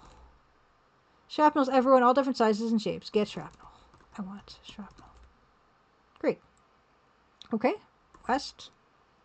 Okay, so there is south leads up small hill away from town, and southwest is oldest hut. Let's go to oldest hut. Hut. Old. Oh, I don't know if Japanese egg salad uses Kewpie mayo. I don't know. I thought it didn't use mayo, but I don't know. I mean, I'm sure there's many kinds. You're standing in the most permanent of all the huts. It appears to have been there for quite some time, but it also looks as if it could topple over at any minute. This hut is as deserted and empty as the others, with the exception of a pile of wretched-smelling clothes. You can also see a few bones scattered about the floor of the hut. The only exit through the door of the northeast. Okay. Short piece of rope and a long piece of rope. Look rope. Look rope. Which one? Look long rope.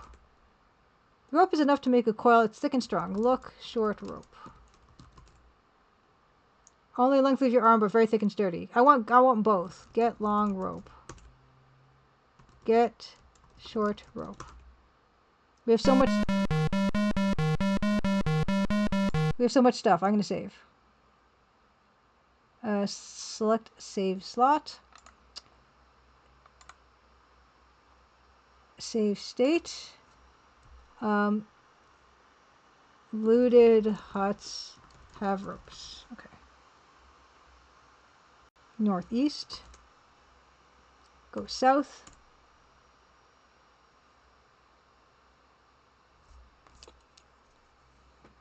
Oh.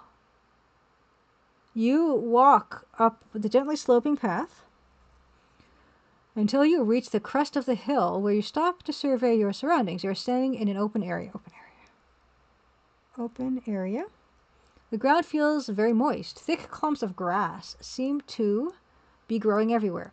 The path continues on to the south, where it disappears at the entrance to some very thick woods. Movement is restricted in every other direction by shrubs and tangles, except, of course, where the path leads north back into the village. You see some grass.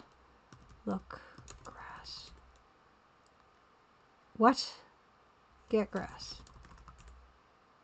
You are now carrying it. Examine. It's not here, but we have it. Look, grass. Well, we have. One is fine. Inventory?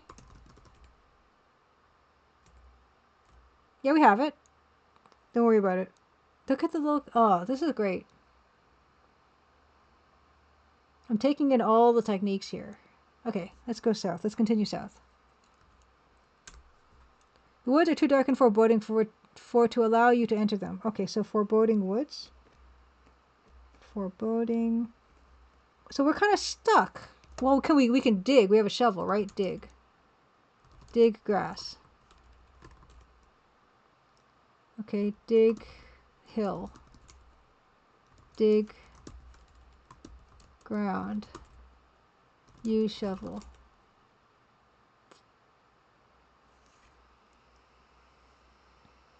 I didn't know there was a John Lithgow movie for Twilight Zone Gary Class. And you make a good point that the Twilight Zone was a black and white show.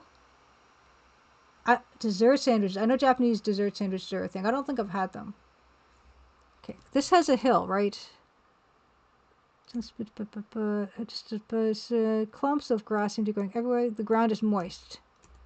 Use shovel on ground. Use hoe on ground. Shovel ground. Dig hole. You sadly dig a hole large enough to function as a grave. Oh, we're going to bury our friend. Oh yeah, the fruit sandwiches, yes. Yeah, there's like, they do fruit and cream with the white bread. Okay, I guess we're going to bury this guy. Okay. So, look, hole. Whatever. Okay, north. North. Right.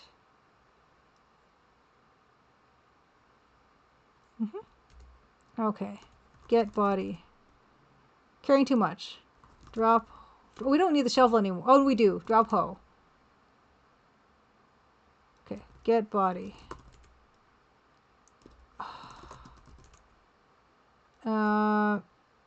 Okay. Get. Oh, drop. Short. Oh, drop long rope. Get body. Drop short rope.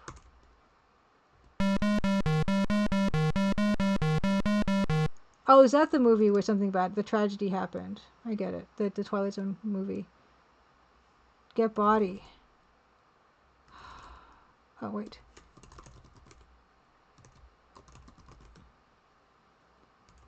Drop shrapnel.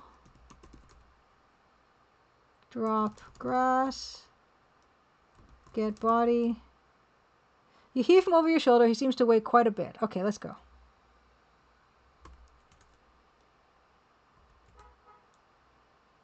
This game actually makes me feel like I'm good at games, like adventure games, and I'm not. I'm very happy right now. Put body in hole. You lower the still warm body. Is he not dead?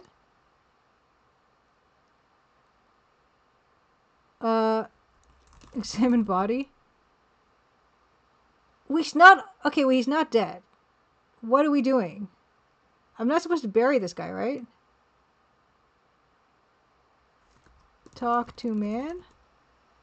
Talk to body. I don't feel right about this. I didn't know there was a Dark Crystal adventure game, Gary Angelis. What was this? Yeah, this game is really nice art, and I've never seen this style before. I guess we should just bury this this living man. You solemnly refill the hole with the dirt, forming a mound on top. Okay. I don't know why we did that. I'm sorry, man. Great.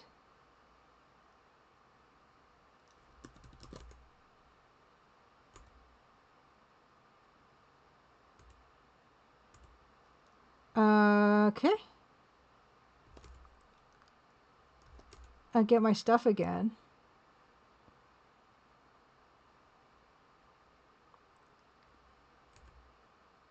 Uh-huh.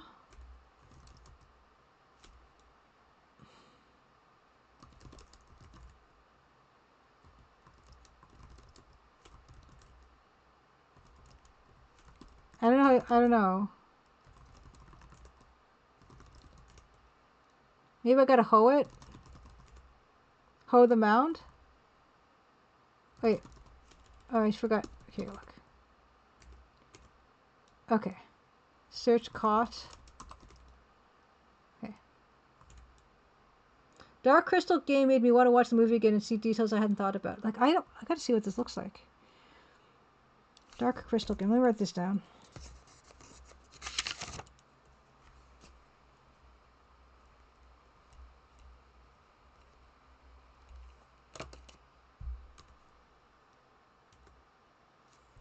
Hoe grass.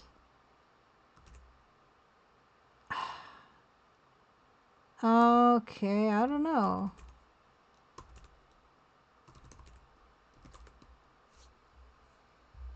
Maybe something's changed in the other huts?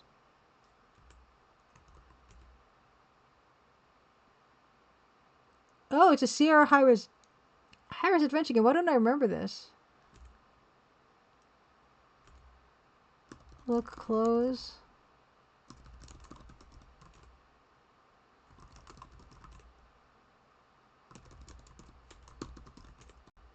Mm-hmm.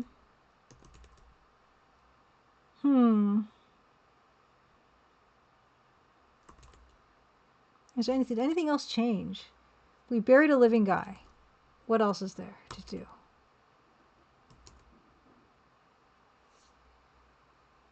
Oh, there's an adventure game of Labyrinth for Commodore 64. Ooh.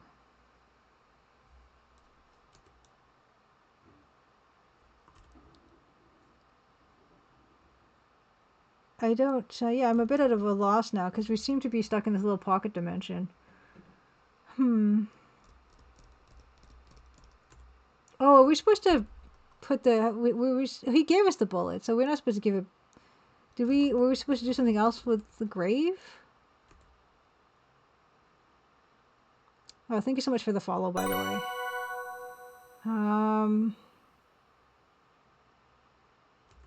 I don't. Let's see here. Like the thing is we can't even tell that there's a mound there now.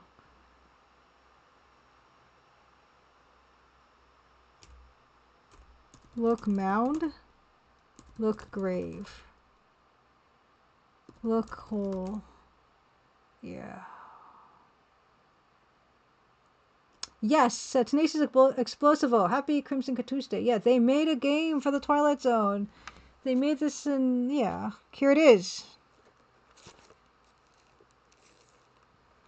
And it's not bad at all. It's not bad at all. Except I'm kind of stuck.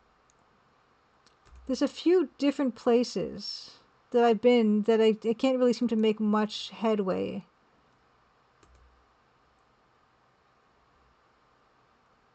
And it's just, it's a bit obscure.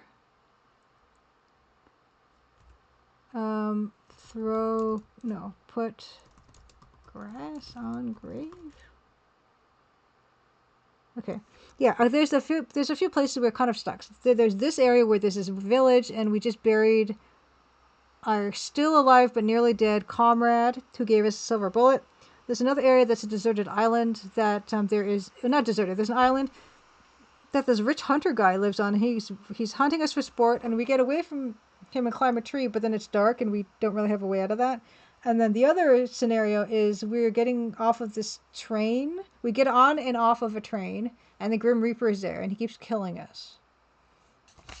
But I don't know if I've I don't know if I've visited all the areas yet because I was really bad at mapping this place initially. I'm going to save here. I will save here as my latest.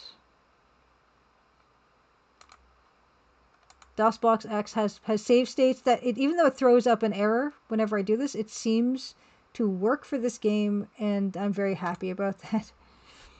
Buried guy. Now what?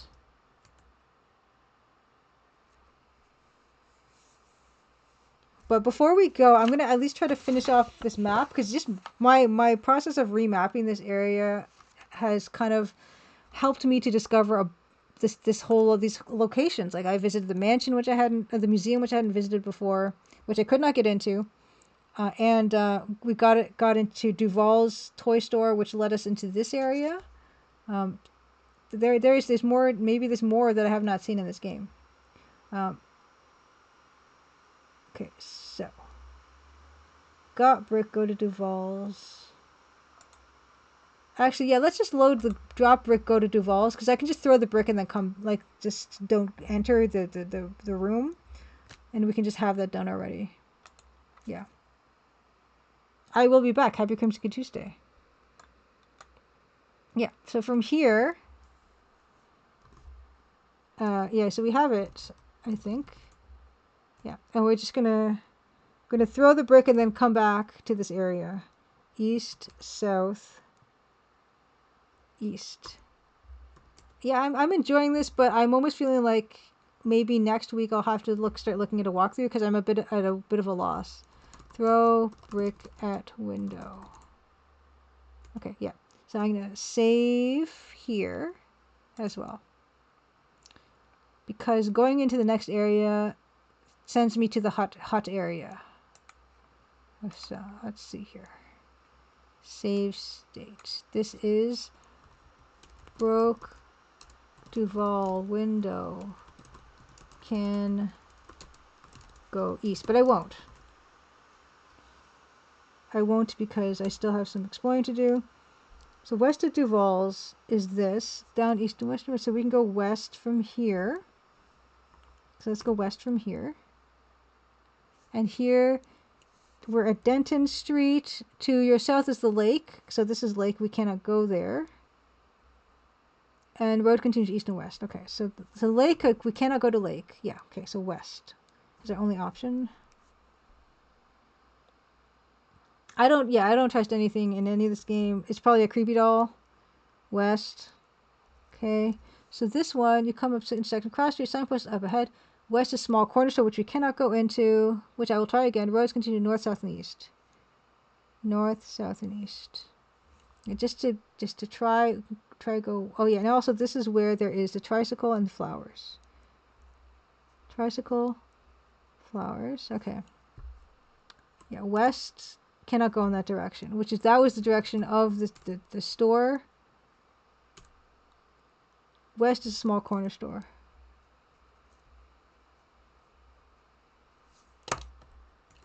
Enter store. No. Okay, so let's go south.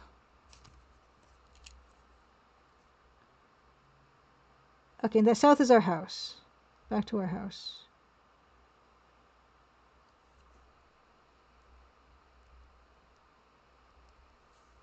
Okay. Right, our house. So going north will take us back to Tricycle Flowers. Going north. Okay.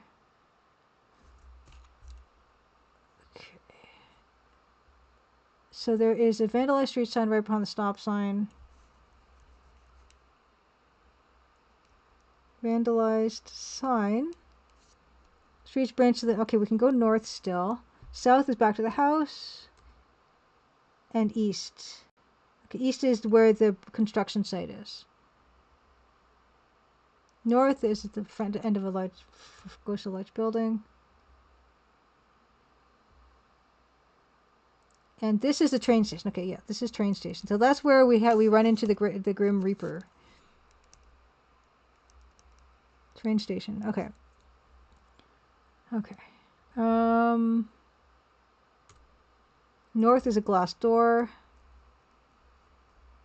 where it pushes on the other only exit south. Okay, yeah. So south down to Matheson Street. Yeah, this is where we go into the station. Okay, so this is train station. More. Train station. Okay. And we've managed to buy a ticket and go and whatnot. To north you can see Archware train. Okay, so this is train. Okay. To northeast is ticket counter.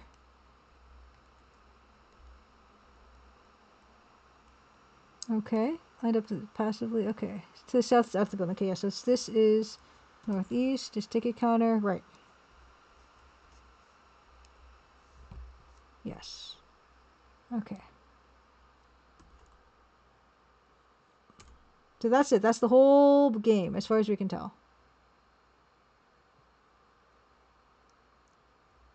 Right. And so this is where the train is. Okay. Right. Okay, perfect. To the west is a line of people, the end of which is not more than 10 feet from you. South is full of lobby. West. West is a line of people? Oh, yeah, he says we can't go that way, because that's where people... Okay. People...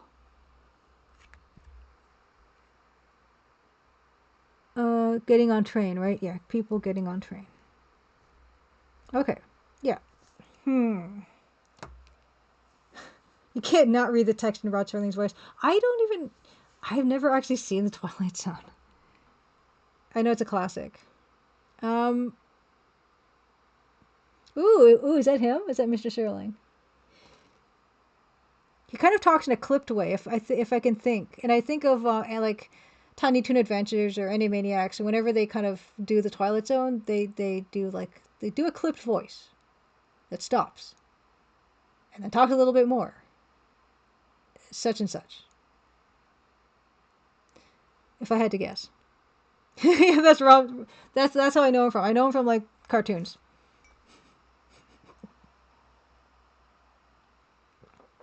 Carl Sagan also sounds the same.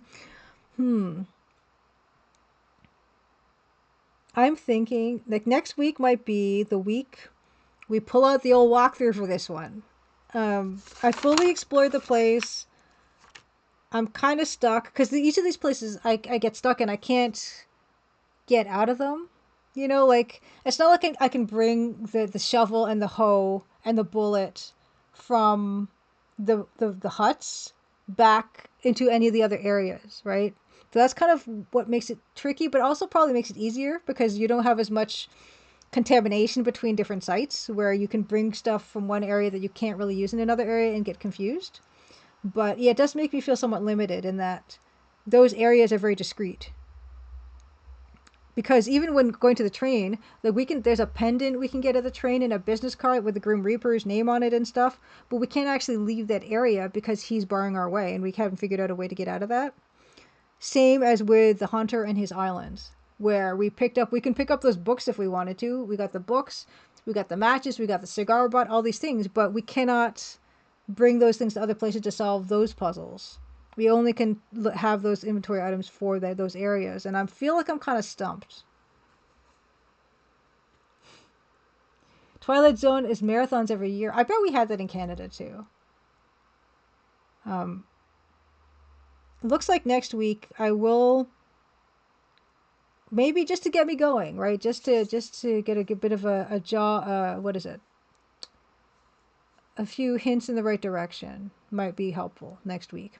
And then we'll start a new piece next week. But yeah, this has been great. I actually am pretty proud of how much I've actually been able to kind of figure out on my own, considering the text parser is just a little bit tricky to use. And a lot of this is text only, but whatever graphics we do get are amazing. I'm very happy with this one. Thank you so much. I appreciate it. This has been wonderful. We're gonna call it for tonight. But please let me check if next week what is looking like next week, if there's going to be any changes. No, it looks like next week same time we're going to be 8 p.m. Eastern. Thank you so much for being here, everybody. Judge Khan, yeah, say hi to Michelle for me. Yeah, let's find someone to raid. Before we do that, let's just have one last look at the piece we did today that we've decided we've completed, right? This little thing. Pam's Cafe. Which may become Meg's Cafe.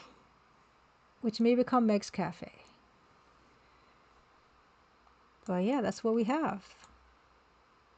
And maybe off stream I'll like make this Lower Tide off stream, because that's really not that fun. It'd be more fun to start a new one with you guys next week. Yeah.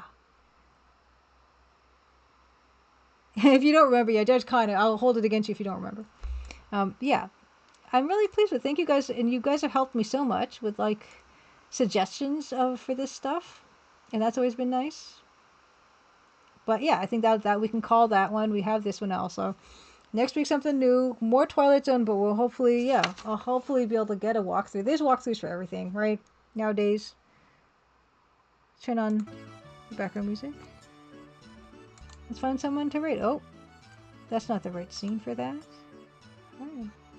Oh, Evil Tentacle, thank you. I don't know if it's the best art in this style, but I'm happy to kind of get to play in this style. It's been a lot of fun.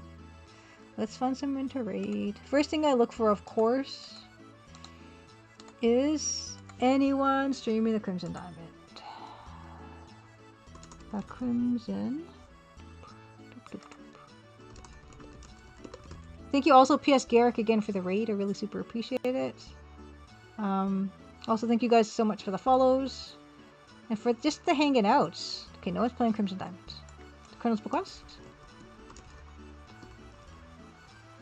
No one's playing the Colonel's Bequest. Oh, whoops.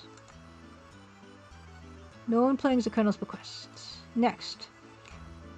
Who else are we going to look into?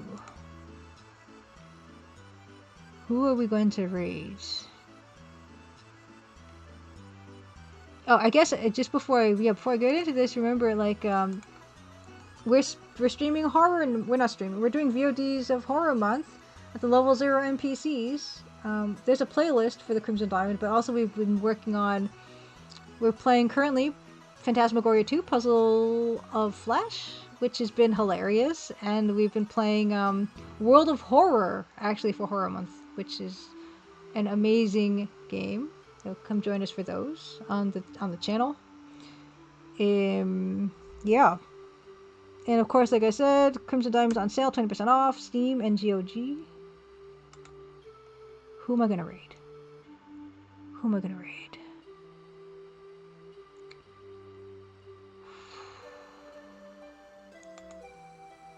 Who am I gonna raid?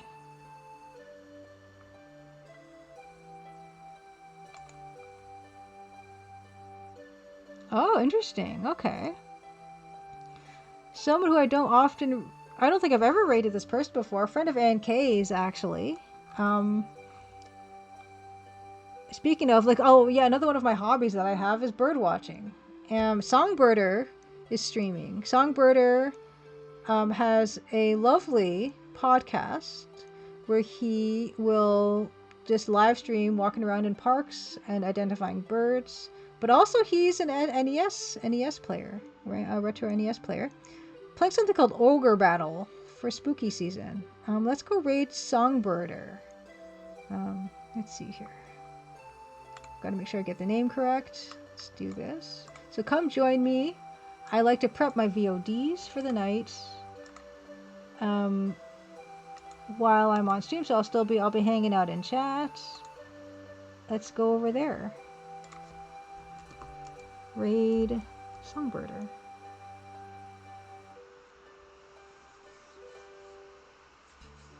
I don't know what Ogre Battle is. I don't know what an Ogre Battle randomizer is, but I know that he's a friend of Anne's. He's a friend of Hungry Goria's, and anyone who's a friend of Anne's and Hungry Goria's is a friend of mine. So come join me over there.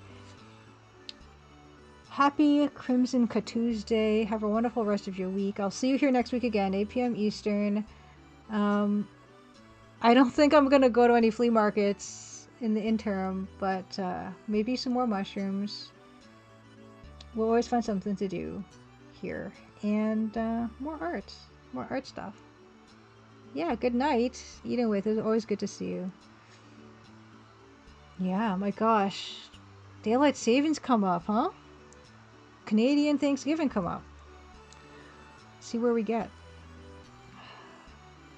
Everyone on? Everyone's on. Okay, I'll see you guys over there. Happy Kimchica Tuesday. All right, let's go. Let's do this. Bye.